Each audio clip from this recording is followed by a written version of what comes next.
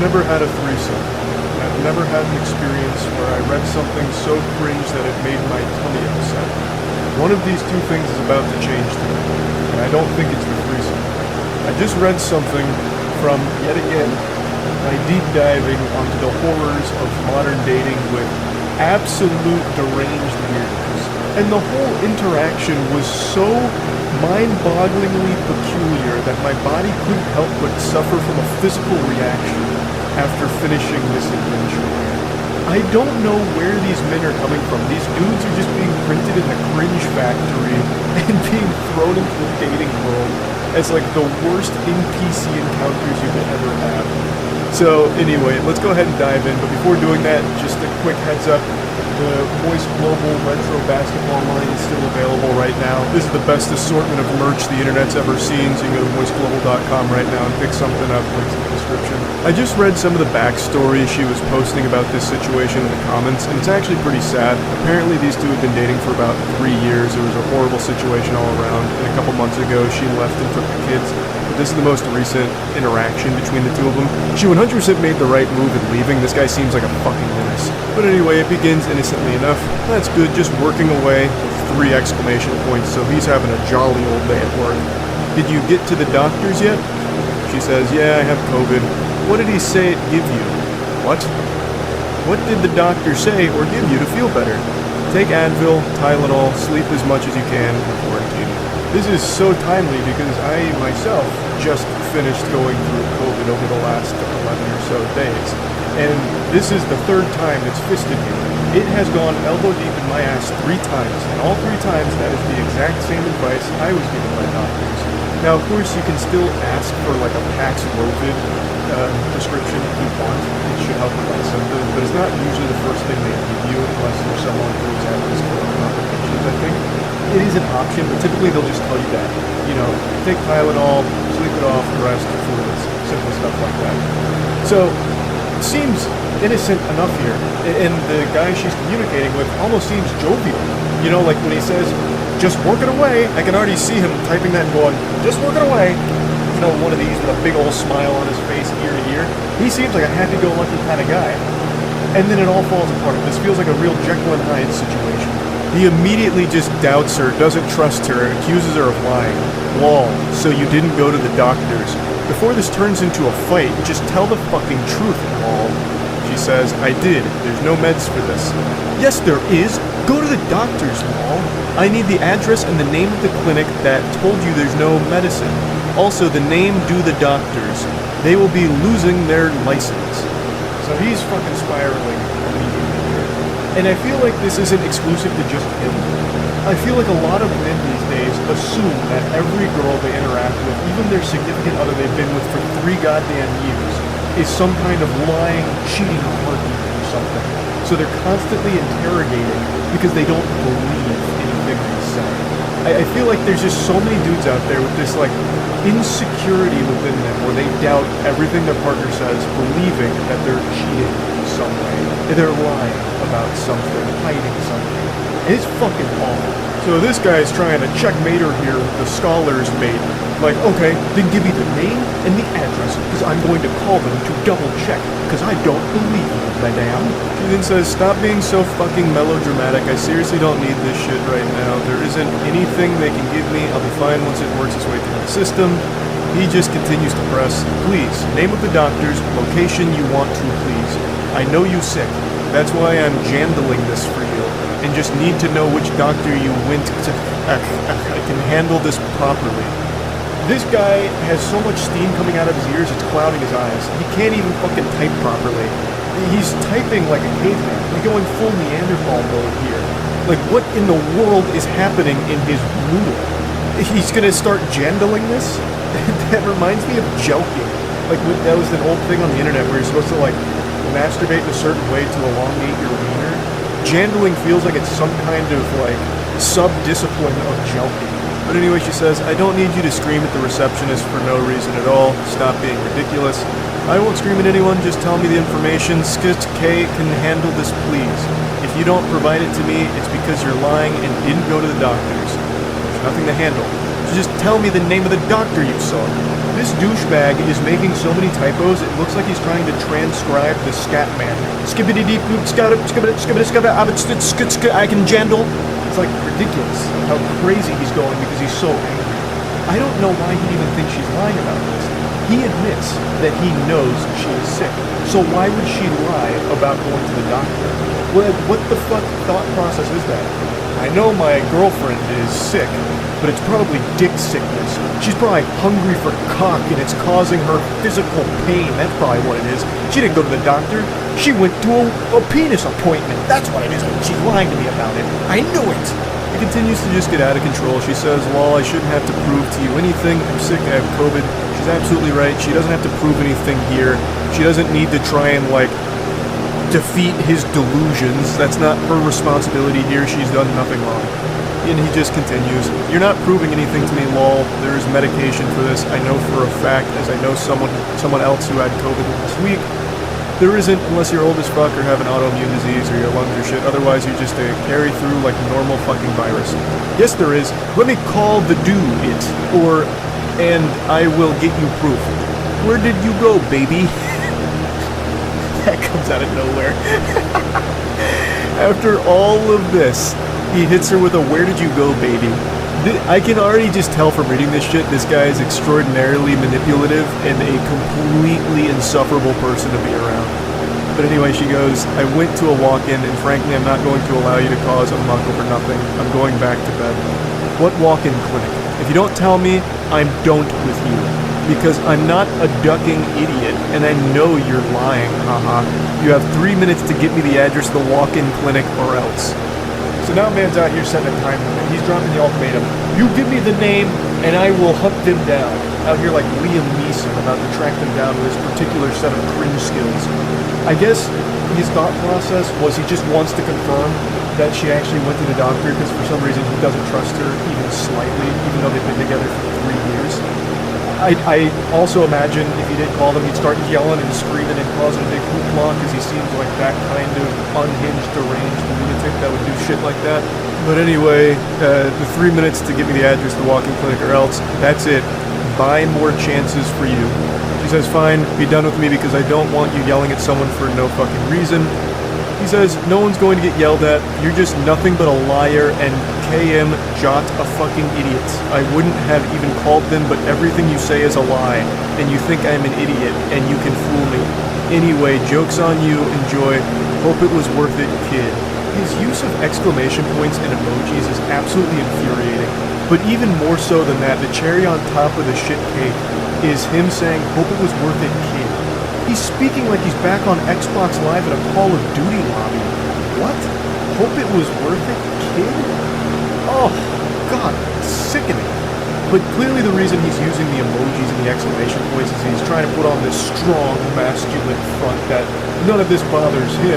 This is the biggest mistake of your life. You're going to regret this. But me, I'm laughing.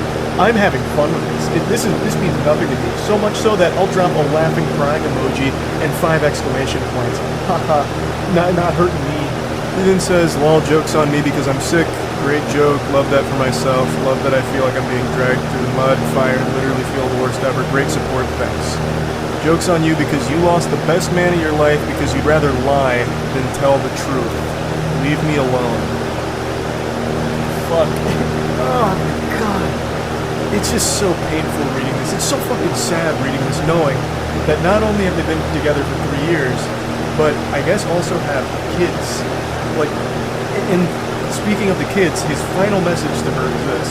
You got it, Buster. Have fun being a homeless narcissist liar that no one loves, not even their children. He just dropped a cold Buster here at the end, and then told her that she is a homeless narcissist that not even her children love. What kind of delusional, evil shit is this? He's calling someone a narcissist. That's unbelievable. And then to say that not even their children love her? What? I don't know how you go from oh, where'd you go, baby? obviously like in love kind of thing to immediately like, no one loves you, everyone hates you, I'm the best man that has ever existed in this entire fucking history of our species, and you just blew it with me. This is your fault. You're unlovable. You're a liar. Your children don't love you. You're a narcissist. Like, it's just crazy how quickly someone can become this. It's so fucking sad. She definitely made the right call leaving this guy. I'm of course no, relationship counselor or guru or anything, but very clearly this is an unhealthy person to be around. This guy super sucks. This guy is a turbo fucking loser. And according to her comments, this was only like the tip of the iceberg. She actually called this interaction mild. So I can only imagine how awful of a person this piece of shit is. She definitely made the right call. And to think all of this happened because she got COVID and went to the doctor, and that was enough to set this guy off. That's terrible. That's horrible.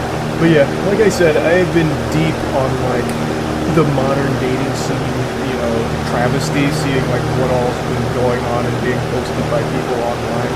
I just find it all so interesting. So I can't help but talk about some of these that really get crazy. So yeah, that's really about it. It's been a little while since I dropped some non-steaming text messages and all. So Coach called me off the bench and I thought for a while. But something a little different. Text messages I'm going to show are like the standard weirdo, unhinged type behavior. But I think it's something that a lot of people might be from. So to give a little background, the poster here, she mentioned that she had gone on one date with this guy for months and the date didn't go super well. And then we fast forward to this interaction that we're about to cover. And the reason why I think this is a teachable moment is because I feel like this is something maybe a lot of people do about their lives and have a lot of idea. And there's actually hints of old Charles in these text messages here. Deep in the flavor profile of these embarrassing texts we're about to go over, I see myself staring me in the mirror. When I was but a wee lad, a young man, the very first time I got a girl's number that I was interested in, I was giddy. It felt like I had just won the school now, and I couldn't stop texting, even when I wasn't getting responses, which is a big no. That is a huge, unforgivable sin. You don't do that because it's annoying. And sometimes if I didn't receive a response after my fourth text in a row in a 20-minute period, I'd just be like, oh man, shucks. Great. So I blew it. And then I'd still send like another 3 texts. And I know I mentioned this before at one point, but sometimes I get so like desperate and like begging for a response that I'd send her a little ASCII art of stick figures. It's so bad. Actually, I was worse than the guy whose messages were about to cover. But his is floating around, and I really think it's important people to realize that that's just not how it should be. Not even just someone you're interested in. Anybody. No one like it. So let's begin. I am believing right now you might be my kryptonite. We need to hang out more, but I'm pretty sure you're my kryptonite. I'm good with anyone, and they will probably be my best friend once they are done. Just what I'm used to. I don't really know what that means, if I'm being honest. What do you mean? She's a kryptonite. It's supposed to be cute and romantic, but I don't really get it.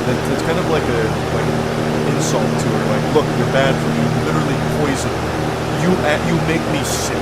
He's basically what that's saying. Not really that romantic, but I think he's trying to mean it like a sweet way. But anyway, she says, sorry I can't talk right now. I just got my son from school, which is totally reasonable. She's giving a response and letting him know that she can't really respond to whatever conversations trying to get started from this cold open. He goes, okay, sounds good. Enjoy your time with them, please. Cody is about to get home, and then we're going to go play some ski-board, and I'm drinking. And seeing a picture of that much. He must have been butt-chugging that Miller Lite there, because then things really fly off the rails. It feels kind of weird being in Wichita Falls. Love it, though. Let's have a good time. Can I call you? I miss you already. Sorry to call. Just wanted to talk to you. Try to dial over there. Didn't get a response. I don't want to be one of those guys that just be passionate about anything but the incense I was passing about you. There's a couple things in society that you go through. I don't know what type of confusion obnoxious wisdom he was trying to drop there. There's a whole lot of words in that vomit, and none of it translates to anything in that sentence. I don't know what was even said there. That is a real head scratcher. Where's life and just live, where nothing truly measures to you meeting up and having a good conversation. I like you a lot. My friend's coming from all destinations have a party tonight. I hope you're there. I hope you have school. Please deem that necessary. Please deem your boy necessary. I love our conversation, but I'm probably the best dude you ever know. Big red flag. Anyone that identifies as a nice guy or the best guy you ever know, probably not going to be the best guy you ever know. Yeah, I'm not gonna beat around the bush here. If you're tooting your own horn, that horn's gonna be stinky most of the time. Who be saying that? I don't know. But you are a princess to me. Sorry to text you so much as I'm not a texter. If you need to call me, I'm there. I'm leaving Cheddar's now, about to hang out with one of my friends. He's meeting me here. Alright. And she finally responds saying, I'm sorry, I have class in a minute. I'm trying to rush through and quick as can be. Again, told incident, she has already said that she is busy. So it's probably not a good idea to just fucking flood her phone with all this spaghetti that's falling out here. So let's break this down. He's clearly very excited. And there's nothing wrong with being excited. Being excited is great. But maybe dial it back when you're not getting responses. He talks about loving their conversation. Whether there's no conversation except the one you're having with a ghost, then there's nothing happening in these messages or speaking to yourself. To me, it seems like he started panicking when he wasn't getting a response in a time period he felt was acceptable, so then just kept sending more and more text messages on top of it, just bombarding. And then he sent another picture of Another thing is, I don't think just sending a bunch of pictures is a good idea either when you're not getting responses. That makes it seem very desperate. Just like this, just let her Google it. Let her marinate on this and get back to you if she's not busy. You don't need to keep sending these text messages, which is a lesson that I and others learn. You don't want to just keep texting endlessly if you're not getting responses. There's this unspoken rule, I suppose, about, double texting or forbidden jutsu or triple text. Of course, it's mainly mean, but there is some real logic. If you're texting someone and you're not really responding, it's not really a good idea to just keep texting. Either you're not interested, which is fine, it happens, or you're busy. And in either of these cases, sending more text messages is really going to serve much. Girl, be you. That's all that I want, but I do want to see you. And then sends this creep shot of just two women at the bar they're at, two older women. And then he goes, so Cody and I are about to take these ladies home, laughing monkeys. I swear to God, two old ladies about to take us home. I want to see you. Do it, class. This is just really weird. This is bizarre. Where is this coming from? Why are you taking a photo of these two random ladies? Shit's getting a little loopy here, and it's still not responding. Because again, she has already explained she has class. She is busy. Now the way he's texting makes me feel like he is drunk, at the very least, because it's almost incoherent, like babbling, saying nothing. It's so many messages to say nothing. Like, what do you mean? Like, what you mean your boy necessary or whatever? What is going on? Like, this is, you shouldn't be texting right now. What you need is some Pedialyte and just rest. So she finally responds again saying, I'm in class, I'm sorry. I don't know what the price that needs to be paid. Just really love the time we had. Might be getting soft. She's as confused as I am. What do you mean? Be sure who I am is the price I need. Appreciate the explanation. Again, what? Huh? Another picture of some beverages here. We're about to move. Dude thinks he is prettier than me. What the fuck? I told me I can pull more chick than you, bro. Had me cracking up. Just move to the side and have fun, bro, is what I told him.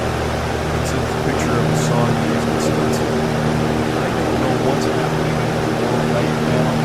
He's treating these text messages with this girl like it's a diner, or like he's live logging his life in real time, live recording his texts. It's baffling. I also think he's making it up. Like, I don't understand what this is supposed to be. You won't believe this. Guy said he could pull more chicken than me. I couldn't stop laughing. There reminds me of that really shitty advice that people used to preach about, convince a woman that you're desirable by making it seem like other women are vying for your attention. Like, fake a phone call or something.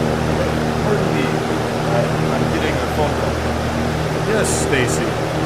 No, the pussy appointment was canceled. We can have sex another night. I'm busy. It's boys' night. I'll call you back. All right, goodbye.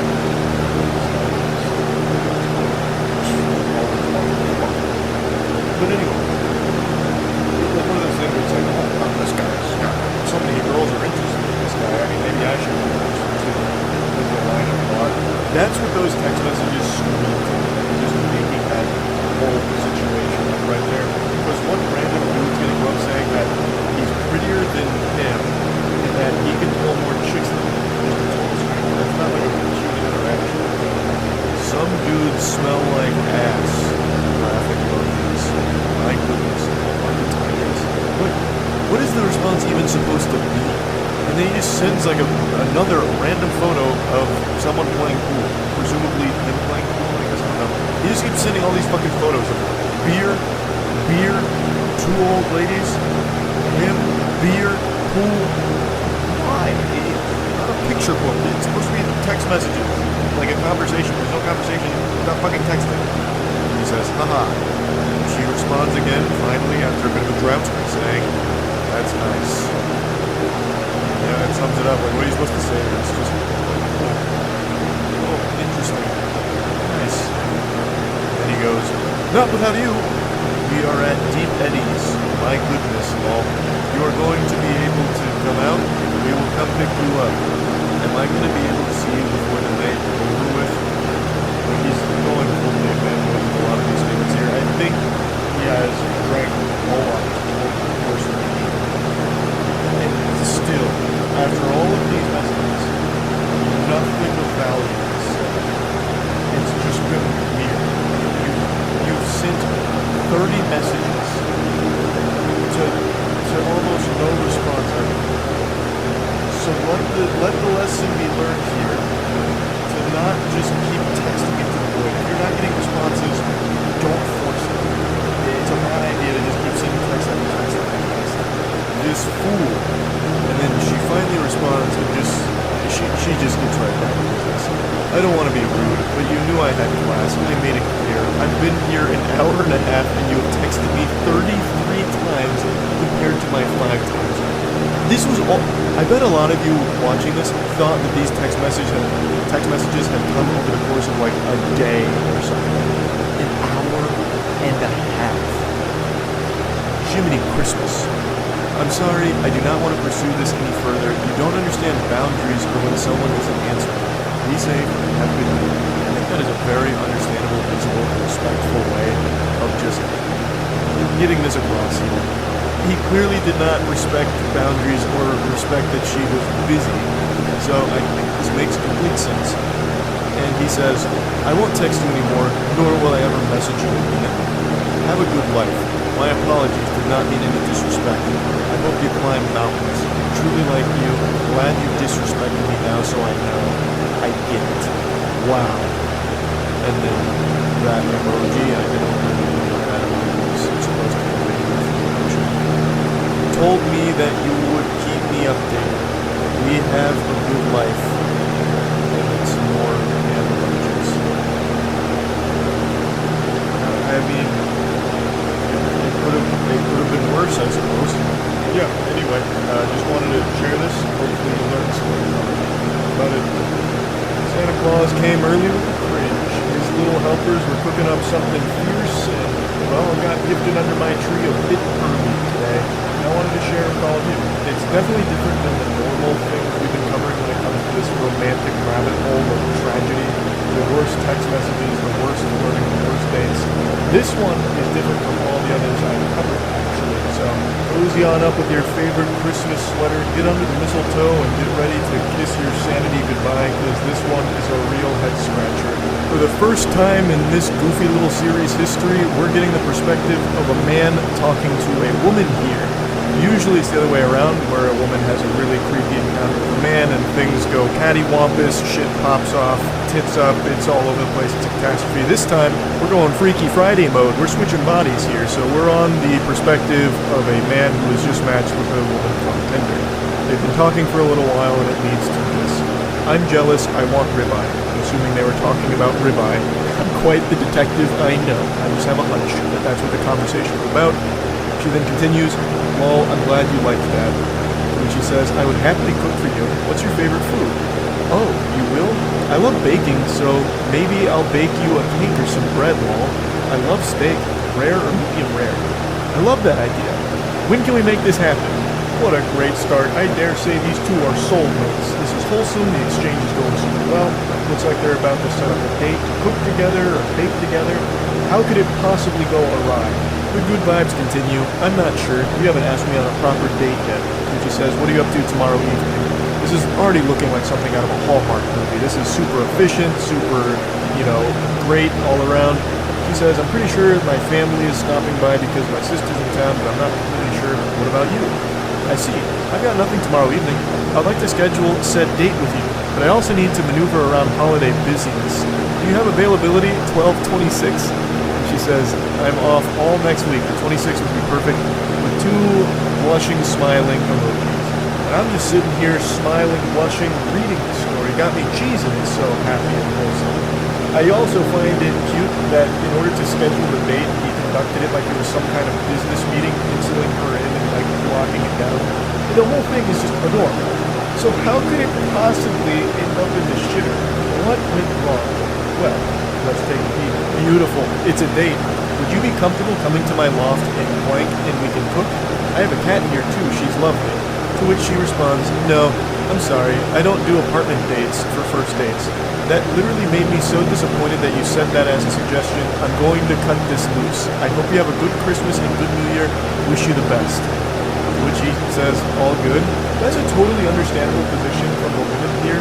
Not going to a stranger's apartment for the first date is probably the safest decision you can make, so there's nothing wrong with setting a hard line and saying like, "Hey, I don't really go to people's apartments for the first time meeting them." That kind of decision probably keeps you alive. You might end up at like a fucking serial killer's place. You go over there for a medium rare steak, and you end up the steak. It turns out your Tinder date is Armin Meads or something from Cannibal Cafe.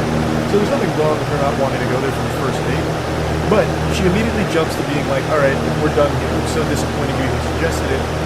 Even though they were talking about cooking and baking together. It's not like he just pulled this out of his ass like a nefarious plot where he was rubbing his hands together and came up with this scheme.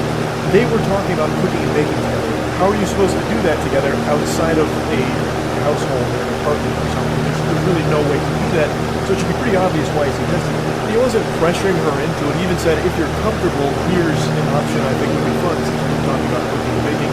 He wasn't like poking her or trying to bribe her into coming over there and set a trap or anything. He was just putting the offer out there. So I feel like a less aggressive response from her would have been something more along the lines of, "Hey, politely I'd like to decline that. Don't feel comfortable going to your place for our first time meeting." According to the comment section, he planned on offering an alternative because he understood why she wouldn't want to do that. But then things really start to pop off before he had the chance. So he says, "I hope you have a great Christmas as well." To which she responds, "Jdi du perdele zatratse." I'm 100% sure I butchered the pronunciation on that, but I popped it in a Google Translate here, and it translates to "go to hell, get lost." And I decided to investigate further, damn near having to revive Babelfish to try and get like another translation, because that just sounded so incomprehensibly mean after all of this. But the other translation that I keep seeing for it is basically "fuck you," which just doesn't make any sense to me, because the guy was just following the conversation they were having. They were both saying like, "Yeah, let's cook together," and then she even suggested baking, like, "Yeah, let's bake together." So it's like, "All right, bet, let's do it. Let's cook and bake together." And then she just goes, "Fuck you, scumbag, get lost." So So he tries to like explain himself. He goes, for the record, it just seemed like a logical next step in the conversation because we were talking about cooking together. Sorry to offend or disappoint you, ma'am. And she just goes, go fuck yourself, dude. This time, plain English. So that one I understood. And then he just says, very weird response in my opinion. And then she unleashes the demon here. She lets Hulkmania run wild. You know exactly why you fucking invited me to your loft. And it wasn't for cooking. Don't text me ever again. Blocked. And then he just goes, we met on Tinder, remember? Wish you the best in getting a date. I'll be warning all 30,000 women in blank about you. Now you're blocked. And he's just like, well, actually, wiggling his finger, blank has a population of 6.47 million, about half of which would be women. Warning 30,000 people about anything is an extremely tall order. You don't even get 30,000 people that heed hurricane warnings in Florida. If she's somehow able to send up the bat signal here to warn all 30,000 women in that immediate area about this guy, hats off to her. That's an incredible achievement. She should use that power for good instead of evil. This guy didn't do anything wrong. He's clearly starting to take the piss here a little bit and just play around with it without the population part. But I almost don't blame him because this is such an unbelievably consummate response to something that wasn't ever really meant in a disrespectful way, at least not in the pregnancy. She just immediately jumped to the conclusion that this guy is only looking to have sex with her. He's not actually inviting her over to cook. He is inviting her over to his place just for some clothes. There would be no steak being prepared. The only thing being steamed in that apartment would be ham. Steamed ham. I'm referring to them fucking. Like, that's such a stupid way of saying it. They're mashing pistols. Whatever happened. So she just believed that this guy was some huge asshole and was only using cooking as some kind of Trojan horse to get her over, but his true intentions were for a little bedroom rodeo action. When really, to me, it really seems like they were talking about cooking and baking together. They were both on the same page.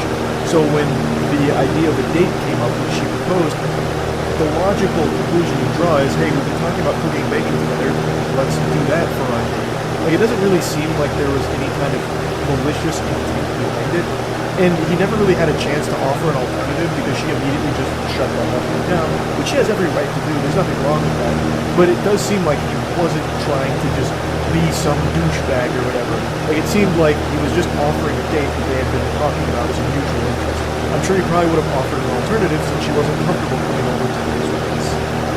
He continues to just get a little sarcastic about things. He goes, please warn them about how a guy from Tinder invited you over to cook the day after Christmas. To which she says, dude, I'm in multiple groups totaling over 500,000. With your face, LMAO, you won't be getting no play unless you pay. Good riddance, Roach. Honestly starting to sound like the Navy SEALs copy pasta. I've got over 500 confirmed blocks, and I will have your face plastered in the papers for 500,000 people to see. I'm part of every goddamn Facebook group on the East Coast, and they'll all know your name, villain. He just says, lol, Roach. She continues, and I will, 2 exclamation points. It's like she's giving like a big speech in front of an auditorium. I'll let them know you tried to fucking invite me to your pathetic-ass apartment for an easy lay masquerade as a cooking date. Yeah, we aren't stupid. Even your fucking hairline ran from you. Now sit back and enjoy being alone. And he just goes, I hope you find peace and love. Yeah, I mean, what else can you do except pray for happiness for her? Like, this went south so quick out of nowhere, and I don't think it needed to. It just said, like, not comfortable, are you open to anything else? And he tried to be pushy about it, like, no, you have to come to my apartment. Then all of this is a totally reasonable thing. So, like, no, you clearly just want to hug, get out of here, get lost, scram, Buster, you know, hit the road, take a hike. But she didn't even get that far. She immediately just jumped to this assumption that this guy is a piece of shit, and he needs to go to hell and get lost. And now apparently she's going around putting up wanted posters like it's One Piece with a 5 billion berry bounty on this guy's head, all because he had the gall to invite her over for a cooking date that both of them were discussing together. I just don't really know how she'd even frame this as a bad guy to her 500,000 person group that she's a part of. I mean, that's like a wildly large group to be a part of, and I can't imagine she has like a power position there where she can put out APB on this guy or something. But even still, I don't really know that you can even spin this guy as a horrible person. Anyway, just wanted to cover this one. This one's different from the norm that we usually go over here, so that's really about it. Yeah. I hope you've been practicing your ha-ha-has, doing your laughing stretches, because we're about to have ourselves a real giggle fit here over this weirdo loser embarrassing himself in a big way. This post blew up on Twitter right now, so it seems like I'm not the only one with a naughty little guilty pleasure here who enjoys laughing at unhinged creeps. So the woman here has been talking to this fine, gentle sir from Bumble, and she asks him, I guess I'm just wondering what your expectations are from a partner. He goes, like, in terms of expectations from women?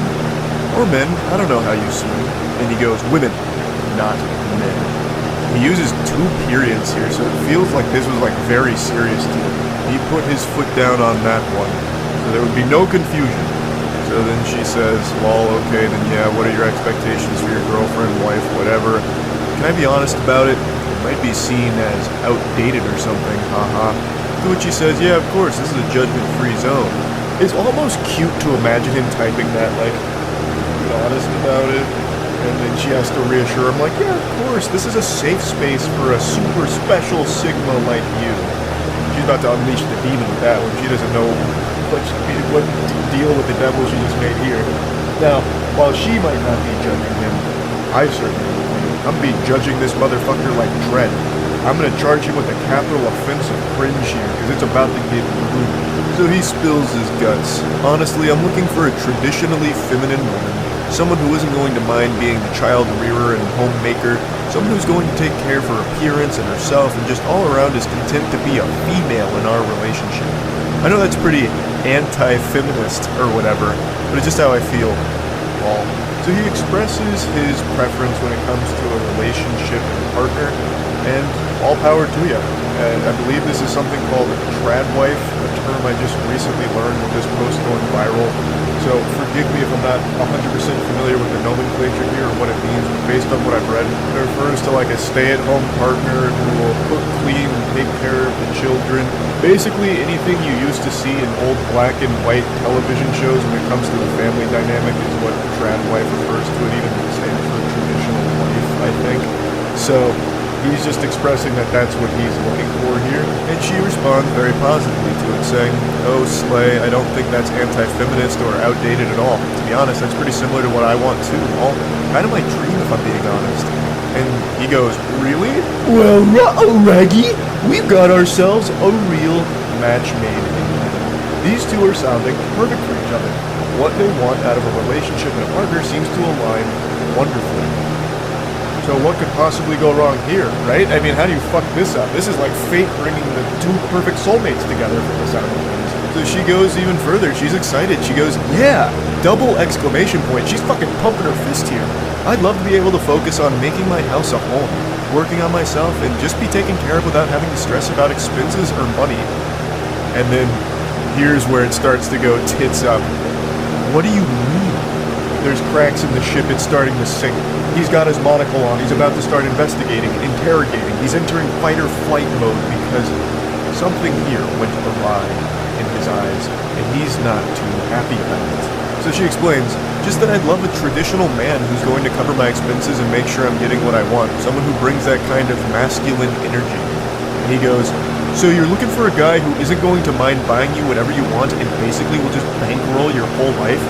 She's like, I don't know if I'd put it like that. I think you're starting to see where this is going. You're about to see the fork in the road, and we're going down the path to Insano style. So you're a gold digger slash user, basically. And she goes, we're like someone who will take care of our family financially so I can take care of him and his kids, etc. And she goes, no, LMAO, I promise, referring to not being a gold digger. How is that any different from you wanting your girlfriend slash wife to take care of the home and your kids?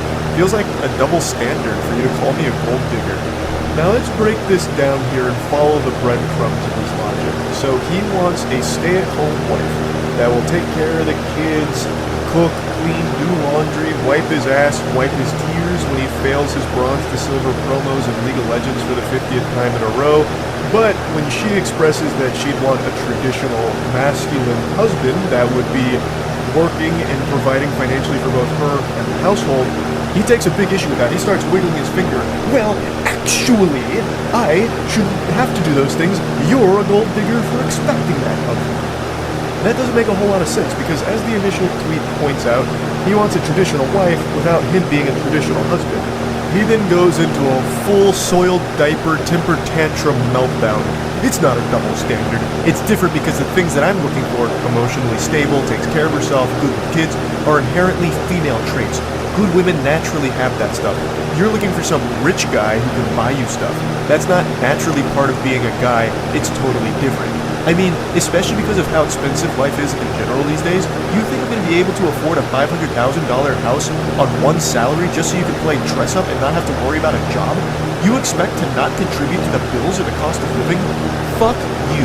I knew there was something wrong with you. No wonder you tried to humiliate me at the restaurant. I should have left right then and there. I would bet a large amount of money that humiliation he's referring to is something extremely trivial that nobody else in the world in their right mind would actually take as disrespectful. I actually guarantee what it is she asked if she could split the bill with him or maybe provide tip on their date at the restaurant. And when she said that, he's like, "Oh, my pride! You think I'm broke? You've humiliated me and the whole restaurant knows it now." But anyway, let's go through this whiny wiener's diary. So he starts, no. Listen here, harlot. These are inherently female traits. Being with the kids, emotionally stable, those kind of things. Being rich is not an inherently male trait. You just want some rich Chad that can buy you everything you want so you can suck all his money out.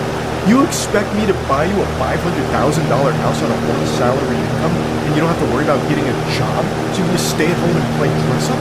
Which is a wild point to try and make because you are literally asking her to do that. You are telling her you want her to be a trad wife, a stay-at-home partner, and then you're just shitting on her for being a stay-at-home partner, just boiling it down to you're just at home playing dress-up. So you're like belittling her for what you want her to do, blaming her for not contributing to bills or the cost of living or anything when you are literally talking about how you want an angel that'll just be a stay-at-home trad wife. Like, I don't know how he can expect her to be a stay-at-home partner, taking care of kids, clothes, laundry, the household, the day-to-day activities, all of that, and also still having a job on top of it too to provide for herself as well as you. That makes no sense. You'd have to take on the role of the provider. You'd have to put on your big boy pants and really tighten your bootstraps to get a job that would allow you to live that lifestyle, because you would have to provide that in order for your wife to be able to do those things. Because with the expectations you have of her that you express here, she would not be able to get a job on top of all of that as well to help out. That's why the trad wife model also needs the trad husband on top of it. That would be providing. But he is right about one thing. It is nearly impossible to afford a house on a one-salary income in today's climate. This is actually something we talked about quite a bit on stream recently, but the cost of living right now is fucking tragic.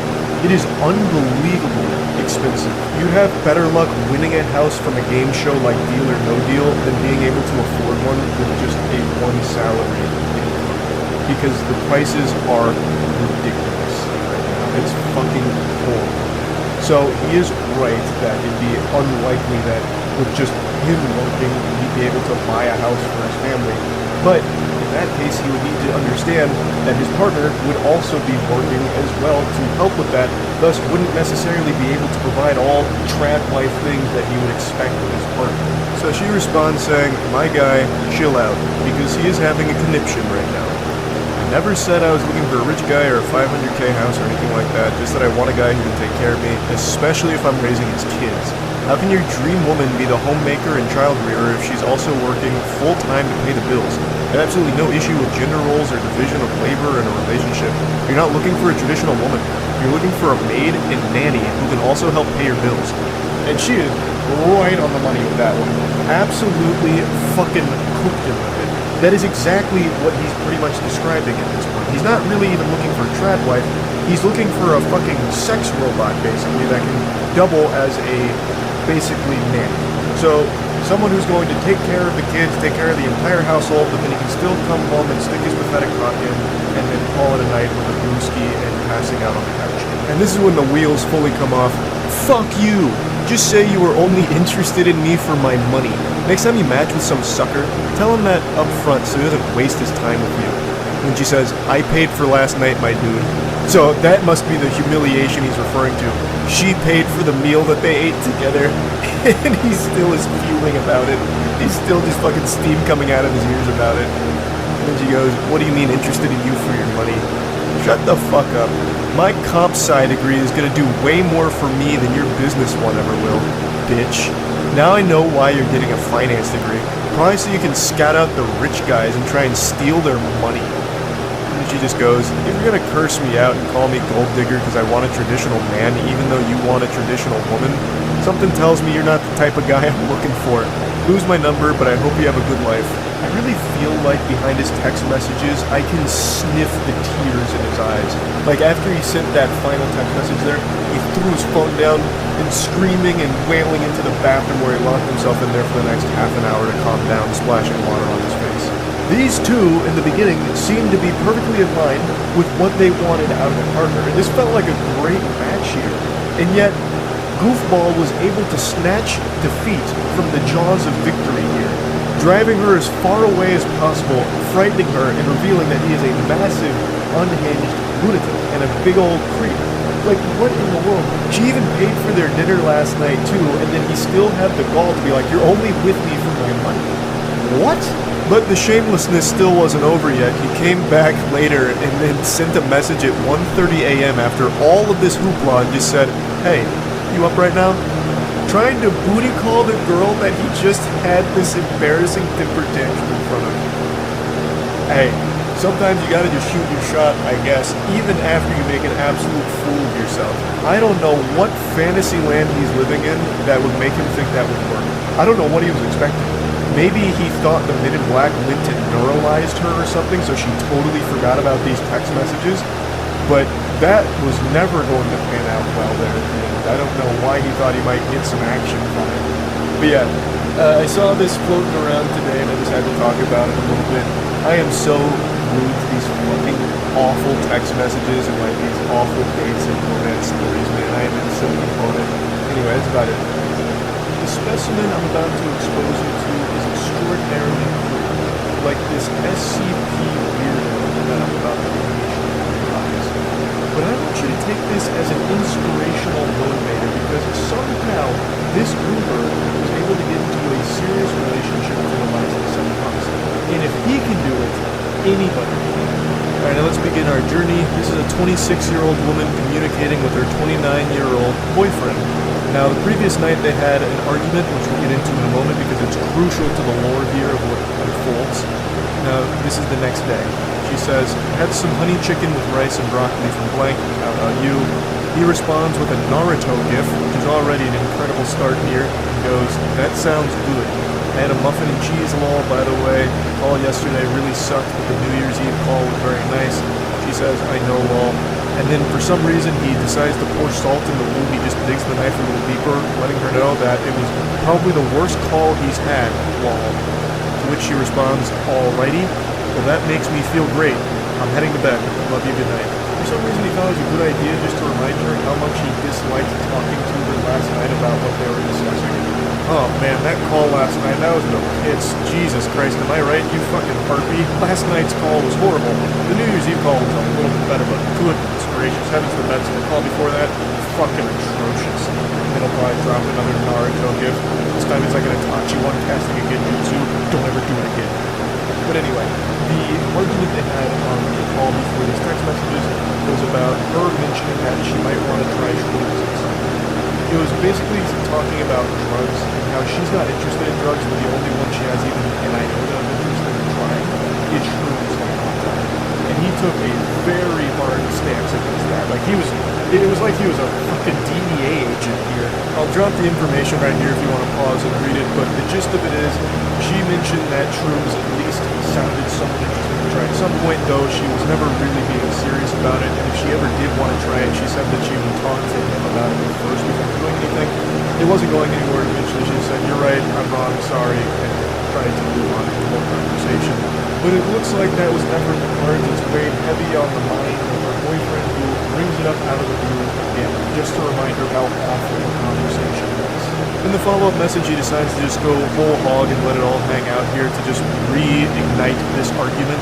He says, yes, I say wrong stuff to you sometimes. I know I make mistakes, but not this time. I stand by what I said yesterday, and this time you were in the wrong. But I'm heading to bed. I love you. Good night. She reminds him, like, hey, we fully discussed this last night. There was no reason to bring it up again except to attempt to make me feel bad. Just because you're in a bad mood doesn't mean you should try to bring me down with you. She's 100% right. They had already discussed it. There is no reason to keep doing this again, this song and dance. Just let it be. But he just can't do that. I know, but this is serious shit. And then he censors the word shit. He puts stars on his swear word, like he's a 12-year-old in Twitch chat that has the language filter on. This is a 29-year-old man who is censoring the word shit. And we've only just begun with the exceptionally wacky stylings of this 29-year-old fucking goober. If you use any substitute, I am done with it. And I'm sorry I say this because I care about you too much, and you're much worth more. And you're much worth more. I don't, that's all over the place. I think he was just so angry. I mean, he dropped the word shit. You can tell his temper was flaring up. He used a naughty word. I'm sorry. I think he was just scrambling to say words and panic. And then she just goes, I'm not talking about this. It's fine if you don't have the mouth of a sailor, but why censor it? Just don't even use the word. You could have said poop. This is some serious poop, lady. You're talking about drugs. Unacceptable. Why even bother censoring yourself? Like, oh, it's so cringe. And we've only just begun. She says there's no reason to go over this again. We talked about it. It's over. Drop it. Really just trying her best to move on from this because it's only going to get worse. But he's already too deep. He's already made his bed and it's time to piss his pants in it.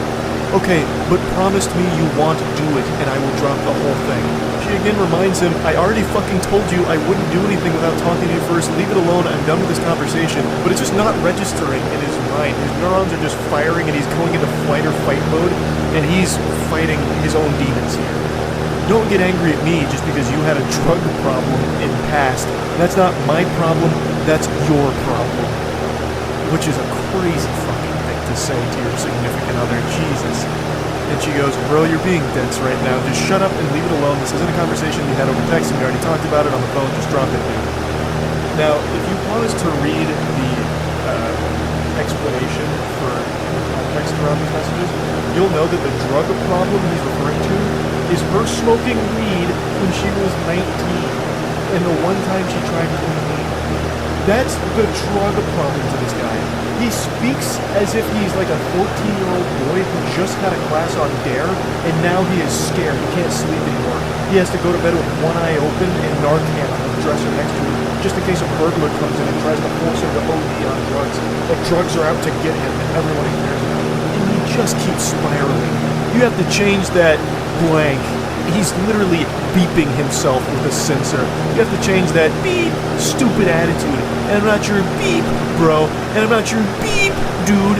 Maybe that's why wow, that's hard to read. The grammatical catastrophe that he's unleashed upon my eyes is really fucking with my brain. I'm not your beep, dude. Maybe that's what you'll call your beep friends. I don't give a beep. I'm not your beep friend. I'm not your beep. X is beep. Remember that. Like, what in the world is happening? This is the most childish text message I've ever seen in my life. It's like a kid melting down on League of Legends. This is a 29-year-old man.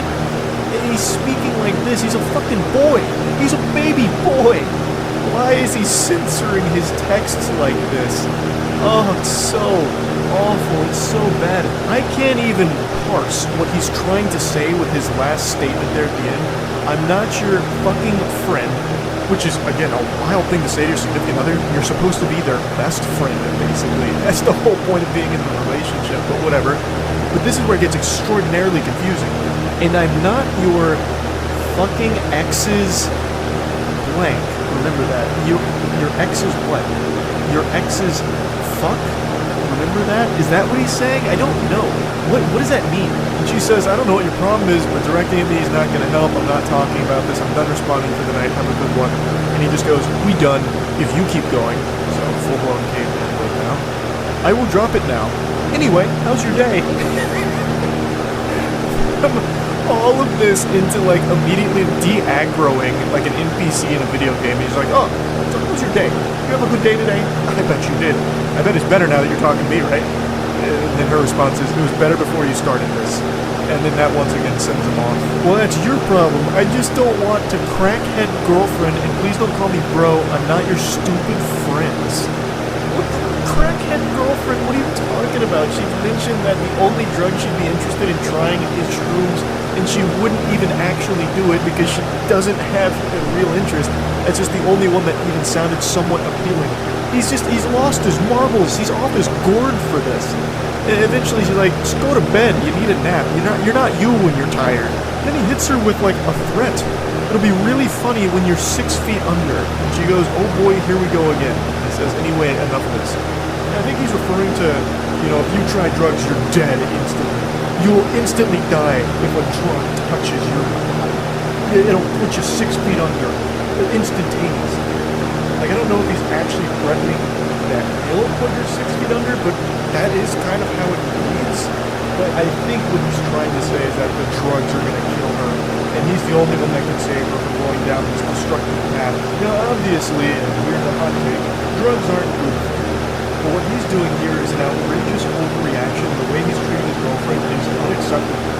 He's just yelling and screaming at her like it's an episode of fucking Scared Straight, all over her, going over a hypothetical of if she was to ever try a drug, she'd want it to be shrooms because that's the only one that sounds even somewhat interesting. But she doesn't even want to do it. She's not saying she's going to go do shrooms or anything like that.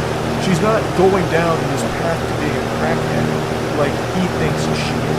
This is just ridiculous the way he's treating her. And don't even get me started on his potty mouth, all those nasty words he's been using here. But luckily for all of us, he's peacefully censored all of this. Clearly don't respect me. You think I'm a joke when I'm saying the truth. I wish just once you'd just listen to me. I think you're a joke, buddy. I'll say it. She won't, but I will. I think you are fucking cringe incarnate. She says, I'm listening. I'm just tired of you repeating it over and over when this whole thing was finished last night. Of course I don't want to hear it again. I dropped it. You should too. Leave it alone. And then he tries to play the saint again, like he's just looking out for her, and it's all for her benefit. He's the angel. You know I say this because you are very important to me. Maybe no one tells you this, but I'm the first to tell you. And I always stick with my words. That's what I have to say. And I'm sorry if you hurt me. I had to say it. What a fucking hero. There's better ways of saying it, and apparently you'd already had this conversation the night before, and everything was settled in, but you just keep going. And she said, you didn't have to say it, lol, but okay, whatever makes you feel good. And now the demon comes back out again. Fuck do that, beep attitude. I'm telling you, if you keep doing this, I'm trying to be understanding, but you give me beep disrespect. Answer, I'm done with you. Fuck off. This mumbo-jumbo nonsense, like it's the episode of SpongeBob with the sailor words, basically, and he's censoring it in the text. It's so awful. She goes, just remember you brought this up, you started, I told you I wasn't talking about it anymore, but pushing it, I don't know what else to tell you. She is trying so hard just to move on from this, like just give it up, just stop. Why does he keep going? Just stop.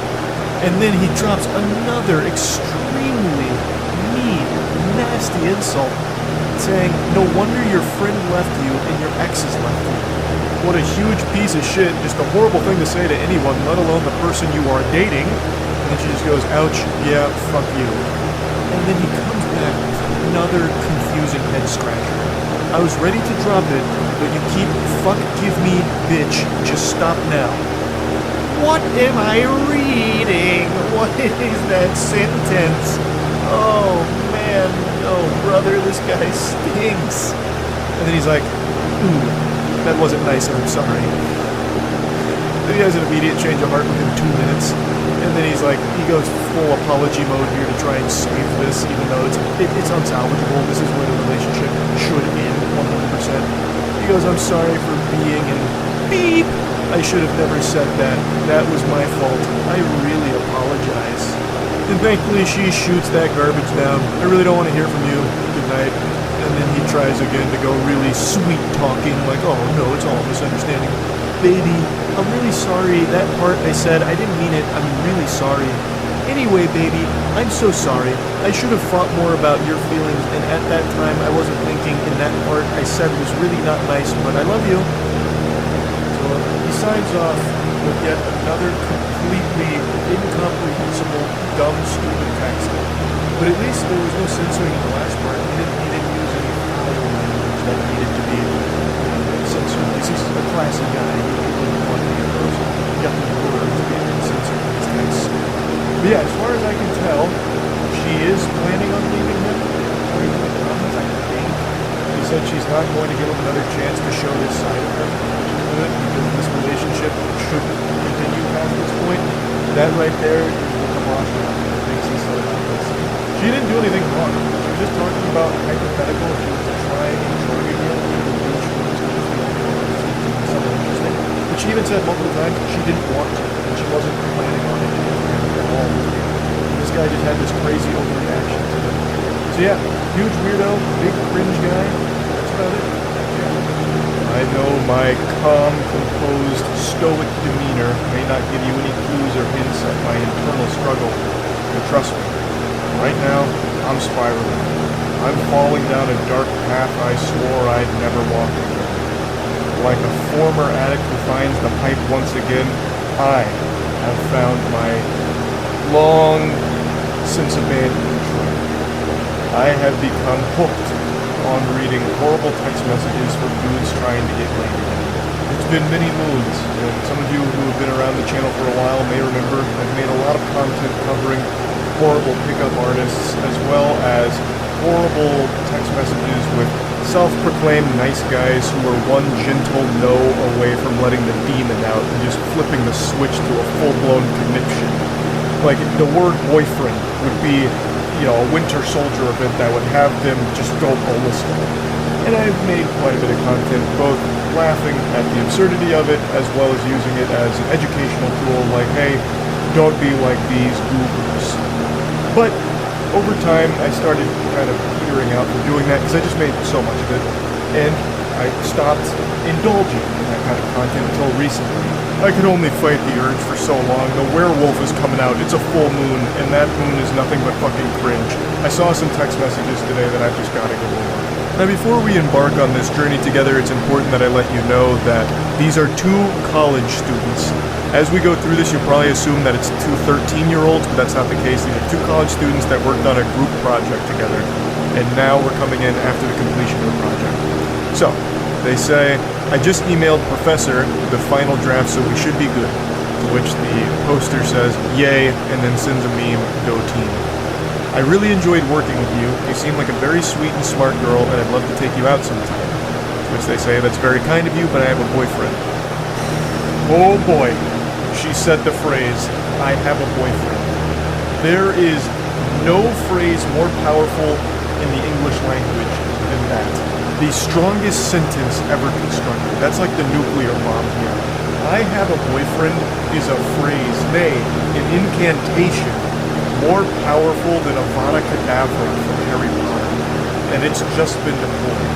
So you can already start to speculate where things are going to go south. He responds by saying, heh, well, thanks for leading me on, which catches her off guard. She says, I'm sorry, but I don't think I've done anything to imply I was interested in dating you, to which he responds, it's just funny how you never brought up that you were taken until now. Which is an interesting thing to respond with, because that makes it seem like he expects every girl that's taken to immediately state that upon starting a conversation with a man. Like they need to wear some kind of sign or some kind of label on their forehead that says, currently in relationship, not available, thank you. Try again at later date. Although she does say that she mentioned her boyfriend. Actually, I did. When I was at your house, I told you my boyfriend was picking me up. Which he's able to counter beautifully by saying, I thought you meant a boy that you were friends with. Because why would you go over to a guy's house if you're dating someone? And she says, because you offered to host and we needed somewhere to work on our project together, my boyfriend knew and didn't care because all we were doing was working. I'm sorry if I did anything to give you the wrong idea. And then he says, you let me buy you a pizza. Now, admittedly, I understand where the guy's coming from here. We all know about the law of equivalent exchange thanks to Full Metal Alchemist, and we have something like that in the real world. If you buy a girl a pizza, she is obligated to have sex with you. It's the pussy for pizza transaction. it's as old as time itself. So the fact that he was able to buy her pizza and he didn't get his winky stinky is shocking. But anyway, he seems to really put a lot of stock in the importance of that pizza. Like that was going to carry them all the way to marriage. Like this is a moment she'd remember for the rest of her life or something, that pizza that he bought her. But I'd like to backtrack a bit, just briefly. Let's go to the previous chapter, where he said, I thought you meant a boy you were friends with, because why would your boyfriend be okay with you going to a guy's house to work on a project? And I feel like that's a dog shit perspective that's not unique to just this guy in this situation. I've seen a lot right now where people work under the assumption that if your significant other is doing anything in any capacity with someone of the opposite sex, it means that they're unfaithful to you and they're cheating. I just don't really subscribe to the belief that most normal, sane people think that way. Of course, there are extenuating circumstances to that, but in this scenario, and in most scenarios like this, where it's just she's working on a group project with a classmate, I don't know why you'd immediately jump to, she must be a whore who's going behind my back to fuck this one goofball in her class and pretending that they're working on a group project. I just don't think that's something most ordinary people jump to immediately. And in this case, the guy views it as weird that she ever even agreed to go to his house to work on this group project if she was in a relationship. But I just don't understand why that would be viewed as weird. Like, where else are they going to do it? Like, if they go to her place and do it, it's the same problem, right? Now, she has invited a guy over to her house and she's in a relationship to work on this group project. Wouldn't that be the same issue? Or if they go somewhere in public and do it, like a fucking Starbucks or whatever, it's still the same issue. Like, oh, now they went to a public place where people go, like, on dates sometimes in this group project. So you can always make that argument no matter what. I don't know, it just doesn't compute. But anyway, back to the pizza. I offered to split when you told me you were ordering a pizza and you said it was your treat. If you'd like, I can sell you for half the cost. Yes, I'd like that. And you ate more of the pizza than I did, so you should pay for like 2/3 of it. Now we're getting into the nitty-gritty math calculations here. Like, well, actually, listen here, Harvey. You ate more of the pie than I did, so you're gonna need to reimburse me more for it. And you know what? It wasn't my treat, because this Halloween there was only tricks. You tricked me. You lied by not telling me that you had a boyfriend. So give me extra cash for that pizza, you disgraceful harlot. She's being as gentle as possible here. I imagine she's scared of this individual, and she said as much in the comments of the post. She said that she didn't want to, like, get too aggressive back because then she'd be, like, afraid of what he might do. It's just, like, I understand where she's coming from. You don't want to, you know, poke and all of that. So she's just like, okay, that's fine. And I'm sorry again if you got the wrong idea, but I thought I made it clear that I viewed this as a professional relationship. Well, you didn't. And then he comes back and says, don't leave me on red. So he's getting very aggressive here. He's red in the face. He's steam coming out of the ears. Like, I understand why she wants to, like, tiptoe around this as gracefully and as smoothly as possible. And it's something I've said a lot on stream, where in the current climate of things, it feels like everyone's more on edge than ever.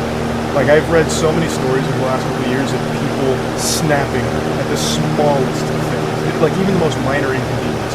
Like, this is a story I've referenced a lot, but it's one that actually legitimately sticks with me.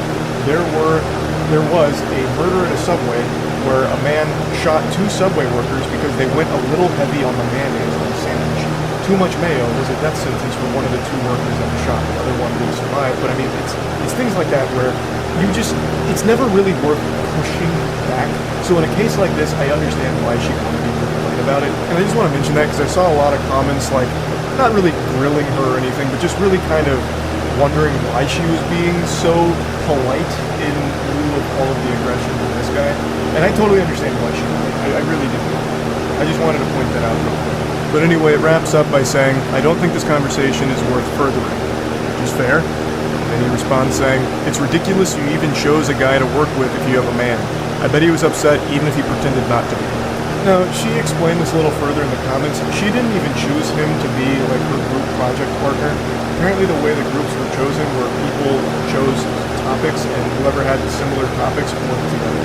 So these two just happened to have the same topics. It's not like she went out of her way to choose this, you know, benevolent angel to work with or anything. But anyway, I understand this was like a very short text exchange. It's only like 3 screenshots here. But I just think there's a whole lot to digest and analyze here. As we as a species have become more and more isolated, all of our socialization and human interaction comes from behind a computer screen. almost all of our interaction with each other is through the internet. So it's leading to a lot of people not knowing how to socialize or not knowing how to pick up on my social cues, and I don't even really blame individuals for that. But it's led to situations kind of like this, where this guy really views that her being off the market, having a boyfriend, should mean that she shouldn't do anything at all with another guy, even work on a class project with another guy. And also, something as simple as buying a pizza shows some kind of romantic interest between the two of them, some kind of mutual romance. So when it turns out that she wasn't interested and it leads to a rejection, it's something that he doesn't know how to handle appropriately. And overall, it is just pretty sad. Yes, it is like equal parts entertaining with some cringe text messages, of course, but at the core of it, there is a problem where people aren't going out in the real world and making genuine human connections. It's all through computers, so when you are in the real world with real humans, you don't really know how to handle things super well, so something as simple as getting like a rejection is a much bigger deal than it used to be. And overall, like I said, it's just kind of sad. I wanted to just talk about these text messages because I got real deep on why. Why would this be the response to something so simple? And of course the text messages are very simple, like the whole fucking pizza sign quest thing. But anyway, yeah, I just wanted to talk about it. I know many of you read the title and assume that this is clickbait or exaggeratory, but it's not. You may not believe me yet. Wait until I show you the evidence and the proof. This is the most unhinged individual we've looked at yet. He's equal parts frightening and fascinating, tiptoeing on the fine line between intrigue and how are they not locked in Arkham Asylum. It's a mystery here. He's like the product of a science experiment gone wrong, like if Professor Utonium added chemical cringe to the concoction instead of chemical X and that created this weirdo.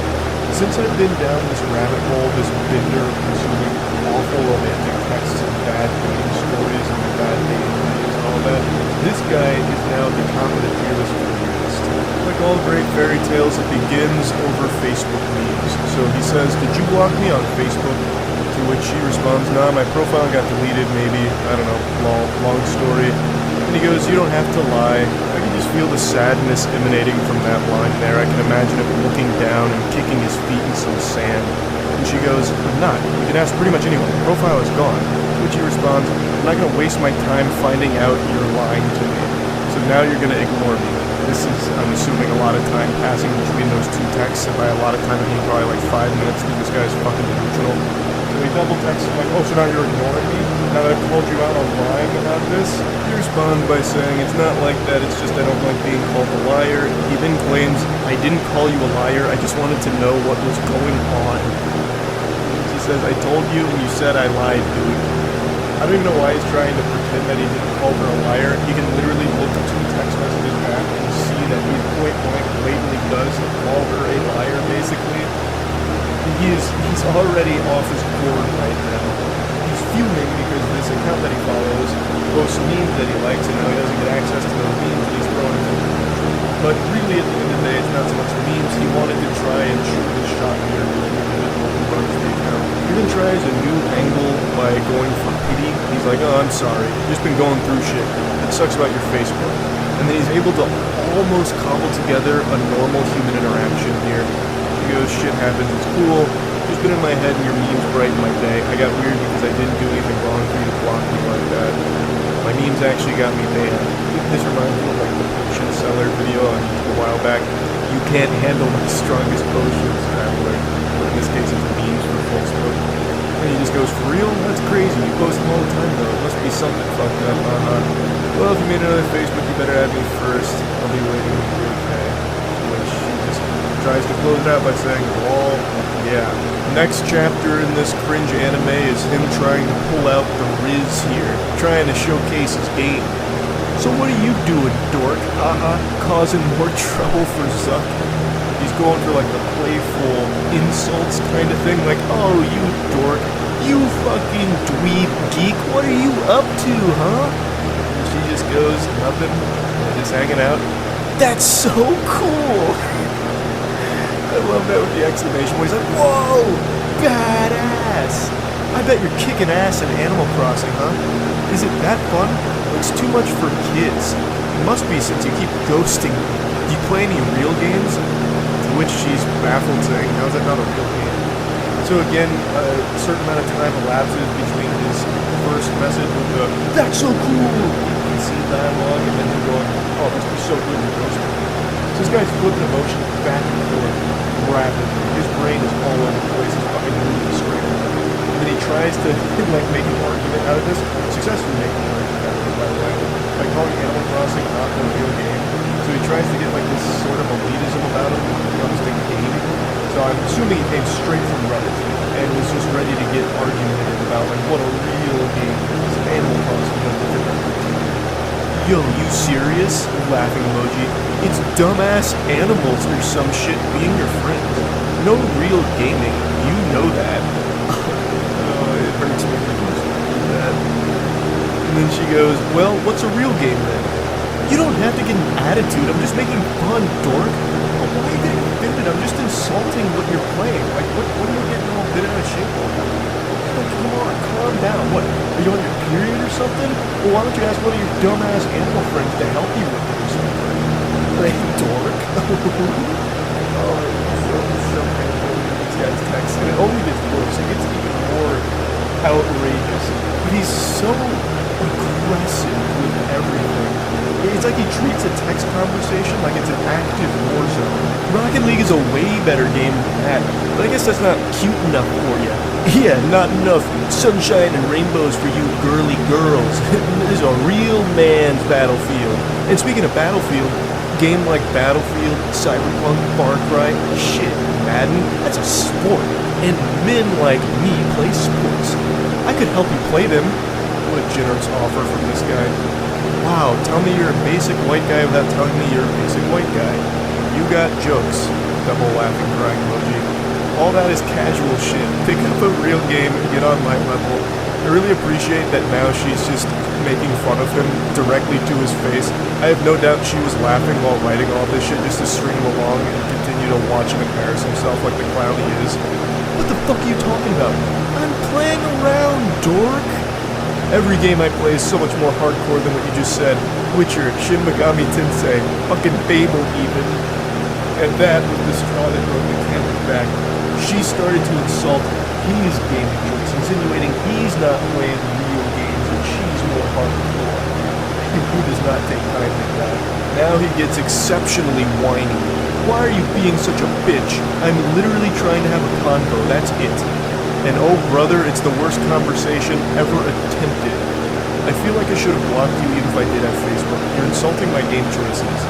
Which is all he's been doing is just insulting what she plays. I don't know why he thinks it's just some like normal conversation. And he keeps calling her a dork like it's straight out of Ed, Edd n Eddy or something. I don't know what he was expecting. Because they're weak AF and you're being a cunt over nothing. Whatever. She really hasn't even been even close to me. Not an iota of malice from her here. All she did was like defend poor game choices and then joke about what he's playing being casual. Which it is. Fucking Rocket League, Madden, Battlefield, like what are you talking about? It's not like you're some kind of hardcore gamer playing some niche shit. You're playing the most mainstream games ever. Like, it's so sick. I don't know why he thinks that she's some supervillain that's just been doing nothing but belittling. He started it and she's not even doing anything. Does your mom know you talk to women like this? My mom won't around. Why, TF, you bringing that up? That checks out. You have zero respect for me or anyone. You're just a fat bitch who does nothing and leads people on. You're nothing. Fuck you, I was being nice. If this is him being nice, I'm so curious to see what him being mean looks like. He immediately just breaks down into his fucking soiled diaper meltdown. You're a fat bitch! And he keeps using the wrong word. He never even accidentally gets the correct form of your in any of his statements here, which grinds my ass a little bit. But then he's like, you just lead people on. Well, how? How did she lead you on? By responding to you? Granted, this is probably the first woman that has ever responded to a text message from this guy, so maybe that's like where things got misconstrued. He thought that since she responded to his initial message, she must be interested. This is so baffling, it's making my voice crack. My vocal folds are freaking out because it's so odd that someone can have a rotted brain like this. No wonder you can't get a boyfriend, bitch. I don't settle for trash like your baby moms. You called me a liar, shit on my games, play even more trash games. At least they get dick, unlike your fugly ass. You have no idea what you do. You have no idea what you do? I don't even understand what that statement's supposed to mean. Bet you have fucking herpes, you fat piece of shit. How many kids do you have custody of again, Wall? How many of your boyfriends died? Which, I'm guessing these two must know each other through Facebook mutuals or something, so they must see like some of the stuff that she posts, because that sounds legitimately extremely personal. And if that is a real situation that one of her partners died, that is one of the most vile fucking things you can say to somebody, and this guy is an irredeemable, insufferable piece of shit. Wow, so this is what you do to get girls, insult them? Again, I was playing, but you had to be a cunt. What do you mean you were playing? Your whole thing was just being aggressive from the start by just constantly spamming the word dork while insulting her playing Animal Crossing. She then continues to just take the piss. So she goes, okay, I'm sorry, I've been going through shit too. How are you at Rocket League anyway? And then immediately he just simmers down. He's back to like good boy status. I understand. I'm sorry too. Going caveman mode. I'm pretty good. I can show how to level up. What's your ranking? Platinum. So you're mediocre at best. I'm fucking Plat 2 and Diamond 2. And I'm trash. In Rocket League, Plat isn't very high. That's where the majority of players end up. So he's not good. He's not good at all. What's your gamer tag? Why? So it also seems like he's lying about this, because no sensible person would brag about being Plat in Rocket League. So she's starting to catch him on a bluff where he's puffing out his chest and just lying about his Rocket League rank, which is even more pathetic. I want to see for myself. What console? What's the matter? You don't have an Xbox. I play on Switch. It's on all consoles. So he's starting to sweat a little bit, like he's pressed against the wall. My gamer tag? Why? Why do you want to know that? He tries desperately to turn this around into a situation where they can see each other, which sounds like it'd be downright dangerous to be around this guy. Why don't we hang? I can show you. What's your tag? I got trust issues. It's not that big of a deal. I mean, yeah, what is your gamer tag? It shouldn't be an issue, right? You're Plat in Rocket League, you're a big guy, a big man. What's the gamer tag? What do you mean you got trust issues? Again, ignoring that. I'm just curious. It seems like you're lying. I'm not. And then she drops a meme. It smells like bitch in here. Which is just genuinely a normal, silly meme. It's not even like mean. If anything, it's clearly meant to be like a joke. And for some reason, this sets him off in the biggest way yet. A fucking atomic bomb in his brain here. And he unleashes the Godzilla heat breath. Cunt. Fuck you, fat piece of shit. You have no idea who you mess with. Go die. Everyone at Dress hates you and thinks you're a slut. I thought differently. Wanted to give you a chance.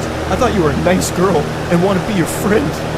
I'm sure this was the best way you can do it. By the way, I have a fresh meme. Taking care of my kids, lying to women about my Rocket League rank. So he's just dropping some memes on him at this point here, just adding insult to injury. To which he responds, just kill yourself already. He's trapped in 2009 Xbox Live Gamer Zone. He's really fucking struggling here, treading water. I can hear the tears in his eyes right now. Literally feel through his sad tears. Forever hard-stuck Plat in Rocket League, and forever hard-stuck being alone in life with an attitude like this. What an absolute curse. He just continues speaking like an anime villain. Fucking with me, you slut. Wait, can I not get dick, or am I a slut? Pointing out a contradiction because he keeps calling her a slut and then also saying that she can't get any cleaner. So he's all over the place. He's scrambled. Yeah, I bet you want it after this, you whore. Choke on a dick, whale. Just continues having a fucking conniption. Can't believe I wanted to build something with someone so dumb and nasty. And then again, she just responds with another meme. Like, what do you mean you wanted to build something with her? You reached out about feeling like you've been blocked and immediately started calling her a liar. What world are you living in? What fantasy land? What? You immediately start like calling her a liar and then insulting her choice of games and talking about how you're like a real alpha gamer, not like an Animal Cross gamer like she is. It's fascinating. This is what I mean. Like, it's actually intriguing how someone's mind can end up so crazy. Like, it is hard for me to comprehend. Like, I don't get it. is so all over the place. Like, he starts by getting really mean and aggressive, insulting her games and all that, you know, then gets really personal, and then she's able to de-aggro him by talking about his Rocket League rank, which it calms him down and feeds him a warm bottle of milk.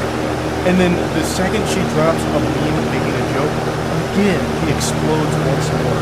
It's just so cute. Anyway, though, here's the finale. Everyone knows you're a slut, a little fat slut who uses people. Again, this didn't fucking work. She didn't use you. She didn't lead you on. She didn't do anything besides just respond to your initial unhinged messages. Couldn't get a boyfriend for years. That's because everyone, it keeps going. Got too much time in your hands, but I bet your mouth is filled with someone's nasty dick. And she just goes, yep, not yours. That's the end of their exchange. I imagine she probably blocked him again, which is the safe thing to do. What a creepy lunatic. An actual fucking unsafe to be around individual. Like, this all happened with nothing. Actually nothing. Started because of not having access to some means that painful. I had to share this one. I think this is now at the top of the food chain when it comes to like creepy people who, you know, romantic texts that I've been diving through. This one is like rough. So yeah, that's really bad. Good morning. Welcome back to Wacky Weirdo Hour. Boy howdy, do we have an action-packed lineup for you today. Get out your cup of coffee, enjoy your cereal. It's about to be a bit of a ride. Sometimes I'm asked, why do I do this to myself? Why do I dabble in the swamp? What's the purpose? What's there to gain staring into the abyss and letting the abyss stare back into you? And the thing is, I unironically feel there's real value in some lessons to be learned from the lunacy. Let's say there's people out there that haven't really experienced a lot socially. Suckling mother's bosom and has never really branched out from the nest to get their own wings and become the social butterfly that they're destined to be. Sometimes people might not recognize that the behavior they're exhibiting is not good and is bad, not productive, not going to lead anywhere. So by going over some of these absolutely atrocious, downright painful exchanges in the dating scene or like romantic interest, I feel like it can serve as a scared straight kind of moment, like, behold, don't be this guy. Like, oh, I don't want to be that guy. Fuck, he sucks. Okay, alright, I get it now. I know what not to do. Or maybe I'm just reading way too deep in all this. I'm not a fucking hero. I'm not a psychologist. I'm just a guy here laughing at some goofy situations.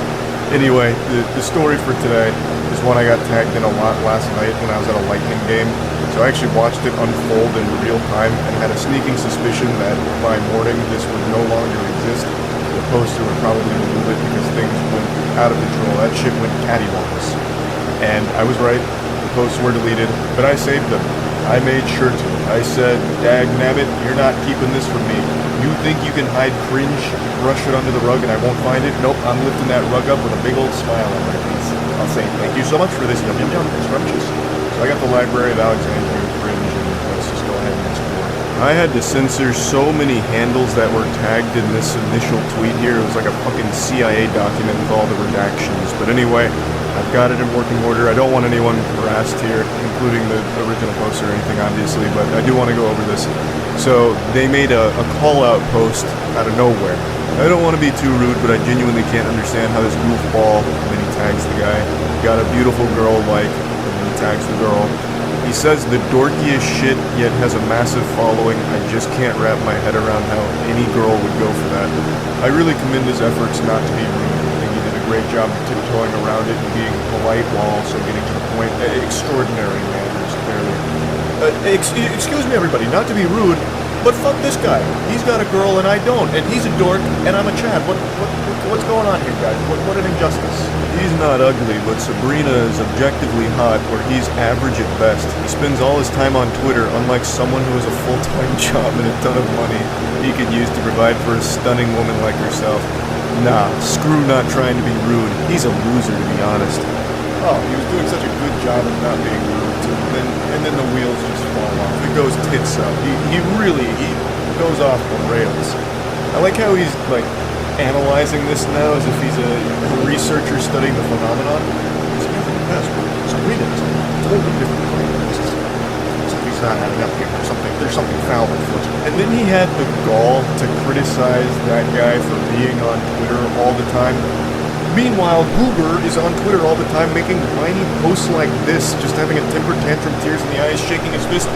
Why is she not with me? I want her. He doesn't deserve it. I deserve it. And then here comes the stone cold stunner right on his soul. So the girl that he was talking about and loosely tagging in his tantrum catches wind of it and drops the DMs that he continues to send her. She goes, I know your ass ain't tweeting this like you ain't been in my DMs constantly begging me for a chance like a desperate loser and refusing to take no for an answer like a disgusting creep. And here's the receipts, Twitter. Thank you for the receipts. God bless. I'll speak on behalf of all of Twitter when I say it's much appreciated. So it begins with, would you ever want to meet up someday? I'd love to see a movie or take you to dinner. Whatever you'd like. To which she responds, I'm flattered, but for one, I have a boyfriend, and I don't think you even live near me. Oh, I like to travel, so it's not a problem, Paul. And you're not married, right? There shouldn't be anything wrong with hanging out. No, but I don't feel like your intentions are platonic, so... She was right. She really sniffed that one out pretty quickly. You don't need to be, part of the Scooby-Doo mystery gang in order to crack this code here. She immediately deduced that this wasn't necessarily a friendship offer. This was him shooting his shot. But I love how he just immediately goes like, well, you're not married, so like, what's the harm? I don't see a ring on your finger. And he continues, no, I'm absolutely being platonic. My intention is just that I want a chance to prove that maybe I could be a candidate as well. Like maybe you'd have more fun with me. Just to weigh your options, Not to have me talking like a Sims character with that kind of cringe. Like, what do you mean? Weigh her options? Brother, you came out of nowhere in Twitter DMs. Why the fuck would she want to weigh options with you? Like, she's already in a relationship which she makes clear off rip and you still keep pressing.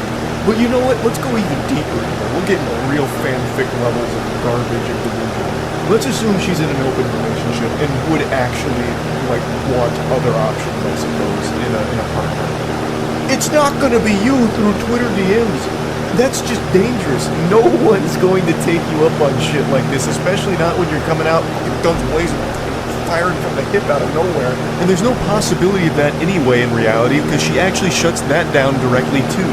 No, you're not, because you're still pushing something further, even after knowing that I'm in a committed relationship with Blake, so there's no options. Learn how to take no for an answer. A lesson he absolutely refuses to learn. So he continues. I'm just confident in my abilities as a partner on all levels. I'm certain I can give you everything you desire, and perhaps better than he can. I apologize for persisting. You're just breathtaking, and I want you. I'm willing to fight for you at this point.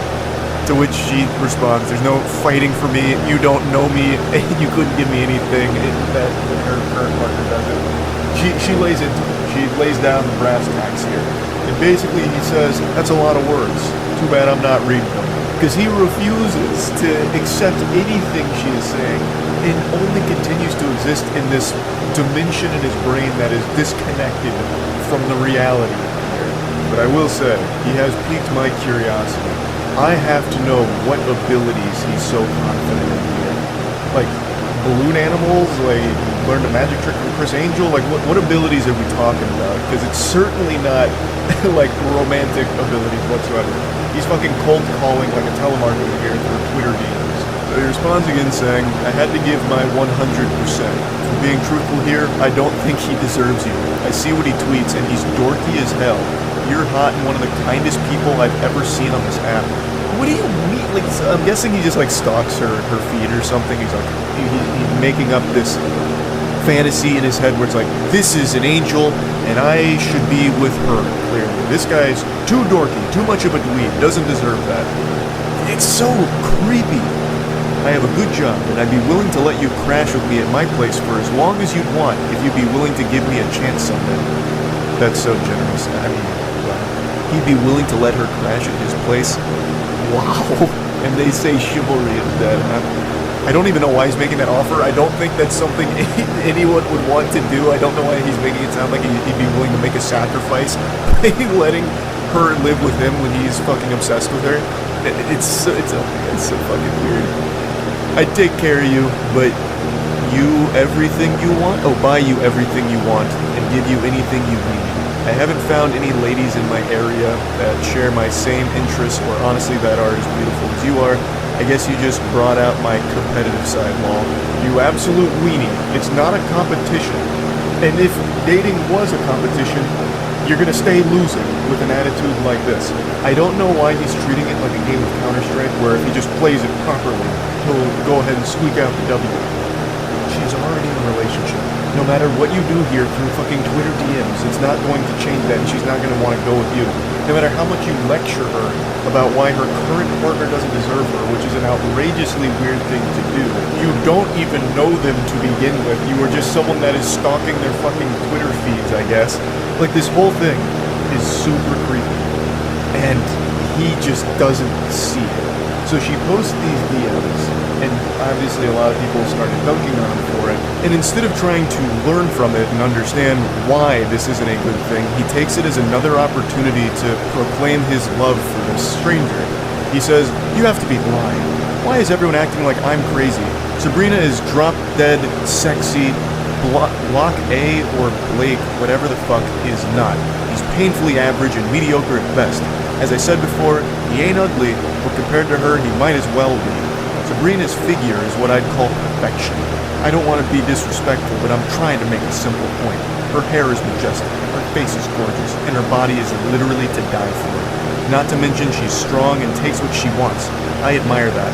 And she doesn't want you, so admire that and come to terms with it. She will never want you, no matter how many times you make Twitter posts about her, obsessing over her. It's scary. It's unhinged. Stop it. Like, I don't know how else to like put it in plain terms. But even with people putting it in the plainest terms for someone to understand, he still just thinks that like his intellect is above everyone else's and no one's understanding his point. So after all of this kind of blows up, he then starts sending her more DMs about it. He comes back around into the DMs saying he didn't mean to put her on the spot, to which she responds, "You did, now Twitter sees the creep that you are." And he says, "I don't think of myself as a creep, I'm just being honest and straightforward." She says, "No, you're a loser and a creep who doesn't understand the word no." She's right. It's very blunt, but it is correct. The way he is behaving here is not taking no for an answer and being very creepy. Again, they don't even know each other. And he has become this obsessive over this whole situation. Like, even so much as saying, like, he doesn't deserve you, it's me, this and that. And he doesn't recognize why that's creepy. And I know that's not exclusive to this him. It's very important to have self-awareness and self-reflection where you can separate yourself from the situation, take a step back and see how things work. He needs to be able to have that ability. That's an ability he should be confident in, so he can recognize that the way he has conducted himself here is creepy. You are a creep in this exchange, and you need to grow from it to not be like this going forward. And he just keeps going.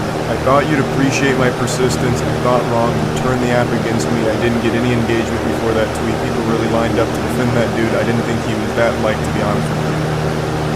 Nothing to do with the individual in this case. It just all has to do with you being creepy. People wanting to let you know that what you're doing is not okay. He's just not able to grasp the situation. And I also don't know why he would think this persistence would be appreciated. Again, you don't even know her. And being extremely persistent and annoying about shit is something nobody likes. Not even in a romantic partner, but in general, even as a friend. You're just gonna keep like poking and pestering and like constantly prodding. No one's going to like that. He then explains to him again how what he's done is something nobody will appreciate, and he just ignores it and says, "Nobody on this app understands what my point even was that I was trying to make."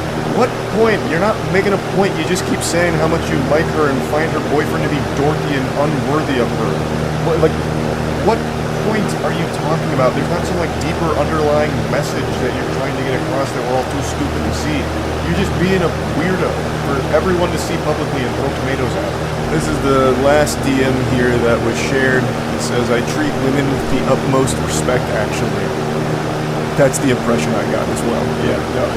That's what I got when reading this too. To which she responds, "You don't when you can't accept the word no and objectively. Your loss, I guess." That's just a classic sign-off from like every single one of these meltdowns and bad romantic exchanges, somehow it always ends with the guy saying, "Your loss, I'm actually like the best dude ever, I'm like the chillest, nicest guy ever, and you just blew it." So, put that in your pipe and smoke it. You'll be thinking about that every night trying to go to sleep. What a big loss for you. I don't know why that's so common amongst all of this, but it is very interesting to see it every single time. But anyway, I just wanted to share this because I've been so these like weirdo romantic exchanges and all of that, so that's really about it. Hello, and welcome back to Weirdos in the Wild. The best way to start your morning is with a big frown on your face, so get ready to wear that pride. Look at some really interesting specimens. So let's go ahead and take the car first. Our first journey begins with a cold call here, like a telemarketer. This guy reaches out saying, "Hey, remember me?" Get used to seeing me spelled that way, because he only speaks about himself as if he's talking through the me channel from back in the day. And she responds by saying, "Hey, I think so, from blank," which is middle school. So they knew each other in middle school, and I'm assuming it's been quite some time since then, because then a couple months later he reaches out again saying, "Hey, you have kids yet?" It's already off to a hot start. They're clearly into their adult years here. This guy's thinking about her from middle school, and then reaches out a couple months after making initial contact to just ask if she has kids. And it only gets more strange from here. She responds saying, "Hey, I don't have kids yet, but you asked." I was just asking, "Do you have a boyfriend?" "I do have a boyfriend." "Do you have a girlfriend?" "Can I tell you something?" And that's how you know this is about to go straight to the shit. That question, "can I tell you something?" always seems to precede the most foul thing you'll ever hear in your life. I've read so many of these texts and watched so many bad romance videos recently that this is one of the more concerning questions you can be asked.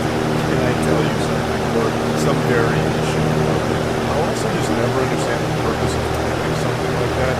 Just fucking spit it out. Say it with your whole chest here.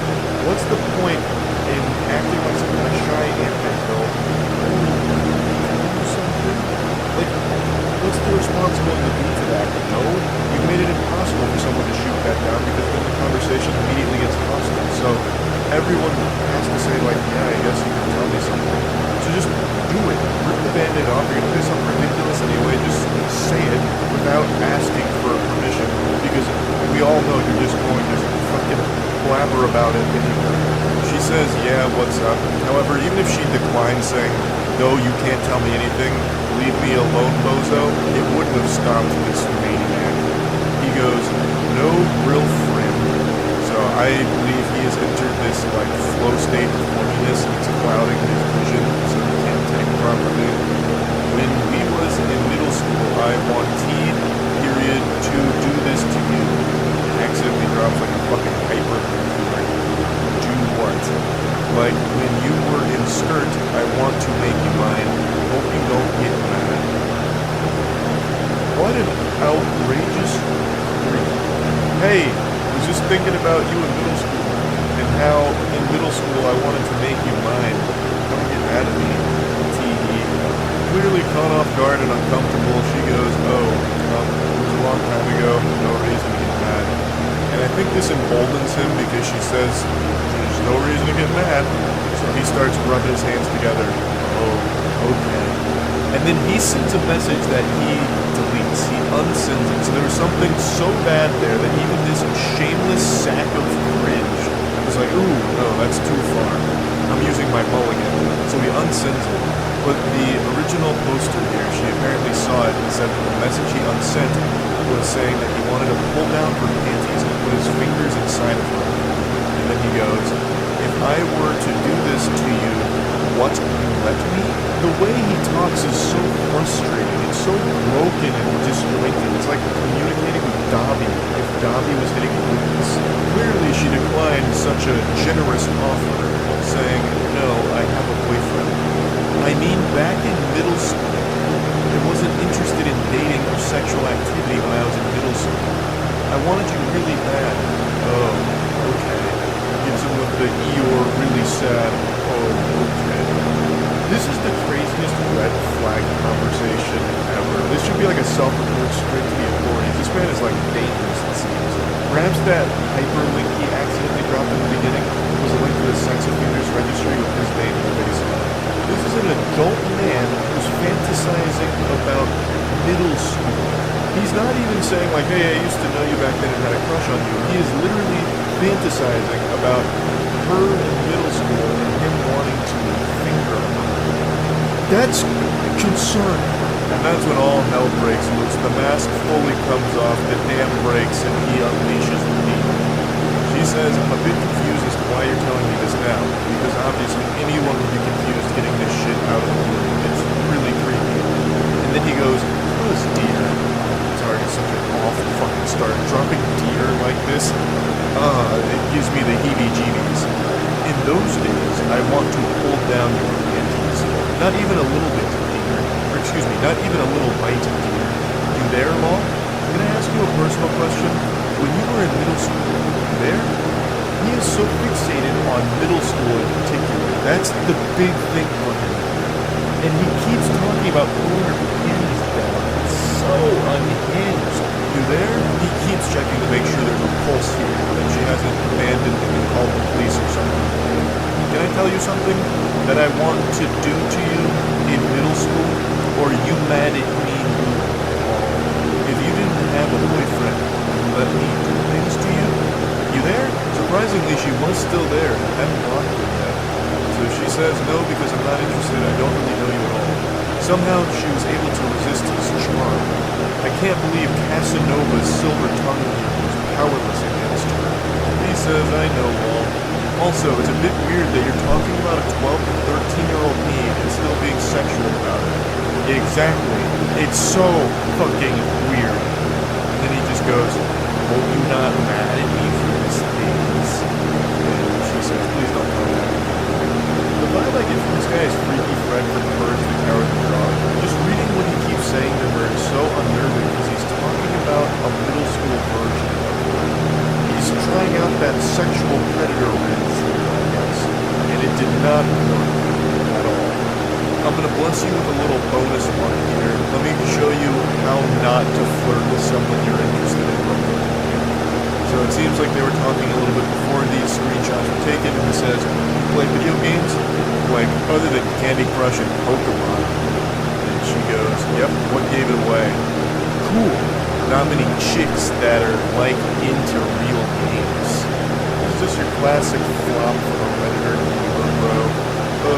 Girls only like Candy Crush or Pokemon, fucking Sims, or RPG racing. They don't like real games like me, fucking man. Call of Duty, Battlefield, Bioshock, big rigs over the road racing, Madden 24. Different, lady. You're not one of those normal chicks that likes those fake games. You can appreciate these gems. Most chicks can't do that. I don't know why. Must be period pheromones or something. You are right. You like real games. Like, I just don't know why anyone would try something like this. It's just immediately confrontational. It makes you look like a whack loser. And everyone knows it too, so she calls that out saying, really, gonna try that one? It's so pathetic. And he goes, what? It was a compliment. She just says, whatever. And then that really sets him off. So, a guy who you are already desired to be intimate with gives you a compliment, you get bitchy, and then he doesn't get a response, obviously. And then comes back later saying, are you ignoring me now? She said, you live in a different country. But the fact that he immediately just gets this out of control, like what? It was a compliment. What? Most girls are stupid. Girls go to Jupiter to get more stupider. You didn't go to Jupiter. You're still here. And real games. Why are you getting so bitchy about it? I was being nice to you. Oh my goodness, that's nice ever been. And now you're ignoring me? Oh god. He also just types like a Redditor. Like his response being, why? A guy who you already desired to be intimate with shows you a little bit of conflict and you get bitchy. Like that is the actual quintessential Redditor response right there. Just go full Poindexter on it. A man who you had already desired to be intimate with. Then the whole conversation goes cattywampus and he decides to bring out the claws and just get mean. You're a fucking cosplay girl. It's not like it's real work. You get paid to be hot for people. And then she just goes, yeah, it's not gonna work. Don't text me back. Goodbye. Totally reasonable response. This guy's just immediately shitting on her for nothing she did wrong. She's done nothing wrong at all. This guy's just a loose cannon. Women like you are always so sensitive. Just being honest about things. If you can't handle that, I don't think you intellectually compatible with me. All the Reddit check marks are being ticked right now. I'm very sorry that you feel like I was being mean or sexist or whatever, but I wasn't. I hope you learn to be less bitchy. Men don't like that. And you're already past your good years. And they say chivalry is dead. That's how you do it, gentlemen. Excellent work here, and I have no doubt they're getting nervous. So he blames her for everything that went wrong. He seems to think she was being unreasonable and that he was just being honest, which is crazy. It's so sad how a conversation can go from seemingly normal to just being extremely combative because this guy is very insecure, I guess, about his video game taste or something. I have no idea.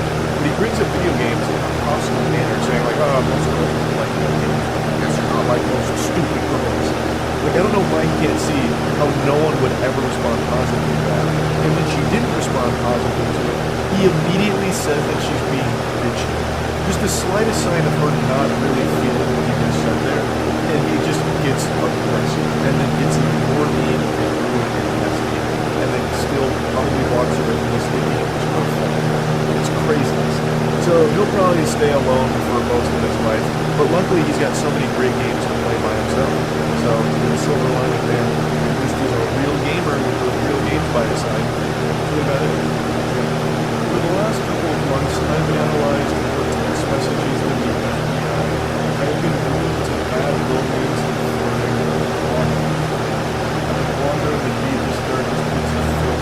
It's like in Space Jam when Michael Jordan gets sucked into the golfing hole, but gets sucked into the asshole.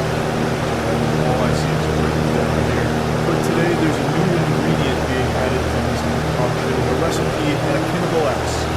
Crime. This got posted to Reddit earlier today, and a lot of people sent it my way, and it actually reminded me of a real criminal case that happened back in 2022, and I actually found the case again in the comment section of the presentation, if I recall, and there's other. But there is a lot of similarity shared between that criminal case in 2022 and these text messages that this individual shared recently. So it starts with this girl's coworker messaging her out of the blue saying, hey, he receives crickets, no response, silence. And you know what they say, if at first you don't succeed, try being weirder. He comes back around within 3 hours saying, hello, is this blank? He says, who is this? And he goes, it's me, with a smiley face. I just wanted to text you and see how things were. Oh, things are going alright, I suppose. Not to come off as rude, but how did you get my number, dude? I mean, I don't mind you texting me, but I never gave it to you. And that's when he lifts up the curtain and breaks the magician's code, revealing his secret method. I just grabbed it off the contact sheet in the office room. Hope that's alright. To which she says nothing in response because that is fucking creepy. She never gave him her number. He just went out of his way to find it from their workplace. Yucky. But he comes back around saying, how's it going? And he just keeps going, throwing questions at the wind here, hoping to receive even the slightest semblance of life on the other side, not realizing that he has already scared her by snooping around, tracking down her phone number without ever getting it from her directly. So it's already super creepy to do that. So he says, how was your New Year's? No response. 2 days later. Sorry to keep texting, but what are you up to today? If you're free later, I'd love to go out. I will never understand that kind of shit right there. How can you be so deluded and lost in your own little fantasy land in Narnia that you think there's even an iota of a chance that she agrees to go out with you when she has ignored your messages for 4 fucking days? Like, what is the thought process? Scratching his chin. Maybe she's playing hard to get. Or perhaps she's just been truly swamped and has been really wanting to reply to me but just might be a bit shy. I know. I'll go ahead and invite her out. That should make her a lot more comfortable. Please goes a bit deeper. I know you're probably busy, but I could pick you up too, so you wouldn't have to take the bus anywhere. If you wanted to go out, that is. Sorry to keep texting, but I don't want to be out too late, so I'd appreciate a response at some point, Smiley. I'm heading out to get coffee now, so if you want to join me, just let me know. Ma'am, you better hurry. The choo-choo train is leaving and Mr. Perfect is going with it. You only have one opportunity to get coffee with a gentle sir like this, so you really gotta play your cards right. She declined, saying, I would appreciate it if you didn't text me unless it's work-related. I don't really know you, and I'm only blank. You're 5 years older than me, and this just feels creepy. I didn't mean to be creepy or anything. You're just pretty. I thought it would be cool if we got to hang out, Smiley. No thanks. That's honestly so weird. And if you continue to ask, I'm going to talk to Lean about this. I'm assuming that's like their supervisor or someone higher up that's been working. And then he goes in deep. He says, I'm not gonna lie. I've been thinking about you a lot, and I just want you to spend time with me. What you said the other day just felt rude. At least try and give this a chance. I know you're probably not awake, but I've been up all night thinking about it. Not going to lie, sometimes I like to take pictures of your ass while you're in the drive-thru window, and I jerk off to them in the bathroom. I'll go ahead and take a courtesy pause here to give everyone a brief respite and let that nugget marinate in the sauce here, because he just dropped a real heavy, spicy meatball. When I first read it, I certainly wasn't ready for that, because that's just openly admitting to the crime. I'm not a sheriff or anything, but I'm pretty confident that that's illegal. He'd probably be taken away in handcuffs if this information got out, which it should. She should absolutely report all of this. Now, somehow it actually only gets worse. This is just the beginning. He's showing his true face, and man oh man, is it an extraordinarily ugly one. I know that's messed up, but imagine if we fucked in the work bathroom, or if we went out in public. I honestly just love the idea of having a little helpless bitch under my control. I know you're so much younger. You should give it a shot. Older men can be so much fun to be with. No one at work would have to know. Hello? Sorry for calling, but I'm really lonely and you haven't replied to me at all. As the text messages are going unanswered, I guess he's resorted to actually just calling her, which is also being ignored. Obviously, if that's the safest thing you can do is ignore it. I can't believe the revelation that it turns out he's lonely. Who would have seen that? With Scoot talking like this dude's got all the game in the world. This man's a fucking apex predator, a grizzly bear, the champion of this year. I can't believe that he, of all people, would somehow be lonely. What a curveball. He then tries to brush all that under the rug, trying to apologize for it. Sorry about last night. I got carried away. I know you're probably not even reading these, but I hope you have a good day. Smiley. I really don't see an issue. It's not like a romantic date or anything. It would just be getting coffee and food. And if you were in the mood, we could always go to my place to watch a movie. I know it sounds creepy, but why not just get out and enjoy the day together? What in the hell is even that? What are you talking about? It's not like a romantic thing or anything. You were just talking about fucking in the workplace bathroom. And then you were talking about having a helpless bitch under your control. What do you mean it's just coffee? You're already showing how extraordinarily creepy and perverse you are. What are you yapping about? He's blabbermouthing about a bunch of hooey. And that's when she finally does respond to all this and says, alright man, I'm probably going to report you to the police. You know damn well that I'm underage and you're texting me in the middle of the night like that. Fuck off. And he drops her address and says, if you continue to ignore me, I'll just make it so you can't. If you tell anyone, I'll make this even worse for you. So it turns out she's underage, and he was well aware of that fact. And he also would have been even more aware of that fact, considering he snooped through the confidential workplace documents to find her address and her phone number. So it would have been abundantly clear that she is underage. And he didn't care. He still went for this full throttle. So he's also a pedophile on top of all of this. Now he concludes their conversation by dropping her address to obviously try to scare her, letting her know that he knows where she lives and he can always pay her a visit. And a lot of people in the comments, I think a lot of people in the comments assume that that's just supposed to be like some kind of scare tactic and get her to not say anything. Not necessarily that he's going over there right this instant to do something, but that is still a legitimate threat. And I imagine an actionable threat that the authorities can use. of situations that really shouldn't be taken lightly, and it seems like she's taken the proper moves here, like contacting authorities or like staff and all that, which is what she should be doing, because this is just legitimately dangerous. I mentioned at the start that it reminded me of the case from 2022, where a man killed his 17-year-old co-worker because he had a huge crush on her, and since he couldn't have her, nobody could. Her name was Riley Whitelaw, and she was murdered at her place of work by this individual who recently got sentenced in October of 2023 for murder, and it is just horrifying. Now, Riley had previously made a complaint to the employment about how uncomfortable he made her, like the advances that he would make on her and all of that, and he asked to like have the schedule change so that they could work together. And despite all of that, they still worked together. The place of employment did not change her schedule around to get her away from him or anything like that. They used to work together despite all of her complaints until it eventually culminated with him killing her. It's a tragic story. Fucking horrifying. And it reminds me of the text messages we just read right there, where a coworker becomes infatuated with someone and then eventually does something disgusting like that. So reading through these text messages, it is a concerning and a scary situation. And it's something I think about from time to time about how awful it must be to just be doing your job, doing nothing wrong at all, and then still ending up in a situation like this. This girl never made any advances to this guy. She never even gave him her number or anything at all, and yet somehow he still became obsessed with her and then stalked her company documents to find her phone number and her address and all that. It's just so awful. She's literally just doing her job and then gets put in a situation like this because of this absolute ridiculous. So yeah, just wanted to talk about it a little bit.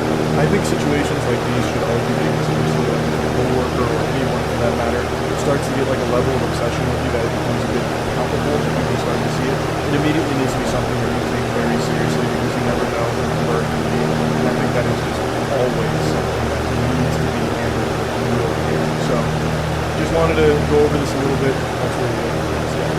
We're entering into an age where people just don't know how to socialize. It's just this inability to appropriately communicate with one another in a healthy way, and it's led to a lot of confusion and, frankly, a lot of unhinged weirdos in the dating scene here. I have become way too invested in reading these horror stories from people that were romantically interested in one another or even went on dates, and then all of a sudden things go tits up over nothing because people are just disconnected from reality and perpetually on edge, it would seem. Like, I am so deep into this rabbit hole, I understand how pathetic that is on my part, I can't help it, it's just so fascinating. Like, it seems like you'd have better luck finding your soulmate in one of my streams, like by just communicating with someone in the chat. Like, you probably would meet a more compatible match in solo queue League of Legends than you would on a dating app right now. The people in fucking solo queue League are more mentally stable, less hostile, and less weird than the people I'm seeing that are meeting on like Tinder and Bumble and all that. Today, this post kind of popped off on Reddit. I fully recognize a lot of these can be a bunch of, horseradish, but I like to suspend disbelief anyway. Plus, it's a weird thing to fake because you don't get anything out of it besides Reddit karma, I suppose, which is the most useless currency since Monopoly money. So anyway, the story is this girl's friend was going on a date with a gentleman that she had met online who seemed really cool. They agreed to meet at this restaurant, and that's where the story begins. So she says, "I'm on my way," to which our gentle sir tips his fedora and says, "Okay." Which already feels a little hostile to me. This is their first date. I feel like you can't just be dropping a K like that. It just seems a little aggressive, but maybe I'm reading into it too deep since I already know how the story plays out. She says, "Are you there yet?" "No, I'm going to be a little bit late." "No worries, I'm here. I'll be in the far right corner." He finally arrives. Our protagonist makes it to the scene. He kicks open the doors. He says, "I'm here. I don't see you." To which she describes her location. "I'm next to the big plant in the back to the right when you first walk in." So she's providing him with directions, coordinates, so that way he can go walk over and they can begin their date. But the date never really begins because you see, something has already gone awry, even upon first walking into the establishment. He drops this bomb on her. He says, "Piss off," out of nowhere. Actually, from out of left field, the curveball. which catches her off guard. She goes, "I'm sorry? I'm really confused right now." As most people would be, because he hasn't sat down at the table, she hasn't even seen him yet, and he's angry about something, furious, steaming. Well, what went wrong? Let's start to speculate a couple of things. Perhaps this is an Ed, Edd n Eddy situation where Ed hits the rock in his shoe and just puts him in a bad mood. Maybe he believes that he's been catfished. He might have seen her from a distance and it wasn't the same girl that he thought he was communicating with. Perhaps, what if I told you the reality is something none of you would possibly guess?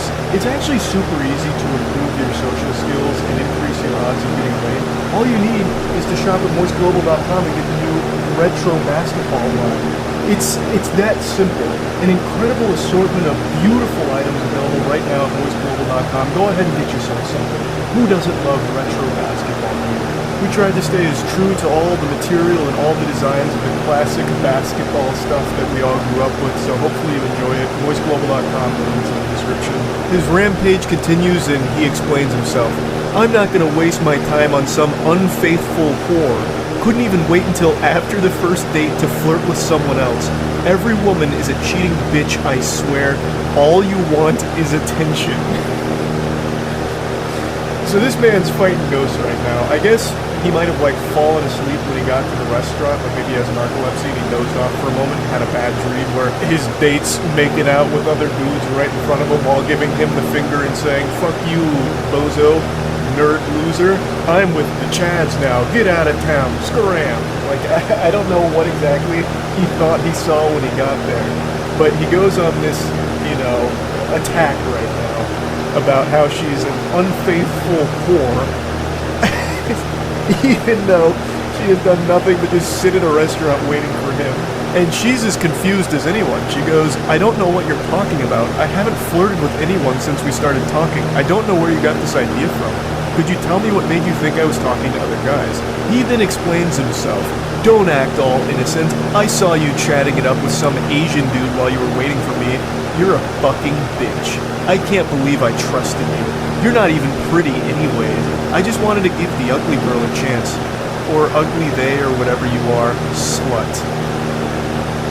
So he's going fucking freaky mode right now. This guy is off his gourd at the moment. Also goes with the classic, "You're not even hot anyway. I was doing you a favor by letting you be seen with me, the nice guy, the Giga Chad Alpha. Fuck! And I can't believe you've done this." Just the standard, immediately talking about, "You're actually ugly, I was never interested anyway, I was just giving the ugly girl a chance because it was a good deed to get me into heaven. That's all. I was trying to do what I thought the Lord wanted me to do, and you did this to me, you betrayed me like this, shame on you. I was the angel." Which we've seen a million times, it's nothing new. This guy is clearly looking like a big old piece of shit here. So, then, the truth of the situation comes out. The only guy I talked to was the waiter. I wasn't flirting with anyone. He was asking me if I wanted to order, and I said I was waiting for you. This goober saw her talking to the waiter and assumed she must be trying to fuck him, because that's all women want to do. Anytime they communicate with a male, they're just trying to slobber on that meat. It's disgusting. I can't believe you would do this, harlot. I saw you talking to that man. The waiter. That's what this is all over. That's what caused him to have this massive meltdown, tears in eyes, fucking whiny temper tantrum fucking blow up. Because she talked to the waiter who was asking if she wanted to order. That's so crazy. This lunatic, this absolute goofball. It continues. She asks, "Why are you acting like this?" He goes, "Whatever, slut. Lose my number. You'll never find another guy like me." Hopefully he's right about that. I pray she never finds another unhinged weirdo like this guy. That would be for the best. Hopefully nobody ever finds this guy or anyone like him. That is just a curse I wouldn't wish upon my worst enemy. Ruined your chance with the best dick you had ever had. I bet that Asian guy is small. God, this guy is an insufferable piece of shit. Good lord. What a vile person to say shit like this. Have fun never feeling real pleasure. Don't message me again. He'll leave your fat ass and you'll come running back to me. So he's diving deep into delusion now. The waiter of this restaurant just saved this lady a long time of agony. Because let's imagine these two actually did go on a successful date. Prior to this, apparently this guy and this girl had hit it off in a big way online. This was their first date. Let's assume that this date happened without any hiccups. She would have never seen this side of him until it was probably too late when they were already in a relationship, and it would have led to a lot worse of a situation for her. So the fact that this happened on day one, or even before day one, this is like day zero because they never even sat down at the table for the date. The fact that it happened then is for the best. It saved her a long time worth of trouble. So the waiter in this story, actually a hero. Hats off to that guy. What's that expression? It's from Futurama. When you do something right, people won't be sure you've done anything at all. That's exactly what happened here. Dude's just doing his job and ended up saving her so much trouble down the line. But yeah, anyway, so she talked to the waiter about her order. This guy blows a gasket, has this huge meltdown about it, shows his true colors, and then continues to just go on and on and on in these text messages with her. But girls like you like being used. All women just like bad guys, so they cheat when they meet a chill, nice guy. Whatever, I never liked your flat ass anyway. Don't leave me on red, you bitch.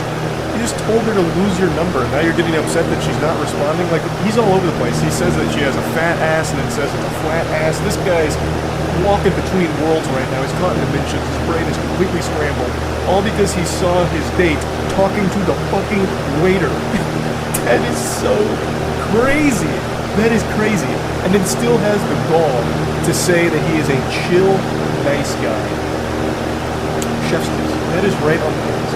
Everyone that self-identifies as a nice guy always turns out to be like this. Like 100% of the time, it's crazy that statistic is as high as it is. The correlation between nice guys and being complete weirdos and just downright dangerously unstable people. Like, it just, I don't know, I can't believe that it continues to be proven true time and time again. But yeah, anyway, I just had to showcase this one because I was giggling about it for quite some time. Like I said, I am in so deep on these horror stories of the romance in the dating world, I couldn't help but really share one here. That's about it. Yeah. Have you ever really taken a step back and got deep in thought and realized just how incredible it is that we as humans are able to speak to each other, language, and how mind-blowing that concept is? Communication is a blessing. But today I almost feel like it's a curse. I just read legitimately the worst thing ever, and it makes me regret that our ancestors at one point when they were still cavemen started grunting at each other to communicate, and then it eventually led to this existing. Oh my god, I saw this today, and it made me ill. And I thought, if I had to bear this burden knowing that this exists, you're gonna have to share in the load with me, so let's go on a little adventure here. It's from Tinder. Let me introduce you to the boy wonder, Chris, here. So, these two individuals matched, and Chris was making the first move here, shooting the shot. I better be your top priority. A little winky face emoji.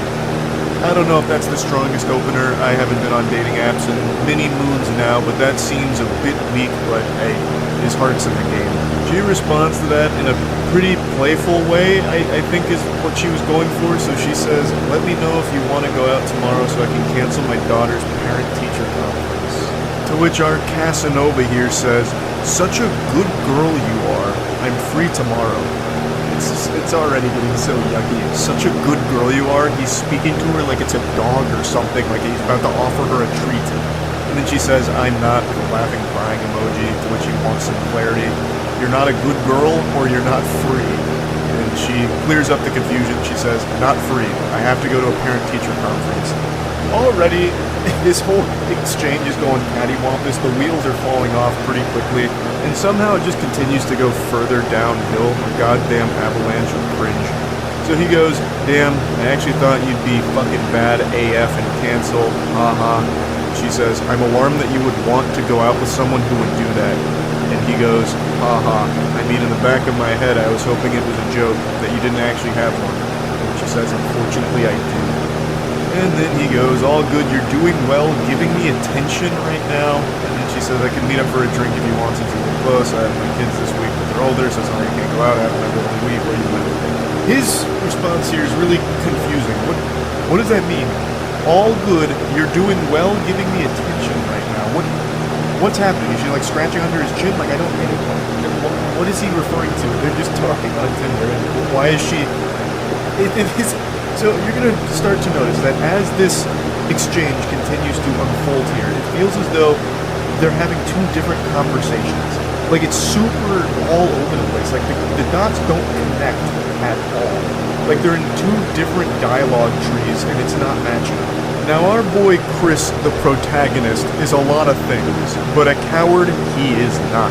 He tries to employ the most delusional strategy you could ever envision. This is not something you'd ever find in John Madden's playbook, I'll say it like that. So, after he asks which part of downtown she's in, she replies, not saying. He then tries to, like, assure her that he's not gonna, like, go out of his way to find her. He's not, like, a stalker. He's not weird or creepy. He says, I'm not gonna go find you all. And then he says, I just got done with the gym, now doing post-workout naked stretching. Chris, are you okay? Post-workout naked stretching. You're off your gourd. Brother, you lost your marbles. What is a post-workout naked stretch? Are you telling me this guy's at Planet Fitness right now in the locker room fucking goats vegan at the end? Like, that's how he cools down? What is a post-workout naked stretch? I've never even heard of that before. This is him trying to be, like, hot about things, I think. Like, ooh, this is gonna get wet. I was at the gym, pumping iron, praying at the iron temple, way min, babe. And then I finished. Biggest pump of my life. So obviously I took my pants off, put both legs over my head, and hung a 5-pound kettlebell from my erect cleaner. Hold for 30 seconds for 3 cents. It's the only way to conclude a good workout. Like, what the fuck is even happening? I don't know why he thought this was a good idea. Like, unless he's like an OnlyFans creator or something, and this is just content that he films, like the, naked yoga that you see on YouTube or something.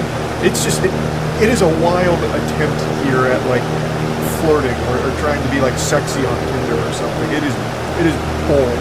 It is brutally cringe. She then responds by saying, if you were driving by, you might peep in the window. Haha. Sounds uncomfortable. Referring to the stretching, I think. Which he just says, I mean, of course. Now here's where things get even more fucking confusing here. The conversation really does feel like some kind of malfunctioning quest line in an MMO where, like, the dialogue is just incorrect. Like, the characters are glitching out. So he says to the stretch, asking about, like, what sounds uncomfortable. And then she says, no, for work. My stylist feeds me champagne. I don't know, maybe I'm the problem. What is she talking about? Like, how does that fit into anything that's happened here with this absolute disaster that Chris is trying? I don't understand. Maybe she's just trying to change the subject. I'm really not sure. And then he goes, was a bartender, now I'm just a content creator and gonna start day trading. Oh, so you're a little horny. What is happening? So I think my initial theory might be the right one. He might be like an OnlyFans creator, so the naked stretching he puts on the premium subscription tiers or something. But those days are going to be short-lived because he's going right to day trading. He's going to the tippy top of the food chain. He's watched a few TikTok financial gurus and he's got it figured out now. I also don't know why he says, so you're a little horny? Like, where is he even finding that? There's no hint of horniness anywhere in here. And then she goes, oh god, what a nightmare you are. Got some crypto, do you? So the red flags are abundant here. She's starting to notice there's some holes in this ship, and it is sinking. This is fucking going disastrous, catastrophic. And he goes, ew, no, I'm not a corporate bro. I'm a film person. I mean, okay.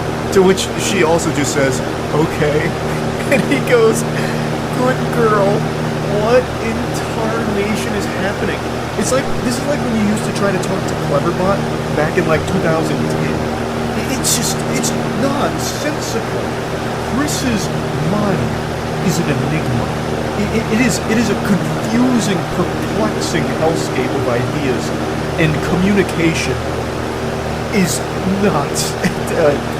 It's frying my brain just trying to process it. His inability to communicate effectively is impressive. It's alarming. Next he says, I just want to get away from bartending before I hit someone. Lol. To which he says, yeah, nobody wants to hit content creators and day traders. Obviously making a joke about it. He then goes, nah, or tap. But at least I'm tall and handsome. One saving grace. He's trying to hype himself up, give himself some gas here, which falls extremely flat. The tank is run empty. She just goes, if you say so. And then he tries to save it by saying, a focus group told me wasn't my say. His attempt at being playful, like, oh, I would never say this about myself. It's what everybody else says. I'm tired of hearing it actually about how fucking tall and handsome I am. And then she says, I like short guys. He goes, how short? And she says 5'7" to 5'10". This is where it got personal for me. A dagger to my heart. She likes short guys and then lists guys taller than me. So I am freakishly short in her eyes. That's fucked up. 5'6" is fine. 5'6" is a beautiful, perfect height. Damn it. His response to all this is another head scratcher. He goes, well, I'm too tall to ride you then, even though I prefer shorter women. She says, well, I'm sure I'm too non-gym oriented for you. He says, you look like a gym exercise, to be honest. But yeah, you look like a good barbell curl. You look like a lat pull-down machine, babe. Yeah, fuck yeah. Nailed that. A wonderful line from him, really. I walk my dog slowly around the block twice a day. He says, I'll be the dog. This guy is so horny. This guy is criminally horny. Like, his arousal should be studied, because it is on a whole different level, a whole different dimension. Everything he is reading is making him hornier, and he's saying goofier and creepier things each and every time. She goes, no offense, but you might be the fuckboyest fuckboy I've ever talked to on Tinder. And he goes, damn, you must not get many guys on here. You could get a million guys, and I still think this guy would be up there in like the top 0.001% of outrageously horny weirdos. This is impressive. She says he's her first match in a year and a half, and he says, because this is light news compared to the shit I've heard, talking about like war stories, you know, about having a PTSD episode about the shit he's read on here. And then he says, doesn't help, I'm naked with a hard-on. And then her response is, I don't feel like I'm being very flirtatious. And then he says, the stretching and stroking while talking to you helped. What is happening? Somebody save Chris from himself. What is going on? This could be its own fuel source. Like, his sexual arousal, his non-stop, never-ending horniness on a conversation that has gone nowhere, talked about nothing, and yet he is still beating his meat to it, choking the chicken to what? To what? Like, there's not even, like, an imagination you can make out of this conversation that would be even remotely associated with something sexual. And he just keeps going. He's talking about being naked with a hard-on. What happened to your naked stretches? What are your stretches? What are those naked post-workout stretches? Does he put a butt plug in and wiggle it around or something to stretch out his ass, and that's why he's so horny now? Is it his G-spot? Like, what is going on? All she says to that is, okay. And then he goes, do you mind? I'm doing it whether you mind or not. I don't really care, but do you mind? Is that cool with you, you think? And then she goes, mind what? Me stroking myself while we chat. Oh, it's so yucky. Oh, it's so foul. Not at all. Can I tell you a story about last night when I was alone in my bed? Sure. My cat jumped up next to me and started hacking, and then she threw up in my hand. So this is her attempt to try and gross him out to ruin his mood, but she doesn't realize the raid boss of cringe that she's up against. He even calls her bluff. He goes, not gonna get me soft. Literally wiggling his finger saying, nope, that's not gonna stop me. I'm squeezing my hog no matter what. I've had my cat vomit multiple times. I had to get up anyway because I perioded all over my sheets. He goes, yum, nice try. He goes, through the mattress cover. Bleach helps. Were you naked? Oh my god, he's still in it. He's still in the zone. He's in the flow state. He's in the mainframe. She goes, I was wearing my hoodie footy pajamas that have toasters on them. Which he says with an ass flop. And he comes back to clarify that he meant flap, because ass flop makes no sense and wouldn't want to be rude and ridiculous. So when she also says, no, that's ridiculous. And he goes, of course, I'm harder than ever now. She just sends her emoji. He goes, yep, I'll leave you alone, unless I can show off. So he's finally saying, all right, I'm out of here. I've had my fill. I've done what I needed to do. I'm good. And then she closes this all out by saying, why do you even need to get a woman on the other end of the conversation? Just put a wig on a stuffed giraffe and show her your stuff and talk about how hot you are. So this whole conversation is one for the books. This is something special. This is so fucking weird. On every possible level. a part of me thought that it was him just trying to be weird on purpose, just to like, I don't know, gross out a stranger on Tinder or something. But the more I read about it and read it itself, the sacred text here, the more I'm convinced that this guy is just an actual fucking freak, like just an actual lunatic. So yeah, I just had to share this. That's about it. So yeah, I have to talk about this text message. What do you want? What do you want? Only you. These are extraordinary in like the creepiest way. I usually don't like to do this same other yesterday I heard this text message as well, but I can't resist it. It calls out to the whole way back and I have to say this. So, context. A lady had an old co-worker who had fundamentally stalking her for quite some time. Her and her husband had dealt with this individual for a while and decided to share some of the unhinged messages that there was a lot more that happened besides these text messages, but that's what was shared. Buckle your seatbelt here because this is about to be a pretty intense ride. This is a good read from cover to cover if you like to listen. Hey, I hope your weekend has started nicely. I apologize it took me a few days to feel like I could say this. No need to apologize, Uber. I get it. Had to muster up the courage here. Hype yourself up in the mirror so that you can really let the demon out. You need to break up with blank and then agree to be my girlfriend. With intentions to be my wife. Let me explain why. So he's basically acting like a car salesman here, trying to drive the hard bargain. It's like an episode of Shark Tank. I'm seeking a wife for 10% equity in my company. I have no doubt he also had a PowerPoint presentation prepared for this, but unfortunately maybe it didn't match, so it didn't say. I can provide more for you than the independent woman facade you engage in wouldn't be necessary. I make more than enough money in my job in order to take care of you and provide you with a lakefront house, which I know is a desire of yours. I can provide you the free time that you often post about and yearn for to engage in your favorite hobby and experience. All I ask for you is your devotion. I know I am perhaps not physically desirable to you, which is why I'm trying to compensate for the lifestyle you often talk about wanting to provide yourself. You can really feel the fedora through these messages. It smells of such potent desperation. It's also very interesting that he calls attention to not being physically desirable to her. It's an interesting negotiation. Excuse me, madam. I know you may not be physically attracted to me, but here's how I can make up for my face looking like turbo ass. I know if you could be given an opportunity, you would take it because you mostly desire to be able to experience freedom in life. It is something painful for me knowing you could have everything you wanted if you would simply agree to be my wife in the future. I can also pay off your student loans and car loan and try to make you express a desire to have those completed in the next 6 years. I can do that today with a simple call to your loan companies. All I need from you is to immediately move to my property and begin your new life with me. Jesus Christ, that is absurd. I can pay off all of this. Just come join my cult. And I promise I am not a rapist or a creep. Nothing screams good guy quite like needing to clarify that you are neither a rapist nor a creep.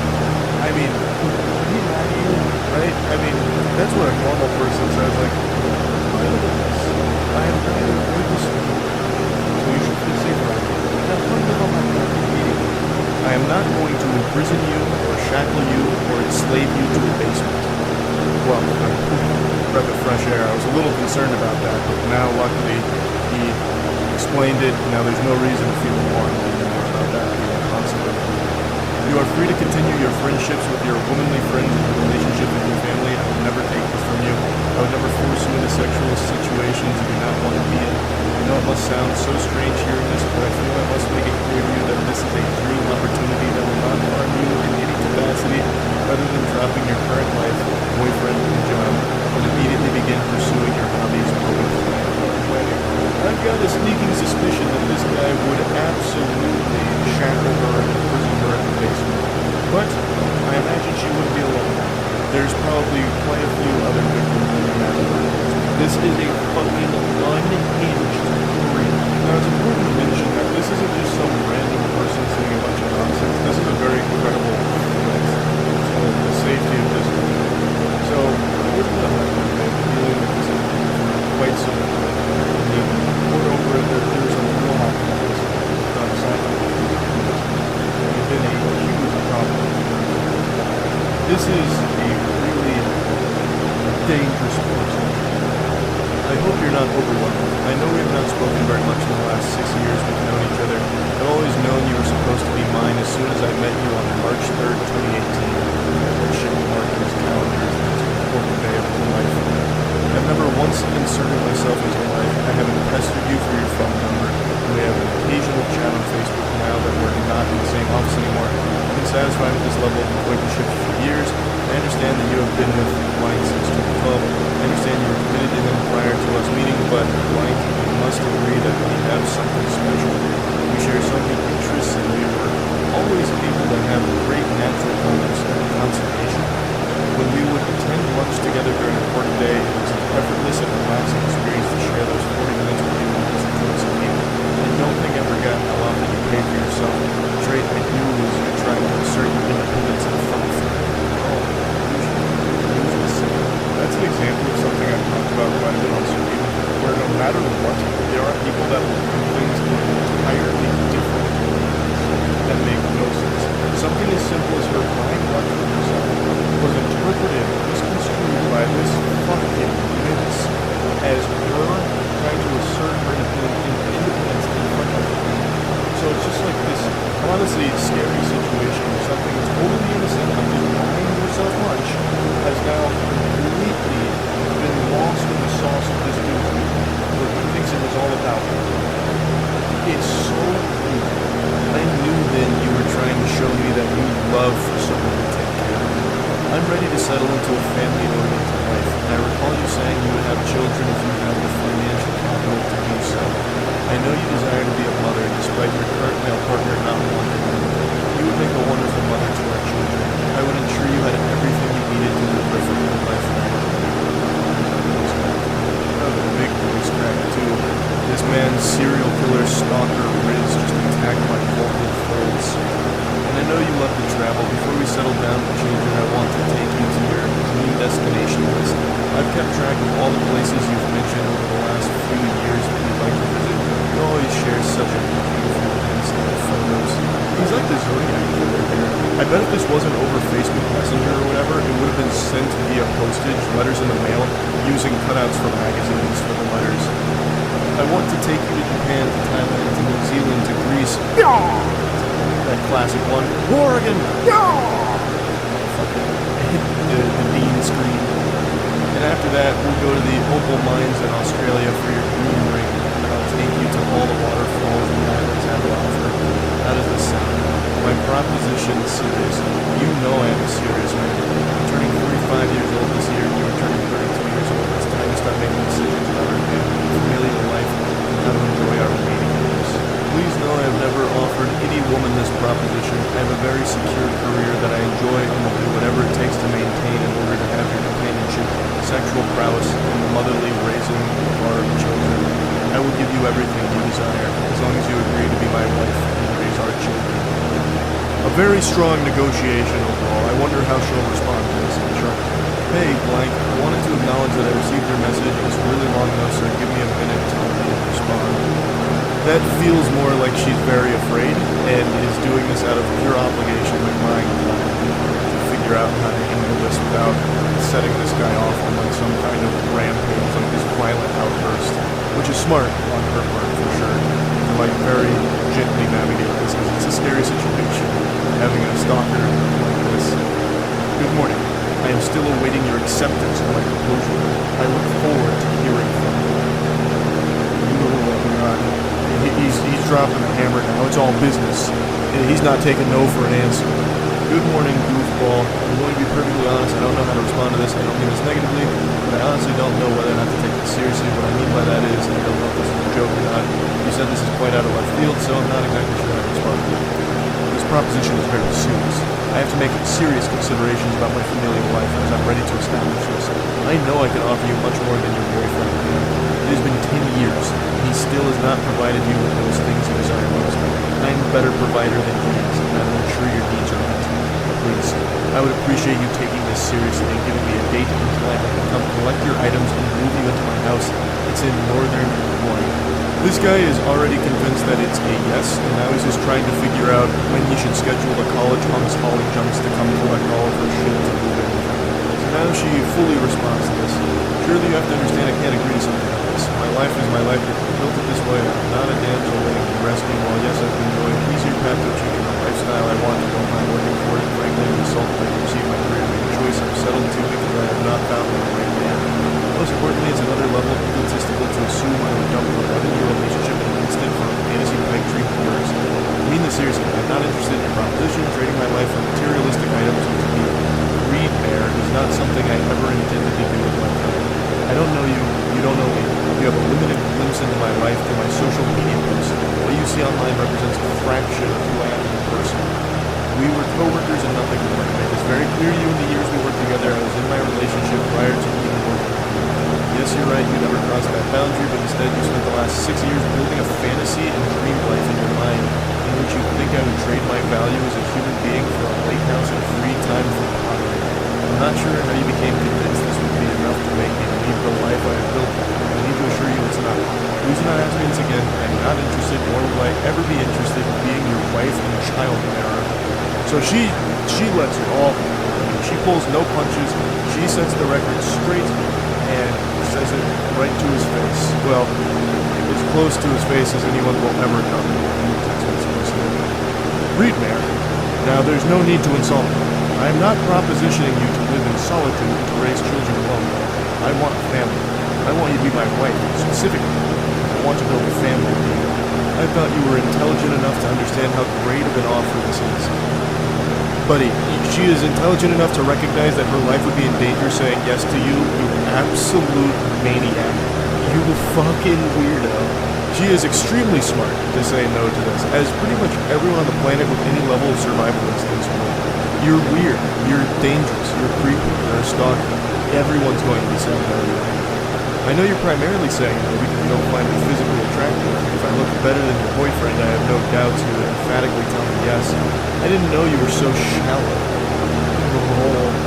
Now he's going full nice guy mask off mode, even though he wasn't really putting up a nice guy persona in the first place. You would learn to be physically attracted to me just as I learned to be physically attracted to you after you gained 60 pounds. You look much better when you were staying in the 150 to 200 pound range, yet I never said a word to you about the fact that you gained so much weight because I realized you were perfect otherwise.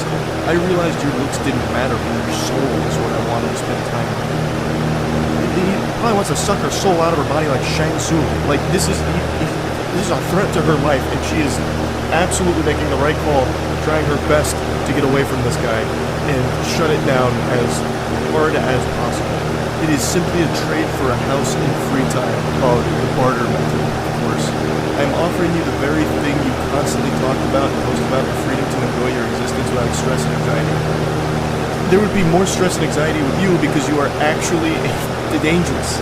It'd be a constant, guessing game whether or not she's going to survive through the night under your roof. This guy is fucking scary. And he makes it seem like so simple. Simply in return, we are married and have a family together. Yeah, I mean, that's small potatoes. That's no big deal. It's a great trade. You get a house and you get the weirdest man in the world. A win-win. You would learn to love it because our home together would be so peaceful and joyful. However, perhaps you're right, and you are not the woman I thought you were. You're attracted to a low-life loser who filed bankruptcy at 25, get his credit card debt from you. You pay his bills while he job hops because he doesn't know how to stay at a job for longer than a year. You cried constantly at work and had panic attacks not knowing where the money was going to come from. And what did you do? You worked his second and third job to make ends meet while he piddled away and putting in applications and not manning up to do what he needed to do. Why are you choosing this weak boy over me? I am mature, career-oriented, family-oriented, and I am a devoted partner. I would never force you into a position to make up for my shortcomings like your boyfriend does. I am better than him in every way, and yet you still choose him. It is baffling to me why young women like yourself want to be with the losers and drug dealers who will end up beating you silly. Keep in mind, this is coming from the same word, the same specimen who had to assure her he's not a rapist and wouldn't imprison her and shackle her.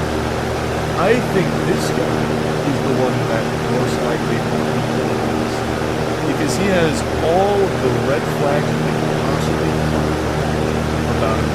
I'm going to fast forward through the second paragraph meltdown here, which is just a teary-eyed tantrum with him shaking his fist saying, I thought you were different.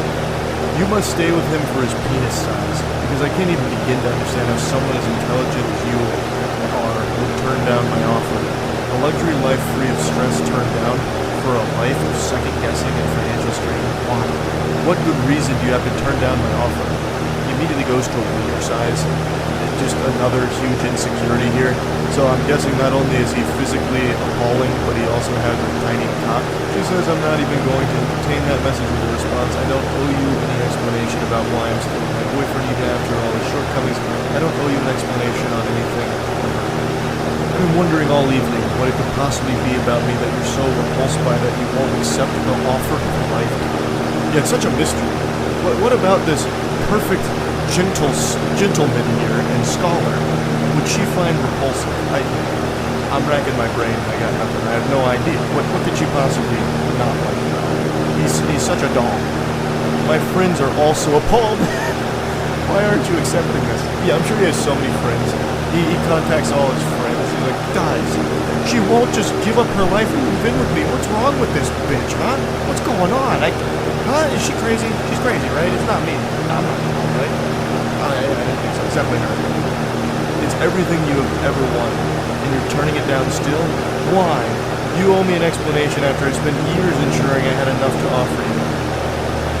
That's really scary. If this guy's whole motivation for working hard, grinding, getting money is just to try and act on this fantasy delusion of a stranger, that's unhinged. Well, all of this is unhinged. That was even wilder to get. They're not close to each other. They're still pretty much strangers. I'm starting to get very upset by your actions. You have one more chance. Anything less than an emphatic yes will not be accepted. So he tries to bring it down, an ultimatum. Last chance. This is the last ball game pitch here. It's got to be a home run yes, or I'm out. I'm sure this will come as a huge surprise to all of you watching this, but she still said no. In the most polite way possible, fuck off. I don't know you shit. I'm blocking you now. Have a great rest of your life. I waited all day to see if your little conniption would resolve and you'd come back begging me for this opportunity. But I see you've decided to block me on Facebook, but too stupid to also block me on Messenger, at least for now. He's now fully into his villain. He put on a trench coat, sunglasses, and he's doing this all the time. I see you block me on Facebook, but not Messenger. For now. I cannot believe I allowed myself to become entangled in the idea that a beastly fat woman such as yourself actually choose to settle down with me. I can do so much better than you, and yet here I was offering you a way out of your wretched life. We both know you're settling with blank because you're too lazy to lose weight and make yourself more attractive and train him to be okay with your fat. I was willing to let your fatness go to the side because I knew if you had free time, you'd lose the weight and retain a more attractive figure for our relationship. I'm embarrassed I've spent so much time preparing for this moment and it was wasted on a fat whore who doesn't know when she has struck gold. I truly thought you were different. That you actually wanted a nice man to be with. See, I was dead wrong. And she says, you can literally suck the juices out of my fat blank and choke on them. You absolute troubleback. So at least there's a happy ending. Ended on a positive note for both parties. So this guy did end up doing the quintessential nice guy sign on to that standard song and dance. So, you know what? I'm better than you. I should have never wasted my time with you because you're a fool. And you're chunky, you're chubby, and I hate you. Tacky, and I hate you. You're fat, and I'm a nice guy. The nicest guy you'll ever meet. You blew it. You blew it. It's on you, and you should feel bad. I'm not crying here. That's where the text message journey comes to a conclusion. Like I said, there was a lot more outside of text that he did, but I only wanted to focus on the text. Hopefully, they don't have to deal with this individual anymore going forward. Normally when I cover text messages, it's about really creepy guys doing unhinged things, including text, videos, whatever. Today is a little different. This is only the second time I've done a story like this, where a guy encountered a woman, and it was very different dynamics that happened. However, what I want to talk about here is actually the way that this guy handled the situation, because I actually think it's a masterclass in how to communicate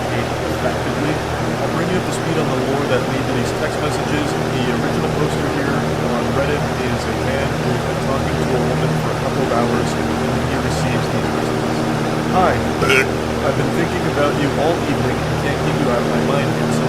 I know it's a little early to say this, but I have such a special feeling about you. And he goes, oh wow, that's really nice of you to say. I appreciate that so much. He says, you're welcome. While you've been away, I even told my mom and my friends about you. It truly takes a rare kind of guy for me to be able to say those things so quickly about you. I feel so lucky and honored that the stars aligned to have us match when we did. I feel too good to be true, and I want you to know that. And he's blushing here like an anime character. Oh gosh, wow. Gee willikers, goodness gracious. That's super nice. Thank you. Out of curiosity, what is it about me that stands out to you? So, again, we have only been talking for a couple hours in total, and she's already basically claiming it. She's telling all of her friends, her family about this guy, despite not knowing shit about him. Prior to this day, they've only talked about their friends. So this is a lot to take. She's basically creating this hallmark out of nothing. Awful. We only started talking a couple hours ago and only shared a few texts back and forth so far. So I'm honestly just curious what caught your attention about me, because that's very, very sweet of you. This may sound crazy, but call it a sixth sense of me though. I can read people like a book, and I already feel like you, I've known you forever. I don't know if you believe in past lives or not, but stuff like that exists. I had a weird feeling about 30 minutes ago that we knew each other in a past life, and I have to get to the bottom of where and how. Damn, that's really crazy. It really is though. Thank you for finding your way to me. And he says, haha, you're welcome. When asked what about him exactly drew her to feel so strongly about him so quickly, she says that it was a sixth sense. Basically, it's her superpower. She's one of the Avengers, and she has the ability to find her soulmate after only communicating with him for a couple of years. She's like a vibe sorceress. She's able to pick up on vibes and figure out who's got the best vibes for her and fall in love with the fairy. Nothing here seems malicious, and in a vacuum, it's pretty sweet messages. But these are messages you'd expect from someone that you are actively dating or someone you have known for a long time and are progressing to that state. This isn't something that you would immediately dump on someone's plate after only knowing them for a couple of years. That's a lot of food to digest. That's a lot to put in your pipe and smoke. You know? There's a lot happening. Way too quickly. I hope you don't think I'm crazy. I don't normally say stuff like this to guys, but there's something different here, almost like spiritual energy. I've been waiting for my soulmate for years and kept getting led astray by the wrong people, and now I think I know why. We have to meet ASAP. I'm so fucking excited to see what out energy in person is like. If it's this intense over text, I can't imagine how incredible IRL our dynamic will be. He's definitely seeing these text messages through a different lens here, because I'm not picking up on any type of electric energy. I'm not getting butterflies in my tummy just reading it and not getting tingles. This is two very different levels of intensity and excitement. She's out here full of jubilation like she just won the lottery. Meanwhile, the guy's energy is the same excitement you get over finding an extra chicken nugget in your 8-piece box. Like, it's very different, but he still says, when are you free? I'd love to meet tomorrow, but I have therapy late afternoon and work. So how about the day after? That'll probably work. I can let you know for sure by tomorrow at some point. How about I take you? I would love that. I'm so looking forward to the first meeting in our beautiful story.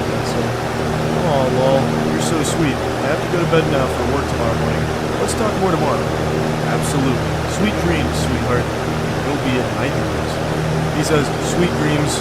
I hope you have a good night's rest. Next morning rolls around and it's a totally different ball game, sports fans. Good morning. How's your morning going? He says, good morning. Fine, and yours? Now he's the one with a lot of energy now.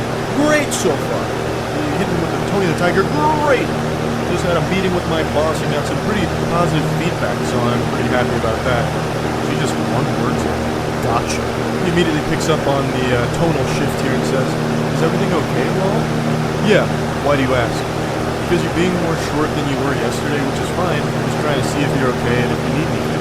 This guy seems like an actual sweetheart, but this guy seems like a fucking peach. This guy seems legitimately like a nice person. And she goes, I appreciate that. Well, to be honest, I was in my feels this morning when I woke up to no good morning text from you. That's an odd thing to expect from someone who is legitimately still a stranger to you, but even still, he apologizes, saying, oh, I'm sorry, I woke up later and had to rush to work. As soon as I got to work, I had a meeting with my boss, and I immediately texted you after the meeting was over. I'm really sorry for the misunderstanding. Yeah, it's cool. I just thought you were perfect for me, and then this happens. And he's as confused as every other person on the planet would be. He says, I'm confused. Did I do something wrong? It's still pretty early in the morning. It's not like I went most or even half of the day without texting her. She then says, love is about prioritizing other person, and you clearly prioritize your job and your boss over me. I'm going to let that ruminate for a moment. I'm going to let you go ahead and marinate in that text for a second. And now we'll proceed. He says, you could have sent a good morning text to me too, you know. Let's just pause. Love is about prioritizing other person, and you clearly prioritize your job and your boss over him. Yes, as he should. You are a stranger. What do you expect him to do? March in there up to his boss, smooth his face, and be like, I quit. I'm going to go travel the world with this girl I talked to last night. We're going to go around the world in a hot air balloon, damn it. And you can't stop me anymore. I don't need this job. I'm out. What an extraordinarily selfish and downright evil thing to ask for. Especially one that's not even your partner. This is, again, a mysterious stranger to me. They haven't even met yet. I hopped on Apex Legends on the stream the other day and ended up queuing with the random squad mate in 3 consecutive games. I knew more about that motherfucker through him just on the open mic than these two know about each other. And it's not like I didn't send him a good morning text, but like she's making this huge issue about not receiving a good morning text in a timely enough fashion for her expectations. He still sent a good morning text, mind you, when he didn't need to, since again, they're not dating and they really don't even know each other at all. He still sent it. It just wasn't fast enough. And that right now is a massive problem. That is shocking. Why does it automatically have to be me going first? Plus, to be honest, we barely know one another. I don't think it's fair that there are already these expectations. Super reasonable. And he's right. If it really is a huge deal to her, she could have been the one to send the good morning text. He would have known it. She then says, dude, you are the man here. You're supposed to be winning my heart. That's your role. I don't want to chase someone. I deserve someone who will romance me and win me over. Waiting to text me until you get to the office shows your priorities are not what I thought they were. Fuck, what are you talking about? He's already won your heart over by just existing, it seems like. Since you... Yeah, that's how much I think of that statement. I rest my case. I'll let my asshole do the talking on that one. Not much more needs to be said there. He then responds, I'm sorry, but this is crazy. We are practically strangers and you're already making demands. I do romance whoever I'm pursuing. I'm a very romantic guy. I did text you early this morning, but because it wasn't done exactly the way you think it should be, I'm a bad guy. She goes on to explain that she doesn't think he's a bad guy, but just doesn't like that he doesn't feel the same way about her. She then also explains that therapist she sees is borderline personality disorder, and she explains how that relates to what they talk about. And that made a lot of sense when I read that, with the way she was acting throughout these text messages. And that is a very real struggle that I always have a lot of sympathy for. I'm always looking for that. It's great that she's trying to help with therapy. I'm wishing the absolute best for her with that. What I want to talk about is how he handled the situation. Even before knowing about her being obviously he was still being very respectful and communicating effectively. He wasn't being dramatic or aggressive. He was being very wholesome and equal. This is just an unfortunate set of circumstances. He responds by saying that he appreciates her sharing her vulnerability and then says, do you mind if I share something with my lady a little bit? And she says, yes, please do. I want to know how you feel so badly. Please open up to me. Well, I'm a little scared that you're already using the word love in regards to this. We are still basically strangers and have been texting for less than 24 hours. She just says, Kay, could have known you weren't special after all. You're a normie, a basic bitch if you will. Normies don't understand or appreciate love. They will never know what we do. It says, who is we? It says, empaths. I'm an empath who feel things more strongly and deeply than regular people. Something you clearly don't appreciate and take for granted. One day someone will see my gift and cherish it. It says, I wanted to take you on a date and it went well and we were compatible after a while. I was definitely interested in a serious committed relationship, but I do have to meet someone first to know that and hang out a bit first before I make that commitment. She says, "Fuck off, bro, you're disgusting, I can't believe I ever saw something in you. You are not the one, you're just another schmuck in the long string of disappointments." Schmuck is a word I haven't heard since the Stone Ages, and I really appreciate that she dusted it off for this message. Schmuck is something that used to make me giggle every time I heard it when I was a kid. I deserve better. Fuck you. You thought I loved you, but I don't, bitch. Don't ever contact me again. We are over. I never loved you. You lost the best girl. You'll never meet someone like me again because you're a normal. You can't see or identify a gender. We are not the same. Love is not a lie. You were. You're the problem. Don't contact me again, basic bitch. You repulse me.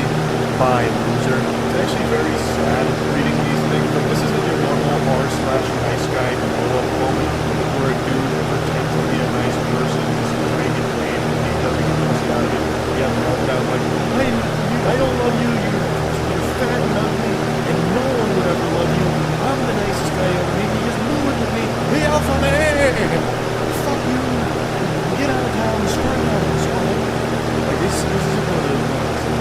It's not her fault she has BPD, but she's clearly not ready for a relationship right now. She is going to need to continue.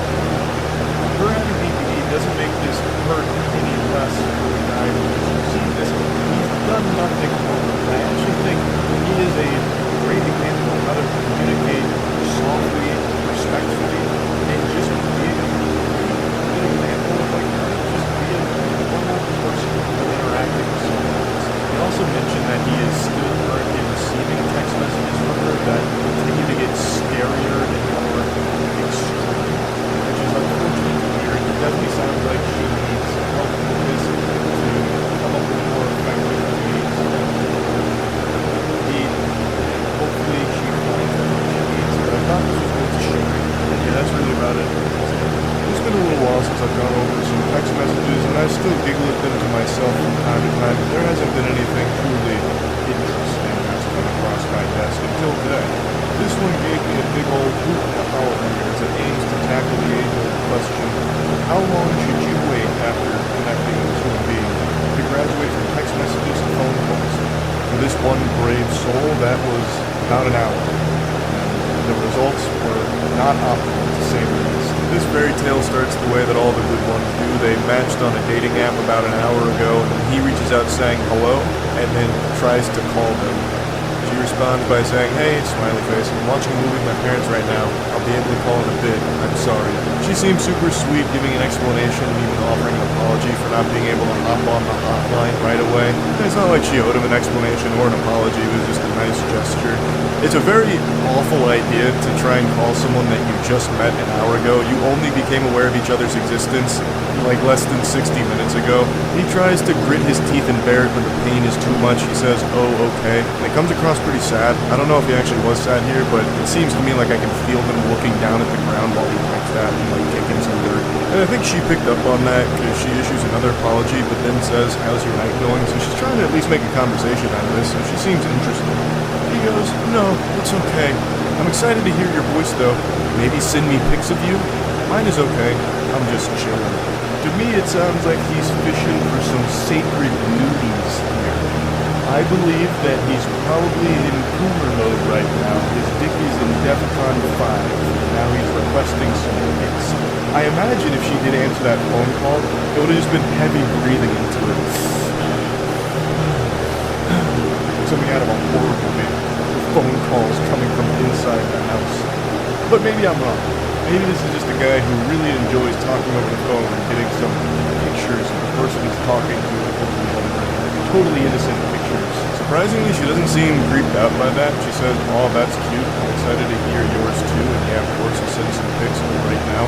Which is not the response I thought that would garner. I would have expected some kind of ickiness to it and maybe a question about like, why? We've known each other less than 60 minutes. You can just scroll my fucking online dating profile to see some pics of me. His response to her is just, "Okay, cool." This guy's just very concise, matter of fact. She says, "For the pics, do you want like recent ones? Because I have a ton ranging from like 2 weeks ago to like 4 years." He says, "Yes, but any," frowny face, and then winky frowny face. Every bone in my body is telling me that this dude is absolutely looking for some titty pics. He's looking for some bunkers or something here. He's not looking for just like your normal Facebook photos or something you post on your Instagram story. He's not looking for you at the movies or something 2 weeks ago seeing a Winnie the Pooh horror film. He's looking ass and titties. That's my guess, especially with like the winky frowny. I don't know why he's frowning so much. I'm not really sure. Maybe that's like an accident. Maybe you want to do like a winky face with a smile. For some reason, it just keeps accidentally sending frowning faces, including like a winking frown face, which I've never seen before. I don't know how you even like sad wink at something to begin with. It seems like some conflicting emotions there. He then calls her twice within 20 minutes and says, "Hello, upset. I'm waiting, lol." This guy types like he's playing an mobile, like he's typing as quickly as possible just to convey the bare minimum amount of information. Upset. Hello? Okay, cool. Frown. Winky frown. Like this is very basic shit. He's not actually even having a conversation. It's weird. Yet he keeps really wanting to talk on the phone. I don't know what would have happened if she answered some of these calls. Maybe he'd just fart into it and hang up while giggling. Perhaps, I don't know, like a big prank call. Huge moves. Anyway, after 2 more failed calls, she says, "Hey, sorry, I just finished the movie. I wasn't looking at my phone, but I apologize that you're upset. But I just want to be straightforward with you since you were with me. I'm not like a very clingy person, and I'm kind of getting that vibe already, you know?" And he goes, "No, I just wanted to talk. You can answer or call back." Completely missing the point of what she was saying, just insistent on having this phone call here. It's worse than a telemarketer. This guy just cold turkey calls her out of the blue. She doesn't answer, even issues an apology for not answering, which she didn't owe him. And he is still hung up on that and won't take any new information in. His brain is flooded with one idea. He can only hold one thought in his mind at any time. And right now that thought is, want to talk on phone. Upset if no talk on phone. So he's just stuck in that mode. So she goes, "No, I get that. I just like taking things slow if that's okay." And he says, "Are you scared of connection? You can't talk without thinking it's too fast. Just call Jeez Louise." I have to wonder if she's communicating with a 13-year-old. Jeez Louise? You're dropping Jeez Louise in 2024? This is not what the Lord died for. Are you kidding me? Is this some kind of joke? Get out of town. A Jeez Louise in this day and age? He then goes, "I could literally call right now. It's so easy. I don't like being ignored." No shit, it's easy to call, but why do you want to do that? And why won't you take no for an answer? You've known each other less than an hour. You don't even know each other. You just both had like a Metal Gear Solid ping that made you alerted that this other person existed, and now you're talking through Snapchat. This actually might be a toddler. Maybe the person that she matched with through Tinder or whatever the online dating app was, maybe they went to an Easter celebration with family, and then their little nephew got a hold of the iPad and then just started talking to some of his contacts, and this lady was one of those victims here. So she's actually just communicating with a legitimate diaper-shitting, milk-snorting little kid. Because no adult, I feel like, communicates this way. I'm starting to really believe in that conspiracy theory here. But anyway, she responds, "Of course not, but I like to take things slow. I'm sorry. Please respect that I'm trying to be as cordial as possible. I haven't had the best experiences in the past." That's in response to the "Are you scared of connection" line that he drops here. Like he's out of some kind of bad Hallmark movie for The Young and the Restless. Because she won't accept his random fucking phone calls here. And then in response, he tries to call her again. He says, "I would like to just text maybe until I'm more comfortable." And his response is, "I'm S." And then an audio message. I have to wonder, that's got to be like the worst 26 seconds a microphone has ever recorded. I can only imagine what his voice sounds like. I'm imagining like squealing, high-pitched, nasally, like almost shattered glass level of an opera singer, like with that very high note, but throughout the entire 26 minutes. I also wonder what he was trying to say. I'm S. Maybe that's some kind of code that needs to be deciphered here. I'm serious, perhaps? I'm shitting? I'm silly? I have no idea. But anyway, she then takes a screenshot of the chat, and then he dumps a screenshot. He then follows that up by saying right at the top, and then tries to call her once again, just continuing to poke her here. He says, "Just wonder, answer." Maybe he's like actually overdosing right now, and he's trying to beg her to call the police to get them over there to save his life. Like, I have no idea what's happening to his brain. It's turning to mush right before our eyes. Like he's getting hit by a stupid beam. and we're watching him fade away. She says, I don't really know what to say. I feel like I'm being backed into a corner right now. He says, stop typing, and then calls her again, which of course she doesn't respond to, and then says, OMG, drops another 26-second audio message, which is interesting that it's the exact same amount of time. I wonder if it's just the same message he dropped. I'm not really sure. I also wonder what he said during that, to be honest. But anyway, he then says, bye, little baby. Oh, the heebie-jeebies. I'm getting jinkies. Oh, goodbye, little baby. Yuck. And then she just says, can you please respect my boundaries? I apologize that I said I'd call earlier. I got nervous and I would feel more comfortable texting. Calling is more your thing when you first meet someone, then maybe we just aren't the best match. I wish you luck, and maybe we can try again tomorrow. I'm going to take a shower and head to bed. Good night. I don't know why she would even try and say, like, maybe we can try again tomorrow. She should have just not responded at all, because this guy is unhinged. This is just an absolute weirdo, and there's no salvaging this. Maybe she was a little fearful of, like, what this guy might do, perhaps, which is a very legitimate fear, so it's best on cushion the blow. But even still, this guy is fucking weird. He then just says, no, like a defeated Power Rangers villain, because that boundary is silly. I don't care. I'm of interested anymore. Bye. Not. So he's saying, I'm not interested anymore. So because she wouldn't talk on the phone, he's no longer interested. He thinks that boundary is silly, thus he has no respect for it. What a man. And then she says, okay, I apologize again. Hope you have a great night. And then he just says, just say bye. What a quirky little lunatic here. Impressive self-sabotage. Like, this lady seemed more than willing to communicate, like, interested in learning more about him, just didn't really want to hop on a phone call, which is super understandable since they've only known of each other for less than an hour. She gave so many chances to just stop doing the creepy phone call routine and just text like normal people that are starting to get to know each other through like an online game. Like, you're not friends, you don't know each other at all. So why the fuck would you want to hop on a phone call first thing right away? That's overwhelming, that's a lot. That's just weird. And he just kept getting creepier and creepier. He fell apart. But anyway, yeah, I just wanted to go over this one because it had me giggling quite a bit, because geez Louise, he was off the rails. That's really about it. These are without a doubt the craziest text messages I've ever covered, and I know that might be hard for some of you to believe considering all the wackos we've gone over, but trust me, this takes the cake. They are so outrageous that I at one point threw my hands in the air and said, enough is enough, fiddlesticks, this is fake. It has to be fake. It's too ridiculous. So I did a little bit of digging, and it seems other people also thought that they might be fake. So after going through the evidence they compiled, it turns out that this is most likely real. The person that the post seemed to originate from actually did show up in some court documents confirming the proofs. So from what I can tell here, it does seem like these are real. The story here is legitimate, which is so fucking sad. And the man in these messages needs to be confined to Arkham Asylum ASAP. Dude needs his own personal padded cell, and you're about to see why. All of this hoopla starts because a mother breastfed her child.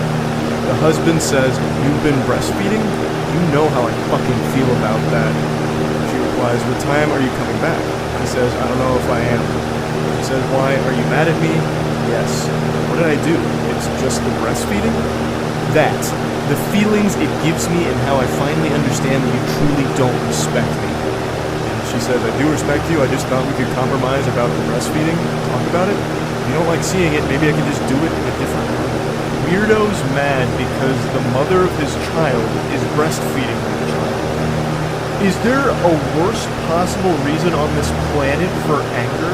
I can't think of a single reason any sane human being would be upset about something like that. Unless it's like some kind of crazy situation like, hey honey, I just got some phone calls from some concerned parents. Apparently you tried to breastfeed our son Geronimo at the football game. He's 15 years old. Maybe it's about time we wean him off of that. We're scaring the other parents. But this, they're talking about a newborn baby. She's still in the hospital with the newborn. He continues, well, we didn't talk about it, you just did it. And it's not about seeing it, I know it's happening. I'm done. Done? Let me know when you're being discharged and I'll be there. Like, you're divorcing me? You go behind my back and do something I've stressed about not doing. That's no different than lying and shows how little you respect me. I wasn't meaning to disrespect you. I just wanted to give Wilder breast milk since he was born early, and I know it's the best thing for him with the antibodies and other stuff he'll get from it. The only thing wilder than that name is the husband's brain-rotted brain. Absolute delusion here. You're making a huge stink about her breastfeeding a newborn. So the name Wilder, and you're about to see they actually have another child named Hunter, spelled with a Y. Those two names really set off my bullshit alarms. Like, it was really giving me the heebie-jeebies of, this is fucking fish pies, this is baloney. But again, from what I've seen with what people have found, because the original poster and everything, we did a lot of super sleuthing. What's been put out there, it does seem like it's legitimate. He continues his rampage, saying he's not a preemie, he was born at full term, it's still unneeded, he's still bigger than I was when I was born, and we could have always asked the nurses for a pump. It's a proven scientific fact that breast milk is no better than modern formula.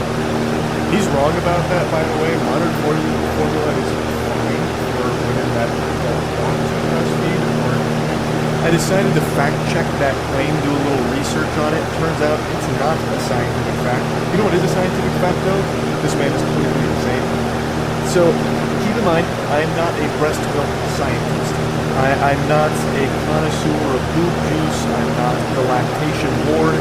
But from the bits and pieces I read about breast milk versus formula, it seems that breast milk is still the most recommended way of getting nutrients to your baby, if possible.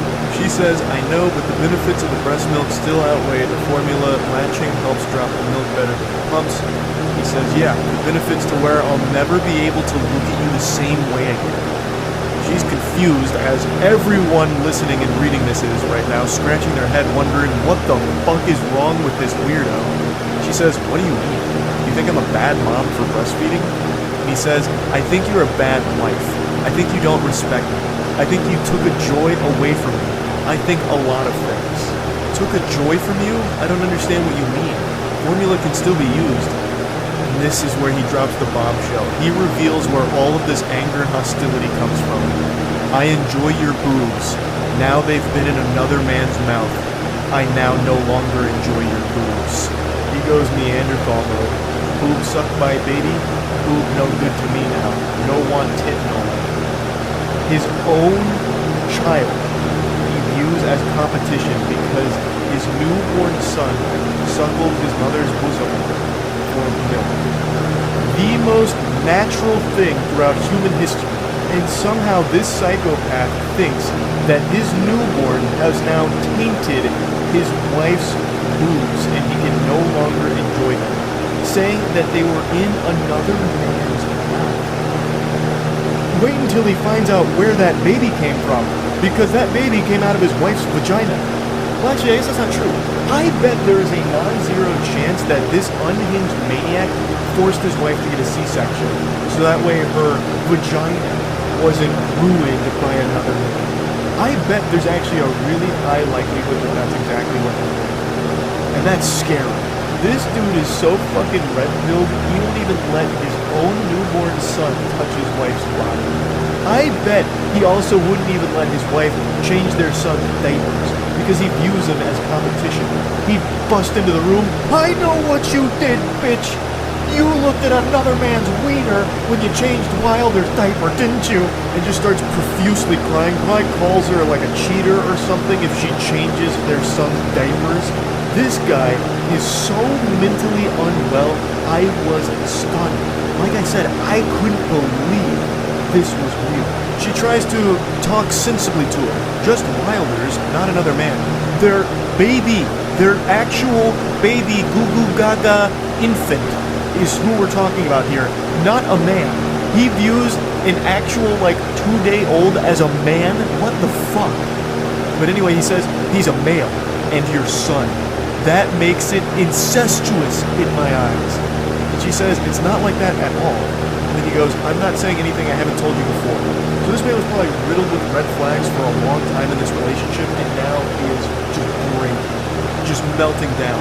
That's definitely one of the most unhinged things I've probably ever seen anyone try and say. That breastfeeding your own child is incestuous. There are so many things wrong with that. I don't even know where to begin. It is so shockingly stupid. This guy needs to be put away. He needs to be institutionalized ASAP. Dude must think that all the days pre-baby formula, so, you know, the thousands of years BF before formula, it was all just incest with people breastfeeding their newborns. This guy is so dangerously disconnected from reality, it is scary. He is a loose cannon on the edge that is snapping. I'm going to spoil a little bit here and just let you know, he divorces his wife over her breastfeeding their child. Just let that marinate for a second. Sit and stew in it. That is insane. That is crazy. Let me pose a question to this individual. I blanked out his name, but I really want to call him by name. But I'd love to pose a question to him. Does he realize how fucking degenerate this is and how much of a pervert you must be to view a newborn baby as a man that is a competition to you? And it's not even like a random baby either, not like that would make it excusable. Like, anyone who would go out there and view a baby as competition because they're getting breastfed is very fucked in the head. But this is another level of fucked, because it's his own child. He fucking blew that load into the world. This is his DNA in there. And he immediately views it as some kind of like sexual competition with his own kid. That's so weird. He is a menace. He is a menace. She leaves out some of the conversation here. I imagine it got way too personal with some of the information that was conveyed. But it starts here saying, I wasn't playing. She says, no, you are a bitch for making matters worse. I'm sorry you feel that way towards me. I doubt they're going to let me bring y'all home, so good luck finding out or figuring out a way to make that happen. I just felt it would be okay to breastfeed Wilder. We can compromise the situation where you don't have to be a ruler. You don't get it. I told you that with Hunter. The Hunter spell is so cute. Again, that's what really like made me put on my fedora and do a Reddit deep dive on where this picture came from, who posted it, and if it was real, because these two names really just make it seem like it's like rage bait or some kind of joke. Again, like there is quite a bit of evidence that points to it being legitimate. He continues, that was a compromise you made, and I still feel the same way about it. After you heal and get on your feet and are able to afford your own place, move out. Until then, no matter how long it takes, the bedroom is all yours. I'll set up an air mattress in Wilder's room tomorrow.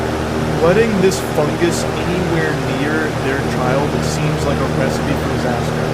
He already views Wilder, his newborn son, as competition. Him staying in the same room as Wilder, I think, is just a terrible, terrible idea. Because it really does seem like he thinks that his wife has cheated on him now by breastfeeding their son. Like, he's calling her, like, you know, disrespectful, doesn't have any respect for him and what he wishes. He told her not to breastfeed because now he can't enjoy her boobs anymore. It's all just ruined. It's all cooked. All because Wilder was breastfed by her. So I really think having him anywhere near these kids is a bad idea. Fuck you, we're done. I'm going to talk to a lawyer about 50-50 custody because no matter how much I hate you, I would never keep the boys from you. You can stay at the house for as ever long as you need. I'll sleep in Wilder's room. I'm going to pause right there. You absolutely, you goofball. You really think that you would give it 100% of custody here? He's like, okay, since I'm such a benevolent saint, I will grant you 50-50 custody of this. Even though I hate you, you can see them sometimes, you disrespectful like, brother, I'm going to give you the truth here. Brace for the cold water. Here it comes. If anyone, especially a lawyer, saw these text messages as well as the threats that the hospital was made aware of, you would never be around these kids. Rightfully so. It's unsafe to have them around you. You are deranged. You are absolutely fucking filthy. So I don't know why he thinks he would get 50-50 custody, like that'd be his call to make. He replies to something she said that isn't in these screenshots. She said, they made a report because of what happened the first night I stayed in the hospital. I'm guessing he exploded then too about something. And he replies saying, not what they said. They didn't know anything about last week. They said because you told them this morning you didn't feel safe with me in the room and wanted me to leave. She says, I just didn't want to fight over me breastfeeding. Fuck you. I told you when we fought over it with Hunter I would leave you if you didn't. This has been like his worst nightmare, having a child that is breastfed. This has to be, with no exaggeration, the most insecure man right now. Bar none. No one else would even come close. He is so insecure that he worries that his own flesh and blood is a threat to him because they get breastfed by his wife. Why? So again, this is so over the top that I question its authenticity. And as sad as it is, it seems like it's real. And he, from what I can see, was the one to start pushing forward like the divorce. It's the best thing for the mother and her children, 100%, and I'm sure she'll realize that down the line. It's probably very difficult right now. But, man, this guy is bad news. What a terrible piece of shit. I just had to talk about this. I was blown away by what I was going through this. I just had to share it. That's really about it. Awful situation. I'm wishing the best for the mother and the kids here. And the best thing that can happen with this guy is he gets put in a straitjacket and goes somewhere far, far away. Because I don't know how you even fix that perspective. This guy is so lost in the sauce. There is no getting him back. There's just, it's insalvageable. So yeah, that's really about it. Hey there, it's been a little while since I showed you text messages from an unhinged weirdo. I thought we were long overdue, so let's just dive right into it, huh? A little bit of context before we begin our adventure. This is a co-worker who's about to make like an ice cream cone in the Florida weather and melt down over absolutely nothing. Also, there's a Discord message that came through at the same time they screenshotted this from someone named Bastard. I don't know the whole story around that. I guess they're being contacted by Austin Powers or something, but it's not pertinent to the journey we're about to go on. So the co-worker says, you get home okay? I just got home myself. What's their reply? Leaving the bar now. Well, I'm home and awake if you want to come by, lol. Drops his address. If you want. I love that he uses this emoji. Usually it's like a winky from these awful pickup attempts, but he decided to be a little innovative there with one of these. I'm half surprised he didn't just send a dick pic or something at that point, like, hey, you're just leaving the bar, right? Do you want to come over? Well, no big deal if not. I'm just putting lotion on my meat and then sending photo evidence of it. Shockingly, he doesn't get a response, so he has to spend the night kissing his pillow and going to bed sad, but he comes around the following afternoon saying, sorry, those last few texts were meant for a buddy at the bar that I didn't want to drive too far home if he was too drunk, and then when I called him it went to you by mistake. But yes, hope you got home okay as well. It's very important I mention this guy is 40 years old, and he is texting like an actual child. That tactic right there, I am sure everyone watching this has experienced at one point in their life, where you send a message to someone and you're like immediately embarrassed, and then you come up with a response like, oh sorry, that wasn't me that sent that message, that was a buddy of mine, he just hacked into my phone and sent you that by mistake. I would never say that I like you, or that's gross, that's yucky. Wasn't me. I wasn't trying to invite you over to my house or anything. That was meant for a friend of mine who was super drunk, and I was just trying to save his life. Like, I'm actually a hero. I'm a super good guy. That message was truly a crazy mistake. Things then get super weird because he comes back the following day and says, yes, my friend, ... It's a shame, ... That's so cringe. It's like a Reddit mod cosplaying as some kind of Saturday morning cartoon villain doing this with their hands. Yes, my friend, it's a shame. Ah, Sonic the Hedgehog, you've come to my lair. What a shame you didn't see through my plan. It's so odd and embarrassing reading that. Always have been told what a gentleman I am. He puts his pinky out, no doubt, when he typed that message. I can actually smell him through these. I mean, the physical stuff was both of us. I don't regret that, but the lingering bothered me because I think of a lot of you. I think a lot of you, as in the quality of person you are. No response. So you're gonna soon realize that he's actually illiterate. His weird dweeb speech didn't quite work with the yes, my friend angle. Still no response. So he tries again at 4:41 a.m. saying, hey you, and then he comes back shortly after saying, "You honestly creep me out. Our bar is suffering for the first time since 2016 because we have a selling sandwich worker." I don't know what the fuck he's even trying to say. Sure, you could learn, but it's all a joke to you. You're an idiot if you think my natural personality was like that. You fucking grabbed neck. So the dam's beginning to break. Pandora's box is opened and every single emotion is flooding out of him right now. And the only one left inside of that box is sanity. He has forsaken sanity. He immediately starts living in delusion and just spouting fucking gobbledygook. It's absolute garbage. I do love, however, that he says that they creep him out because they didn't respond to his 441 AU booty call text. That just sent him over the edge like, this makes no sense, this is incomprehensible. You really give me the heebie-jeebies. What is wrong with you? You didn't respond to my 4:41 a.m. text message? That's ridiculous. Everybody texts me at 4:41 a.m. That's like the most optimal time to text me. And the fact that you didn't tells me that there is something evil afoot here. You're not right. Oh, also, I should probably explain that last cryptic message you sent to you fucking grab the neck. So, what that is, the poster explained a little more in the comments. Apparently, they had given him a ride back at some point to his apartment, and he refused to leave the car and insisted that they go to his apartment together, but that obviously wasn't flying here. So, since he refused to get out of the car on his own power, it led to like some kind of like actually aggressive struggle where his neck may have been grabbed and like pushed out of the car or whatever. So that's what that is. Can't see the top part of the text, but it ends with tweaking, which is super accurate to what's happening right now. And he responds, "Is this a group chat? Accept the rejection, learn from it, move on. Also, begging to go on another date with me is cringe as fuck. I'm tired of taking losers and try to help them so our restaurant didn't look like fools. Doesn't. Date?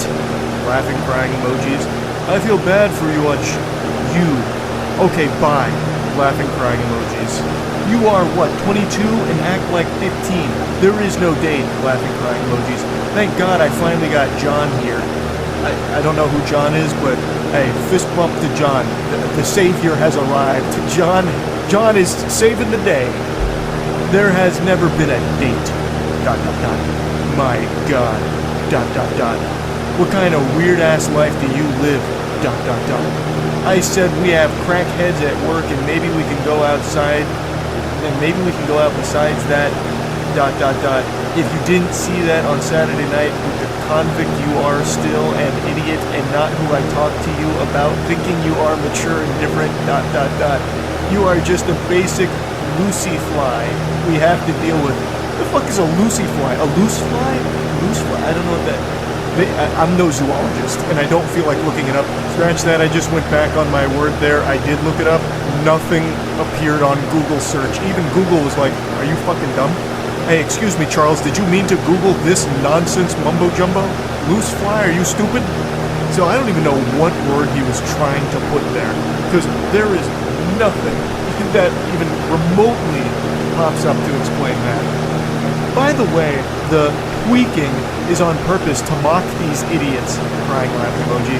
I'm still is the Marine Reserves. Trying to read his text messages is like trying to read Finnegan's Wake. This shit is incomprehensible. He is so angry, he actually can't type. He's just seeing red, and he's like actually trembling, fucking tweaking as he's trying to send these messages. But according to him, the tweaking is all an act. He's only pretending to be a tweaker to make fun of the real tweakers. We couldn't possibly begin to understand his galaxy brains. He's 5 levels ahead of the rest of us simpletons. Damn, imagine being 40 and still illiterate and pathetic. Take care. Illiterate? Let me out it this way.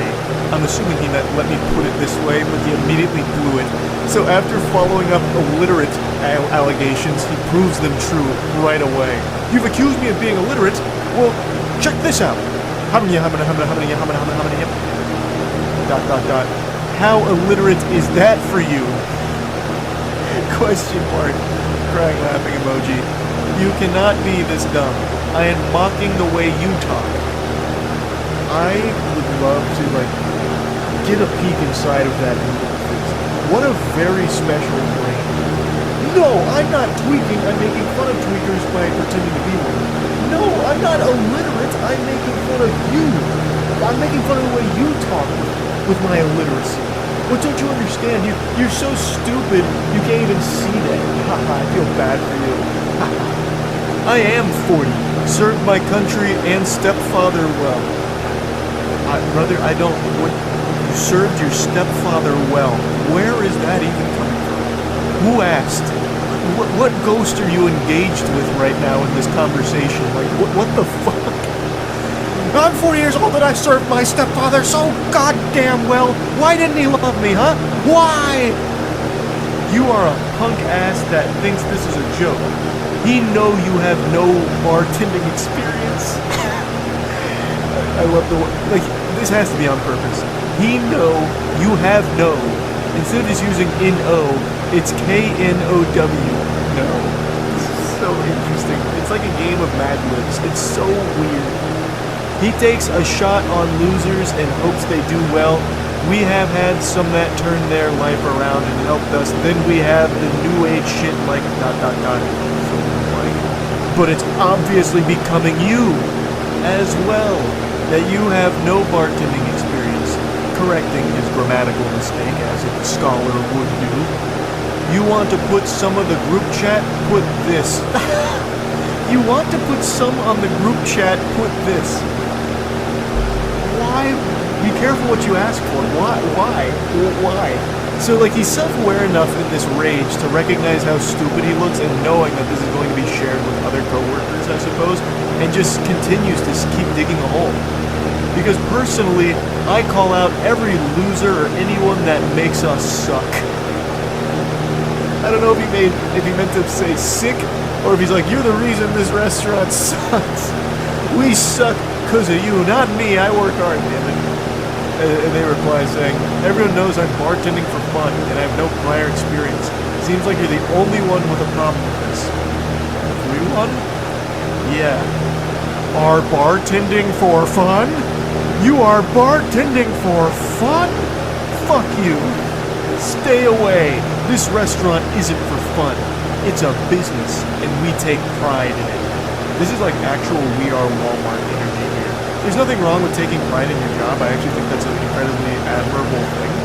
But to this level, where it's like almost delusional that this restaurant has become a part of your identity, when it's not a restaurant you own, this is just a coworker. This is just someone that works there, I'm pretty sure. So it's not like it's his restaurant that's being insulted or anything. And this guy is about to go to fucking war for it. Who the fuck is everyone anyway? I train. Then, God forbid, the last couple months we had these losers train bar, and there is Joe. Who's Joe? Where's Joe? Joe Mama? What, like Joe Blow? Like what is this? We got John coming out of nowhere, which is like this guy is saint. Now we got Joe, and the way he's talking about it, I guess Joe's not a good guy. That's one of the villains we should be rooting against. I don't know. None of this is for fun. It's family. It's work. It's blood, sweat, and tears, and you just proved my point of why I don't like certain people that mock our restaurant. Are you done harassing me? And like, I feel like as he was typing that last sentence there, you just proved my point of why I don't like people who mock our restaurant. He was crunching up one of these. Why, I oughta get ready to get the knuckle sandwich deployed. No, the drug videos are enough. Good night. That came out of nowhere. I don't know what drug videos he's referring to. The poster also doesn't know, apparently. Thanks for repping blank. And bring your trash to us. That's why he hired you, not because you worked for fun. We thought you had pride.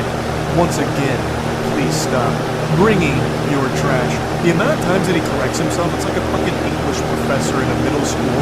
Like, just coming through with grammatical corrections throughout the paper with the red pen. And please put our work group chat that you... And please put our work group chat that you bartending is just for fun. ... Just like the video of you doing drugs will go to the VP of USAA. Actually, I don't like you. Just as a military Marine vet will do it on my own. I will do it on my own. That doesn't clear up the confusion of the statement. So, let's assume he's telling the truth here. Like he has videos of this coworker doing drugs. What are you gonna do with that? Like he's trying to be like a hall monitor here, but like, are you gonna report it to the police? Because like I don't think they're gonna act on it. Like my coworker smoked weed. Here's proof. But he doesn't even say that. He's like, I'm going to the VP of USAA. So you're gonna take videos of this coworker doing drugs to the VP of a bank? Why the fuck are they gonna care? I imagine 90% of the people at the bank have used drugs at some point, and they're still doing business with them. Like it's not like they're gonna get outraged. Like, good God, one of our clients does drugs. Cancel their accounts quickly. Freeze their assets. Thank you for bringing this to our attention. This is invaluable. It's so weird. And also, just for a cherry on top, the poster explained that they actually don't even bank with USAA in the first place. So he'd just be going to a random bank with a video of a random person doing drugs. At that point, you can just pull up a video from Reddit of someone doing drugs. The final message sent to this maniac was a no bitches meme saying, I don't know what drug videos you're talking about, lol. And they did post another picture as well where apparently this coworker was fired. So that sounds about par for the course. This was a loose cannon. This guy seemed very unwell. I had to share these because this gave me quite a giggle reading through these. Also a nice little reading challenge to try and parse what he was even saying at the time of his messages. That's really about it. That's it. Flirting with someone can oftentimes be challenging, and occasionally the only winning move is not to play. Sometimes it's best just to spam emails and see how that goes. And today I want to take you on a journey. It's a two-part epic like Homer's Odyssey. But if Homer had written about a weirdo who's desperately trying to make a woman fall in love with him by calling her autistic.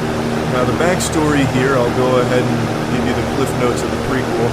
This gentle sir protagonist has just joined a new friend group and has found particular interest in this woman. And he reaches out to her trying to talk to her saying, I'll be honest with you, I don't understand you.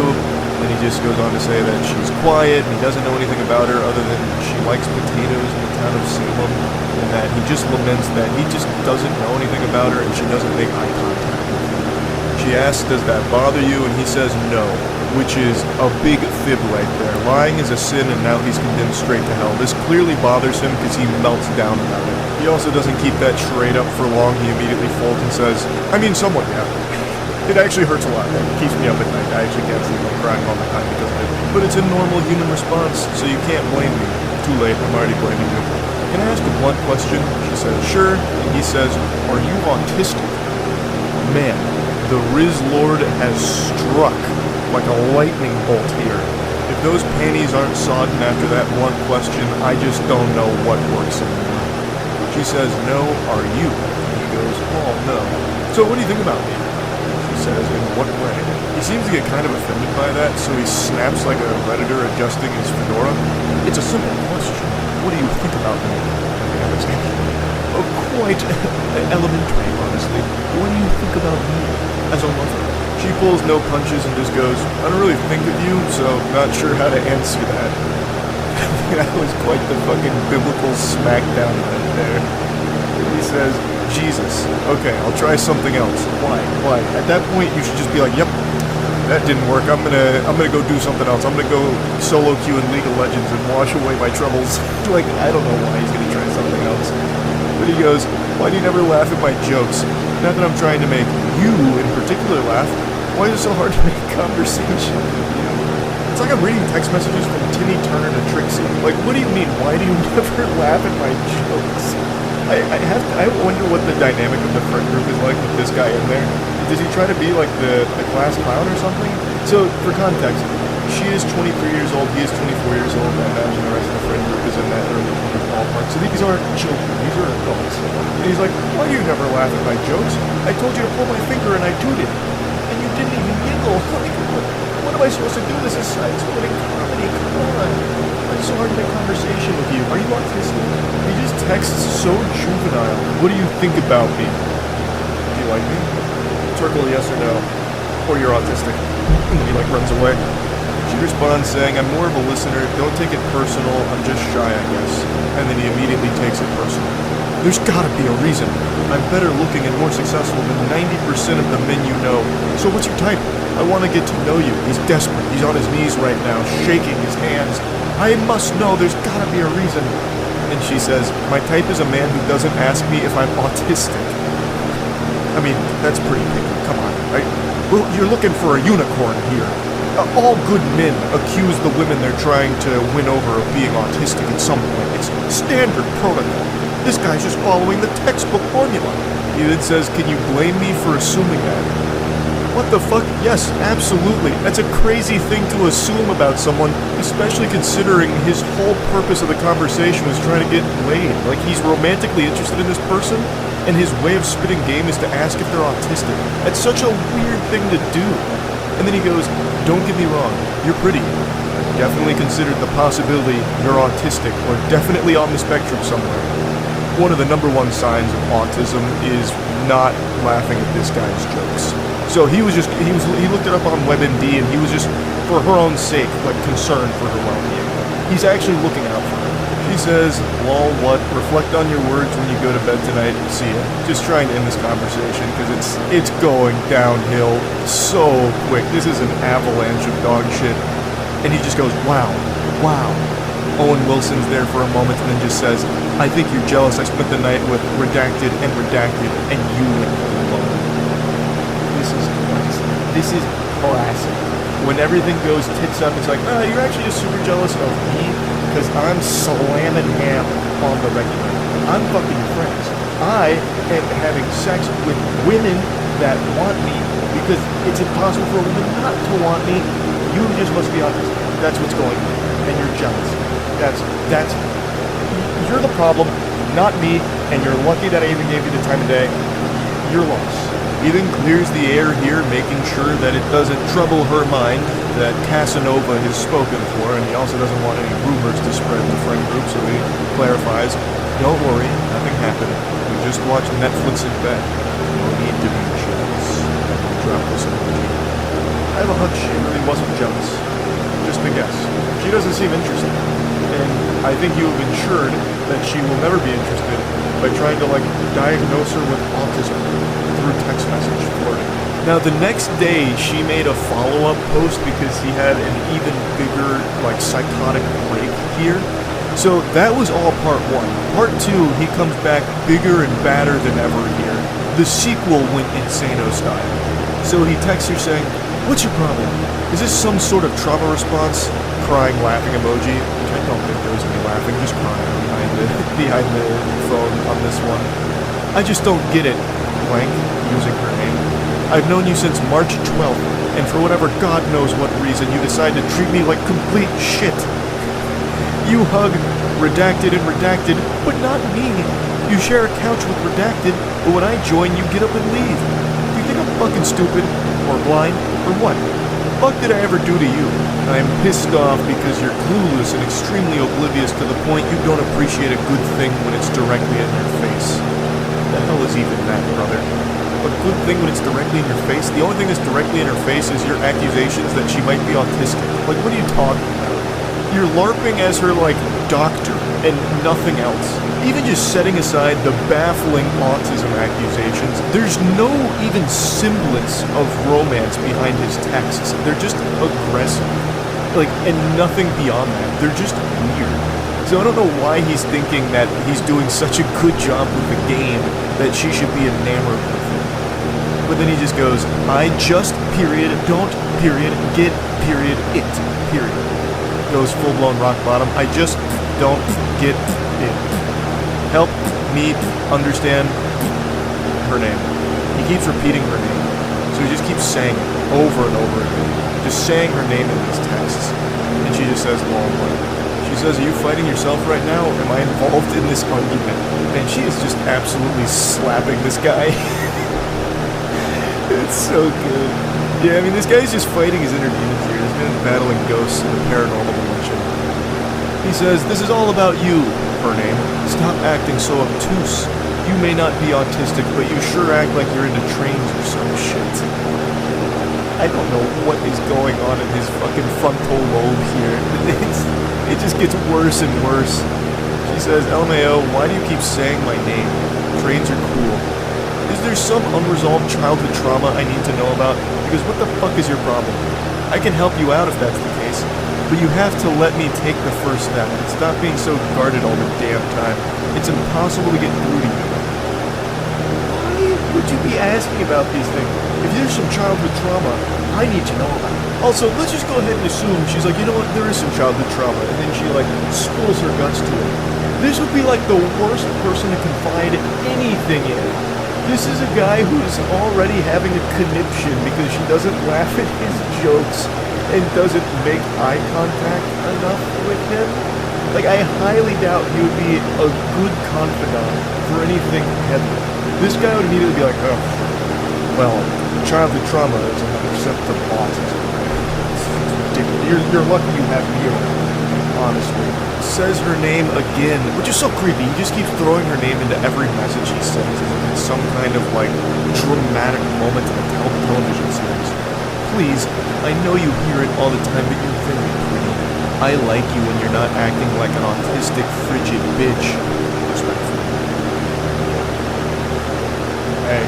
Hey. That silver tongue's coming out in full effect right now. He's becoming irresistible. March 12th, and I haven't proven myself enough to you yet. Real quick, March 12th is not that long. It's not like you've fucking known her your whole life or anything. Like, what are you expecting to do in this span of time to make her fall in love with you? What do you mean you haven't proven yourself enough to her yet? What are you trying to do, like backflips and shit? Do you just keep trying to tell, like, the worst jokes imaginable, hoping to get some kind of pity giggle out of her? Like, it's so incomprehensible. You think that it's been such a long time. You've been single all this time. Ages. Almost 2 months you've been single. Like, it's crazy. It doesn't make sense. It doesn't compute. It's extremely suspicious, actually. Why would a girl like you be single? What are you hiding? I don't understand what you want, in all honesty, lol. First step of what? Referring to his previous message where he asked her to, or when he said that he wants to take the first step, but she needs to let him. She teases him with some sarcasm here. LMAO, okay, I'm hiding so much, dude. First step of our potential. He's already envisioned 5 different universes where you two are madly in love, and the potential it's incalculable. I can make your life 10 times better than it is now. I'm so sure of that, I'd give that to you in writing, which is legally binding in text messages. You're beautiful, and I'm what you want in a guy, correct? Incorrect. Where did he even get that assumption from? I'm exactly what you want in a guy, right? The one who just keeps accusing you of being autistic? That's what you're looking for, isn't it? No? Well, I guess you have some unresolved childhood trauma then. You're just a frigid bitch, I suppose. And then he just says, you're joking. You're performing. he can't accept that she wouldn't be interested in him. You're putting on a teach me a lesson or something stupid, lol. I don't for a second believe you. Burning again. What does it mean? You're putting on a teach me a lesson? What is that? Like, I don't understand. That doesn't make any sense. I don't have to date you just because you find me physically attractive. That's like consent 101. Believe what you want. Don't forget, I'm suspicious. Yeah, you are, because there's no way you're single. You either have a severe mental disorder or asexual. She says, so anyone who's not into you falls under that category, LMAO. Interesting. I love so many things about you. Her name again. The way that his mind is able to switch gears is pretty impressive here. You must have a severe mental disorder. I love so many things about you, Schnookums, little sweet pea, goodness, I want to cuddle up beside you and want to form fucking friction on each other till we start a fire with our love. Genuinely, I love you as a friend, and I love you as a person. I want to make you smile. Smile emoji. That's so cringe. Oh, it's so fucking bad. I want to make you smile. Like this. See Exhibit A, for example. It's the smile emoji with a little blush. Oh. He's trying to be mushy here after insulting her, doing nothing but insulting her for the entire, 2-day conversation. What's your height, by the way? All of my exes have been 5'9 plus, so taller than you. You have gorgeous eyes and tasty lips for sure. You look healthy. You make me want to become a daddy. Who took his phone? Who did he just give his phone to? This can't be the same guy. This is full-blown Jekyll and Hyde. It cannot be the fucking same guy. Literally the previous message before he tried this approach was saying that she must have some kind of severe mental disorder or be asexual because she's still single after 2 months. Oh boy. Jiminy Christmas. So, this is going to be a shocker, but that's the last time they communicated, at least as of right now. She shared the text messages with the rest of the friend group, and they found him to be extremely obnoxious and creepy, so apparently they kicked him out and not really talked to him. Can't imagine why. Seems like such a good, stable individual, I suppose. Yeah, I just wanted to share this a little bit. If you're going to try to flirt with someone, maybe don't follow this guy's program. Not very effective. That's about it. Hey, it's been a little while since I've gone over some unhinged text messages. I had the itch, so it's time to scratch it. The backstory to this fairy tale isn't your standard affair. This is 2 strangers that got stuck in an elevator for about an hour. He eventually asked for her number, and she gave it to him because he didn't give her any weird vibes, no heebie-jeebies. It wasn't like something out of that dog shit horror movie Devil with the elevator or anything. So they started talking through text, and it led to this alarming exchange. He said, "How are you doing today?" She says, "I'm good, thanks. Just went for an early morning swim." And then he starts to show his hand a bit. "I'd love to see that. Can I tell you something?" And she's getting suspicious. She's a little on edge here. Yeah, I admit, I was nervous being confined to such a small space with a beautiful woman. She goes, "Okay, I don't know what to say to that, all." And he just continues like it's a war story. I feel like I can see him lighting up a cigar as he's saying these things. "The mind wanders. You're lucky you got trapped with a good guy." And she's confused, saying, "What does that even mean?" He was apparently super normal in the elevator, but now over text he's talking like he was Bruce Banner holding back the Hulk in that situation.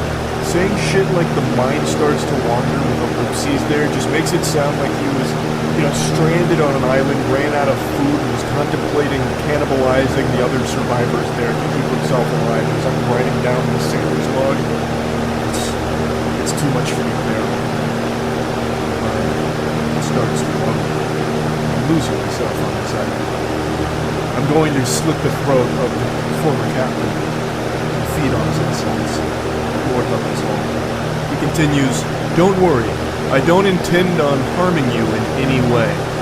Which is a very reassuring thing to hear out of the blue. "Listen, ma'am, I'm not approaching you with violent intent. I want to make that clear right now. I know you may have had in your head that I was going to kill you. I want to put your mind at ease. I was never even contemplating murder, or rape for that matter. I was simply explaining that any warm-blooded male would be tested in that situation." Dude's trying to explain this like he's John Madden here. Appreciate the breakdown though, Reddit mod. Any warm-blooded male would be tested in that situation. What do you think would have happened? Like the elevator malfunctions, you're stuck in there for a little bit, what, he's just gonna turn into some kind of feral beast that's gonna be tearing her limb from limb like a wild animal? Just the instant the elevator stops moving, just something goes awry in the male brain and they turn into the Tasmanian devil, making like Jujutsu Kaisen cursed spirit sounds as they charge at the woman that's stuck in there with them. But luckily, she was trapped in there with a good guy. Not like those other red-blooded males or cold-blooded males. What did he say? Hemoglobin-blooded males? I've already fucking forgotten. But he's just being chivalrous here and reminding her how lucky she was, all the stars aligned, to put her in the perfect position to be stuck in an elevator with a stranger that's as gentle and as nice as himself, who had no intentions of harming her in any way whatsoever. She hits him with some question marks going, "I'm not following." Because, this is all reading like a threat at the moment. He says, "Don't worry," which is cause for concern. Definitely going to start worrying. He says, "You have the perfect body. Those small breasts and soft, thick thighs leading to that voluptuous ass are delightful. Thank you for existing. Thank you for your service of pleasing my eyes in that elevator, madame. I tip my fedora to you on this good day." And she just says, "And now I shall cease to exist in your life. See ya." That was the correct decision there, just to block them and hopefully never see them again in your life. That's probably the safest thing to do. Because this whole thing makes it sound like he was considering rape or something and then decided against it. Now he had to fight against that urge. that other warm-blooded males would have succumbed to or something. It's fucking weird. This guy is a weirdo. And here's another weirdo in a similar fashion where it's a complete stranger that just goes fucking insano style out of nowhere on someone else that is also still a stranger. These two are co-workers. They've been working together for about a week and they play online games together in like a group with other co-workers. So they're not like friends or anything. They have barely known each other. He texts her saying, "Kaylee, we care about you. Care. Please answer. I'm so sorry. Please talk to me." Now, I want to be clear, this is one person saying this, so I don't know why he's saying, "we care about you." This is like some Schmiegel shit with my precious. You know, we got Gollum coming in right now. And she says, "It's okay. I'm not mad." And he goes, "Please just talk to me. I cared about you. Still do." She says, "Thanks. You too, dude." He continues to spiral. "Why are you acting like that? I'm here for you. No matter what. Can we just talk on the phone? Just you and me?" He's throwing up the desperate full-court shot here to try and get the buzzer beater to win the game. I don't know what he would expect here. Obviously, she's not going to take that call. You don't know each other, and you're already being, like, obsessive. That was never in the cards. But let's assume she did. What were you planning on saying to her? Yes, my lady, thank you so much for accepting my call. I love you. What can we fuck? Honestly, you're creeping me out. I've known you for one day at most. Stop. If that's how you see it, then fine. I really cared. I mean, that's how the world sees it, but like that's how time works. Like, you haven't known each other for long at all. Like, there's only one way of seeing it, and it's that you guys don't know each other at all. You're acting like we're best friends, and I've only known you for what, a week? This is extremely weird behavior that I won't deal with. It's okay. I'll find someone. Redacted. At least she's nice to me. Which is another one of their co-workers that he's now mentioning. Also, the poster here said that she mentioned to that co-worker that he name-dropped there about his weird behavior just to keep her in the loop, because this guy seems fucking unwell. And she replies, "Nah, what are you talking about? I was never interested in you." Okay, fair. She was way better. Nice, at least. I was so nice to you and was even open to us, which I don't really know what that means. Like, what does he, like, trauma dump on her while they're playing games together in ARAM? Like, I don't know. What does that mean? Open to us? Or like maybe he was open to being us, like a unit, a relationship perhaps. Maybe it's generous. He was even open to dating her. He really was such a fucking gentle sir. I can at least admit that I cared at one point. I don't want to fucking fight. Neither does she. She doesn't want to talk to you, like, in general. He's just making it sound like they're already in a relationship going through a problem, even though they are complete strangers to one another. I'm telling you to leave me alone, so leave me alone. He just keeps saying, "I cared about you, dude, like, seriously. Everyone can tell you cared. You are obsessed. You are legitimately enamored with a complete stranger and being creepy about it. Everyone knows that's not like that's not something that's a good thing to be saying so much here. I will go to blank and report you. I don't fucking know you. I cared. It's weird pretending to be strangers, but honestly, fuck you. They can fire me. I have a better job for 26 an hour." That's how all of you go. You know what? I don't care. I never liked you anyway. You were gross and yucky anyway. You were poopy. You stink. Big stink. I don't like you anymore. You were lucky I was ever even talking to you. They can fire me. I have a better job anyway. 26 an hour. In fucking Narnia. My other job is so much better. Let them fire me. Tell them. Get me in trouble. I actually want it. I can go to my other job full time. Leave you behind. I'm happy you're there anyway. I care. My only crime is I care. I love how he says it's weird pretending to be strangers when they are strangers. She's not pretending. Like, that's just the reality of the situation. Not like the delusional thing that he's married himself to in his mind. They are strangers. But yeah, anyway, I wanted to talk about these because they had me giggling a little bit today. That's really about it.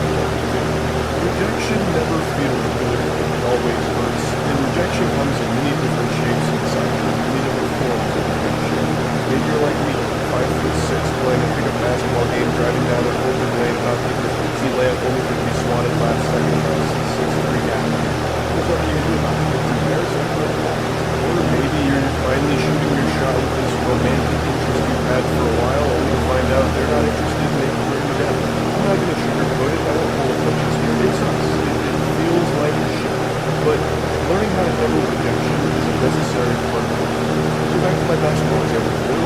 shot gets blocked?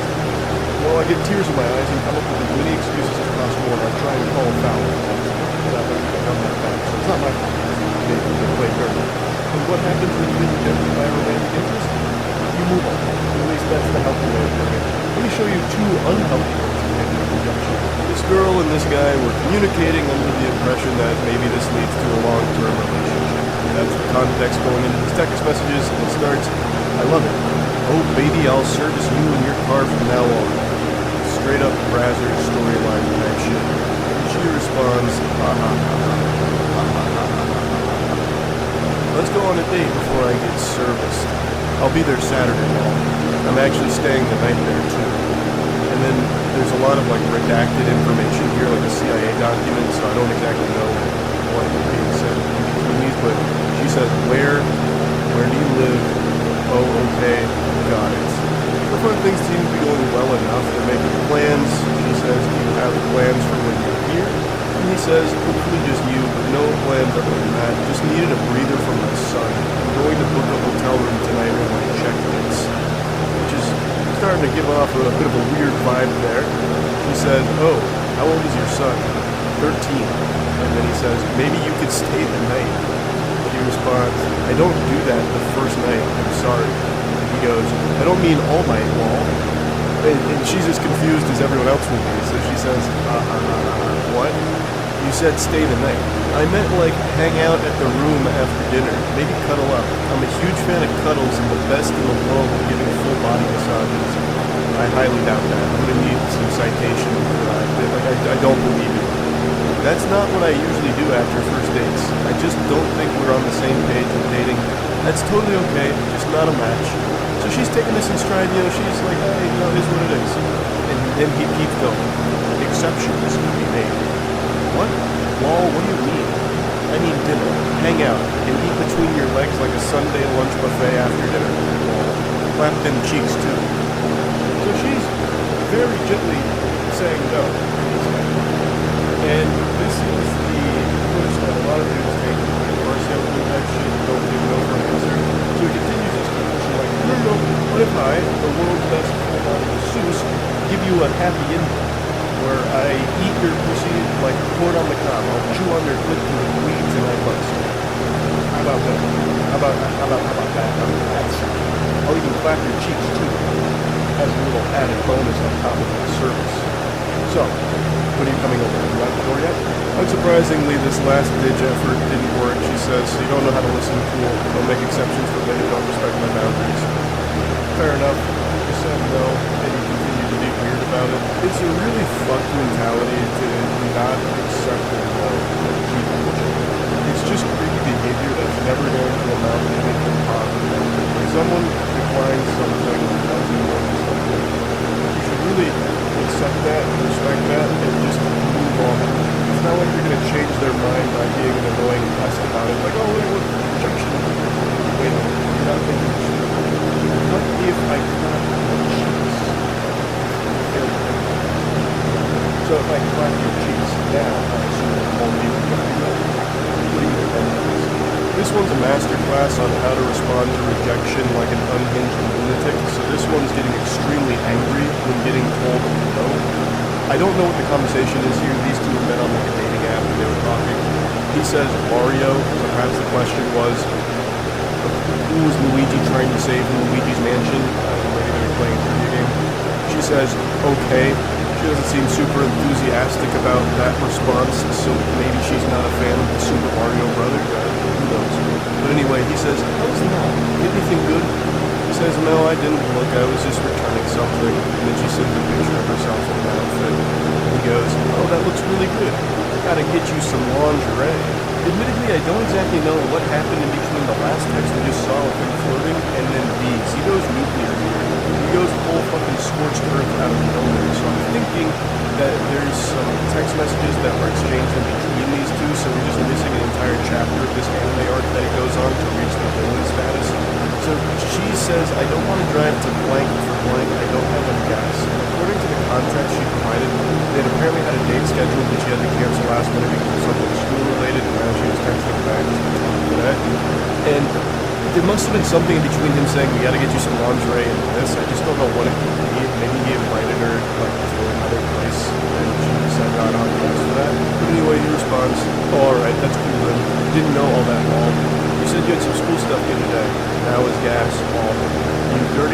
sloppy, broke piece of shit. You got no gas, but got gas to go to the mall window shopping wall. Thanks for making my morning wall. And she just responds, wall. He just desperately tried to spam as much of her bullshit as he could think of quickly, like in a League of Legends game when you get mad that your bottom lane is speaking or something. How else are you gonna respond besides just laughing at this tangent? So she hits him with a wall, which only sets him off even further. So he sends one picture back to her in order to keep insulting. Yeah, this shit is funny, lol, fat ass bitch, and pushing what, almost 190 to 200? I always find it fascinating how any time one of these weirdos gets their feelings hurt, they always resort to just like, well, you're fat anyway. You're fat. Like, it always comes down to that. The second that they get rejected or something's not going swimmingly in their eyes, less than satisfactory, they always default to fatty, that kind of shit, and just go on this like long going about like, actually, I'm the nicest guy the world's ever known, and I was doing you a favor by showing interest. You're a fat cat. That's the thing. I didn't want you to be. I'm not crying. This one's just a little bonus, a cherry on top of the rejection cake. It's not exactly rejection per se, it's kind of adjacent. So this is somebody's ex who just texted her out of the blue. He says, "You dead yet?" That 4:22 a.m. crack pipes hitting a little different today, so he gets bold and brash and says, "You dead yet?" to her. And he doesn't get a response right away, so then tries to get a little more edgy, and then says, "I'm going to fuck on top of your grave and smear dog shit on your tombstone." And this does get a response from her. She just says, "Get a hold of yourself." That line from her made me giggle so hard I had to throw this in here. You have this unhinged weirdo texting at 4:20 a.m. asking for your head and saying, "Smear dog shit on your grave while having sex on top of it." There's so many logical inconsistencies in that. A, who's going to agree to have sex in a cemetery on top of a gravestone? That's just guaranteed to get some like spirits haunting you for life. And B, why would you bring dog shit with you to have sex? Even if you found a willing participant here, I feel like if you brought a bag of dog food with you, that's immediately going to come up with you probably won't be having sex. This just doesn't make any sense. This guy's just a bunch of nonsense, a bunch of mumbo. She just immediately called him out and said, "Get a hold of yourself, you weirdo." It's so weird. I just had to include that.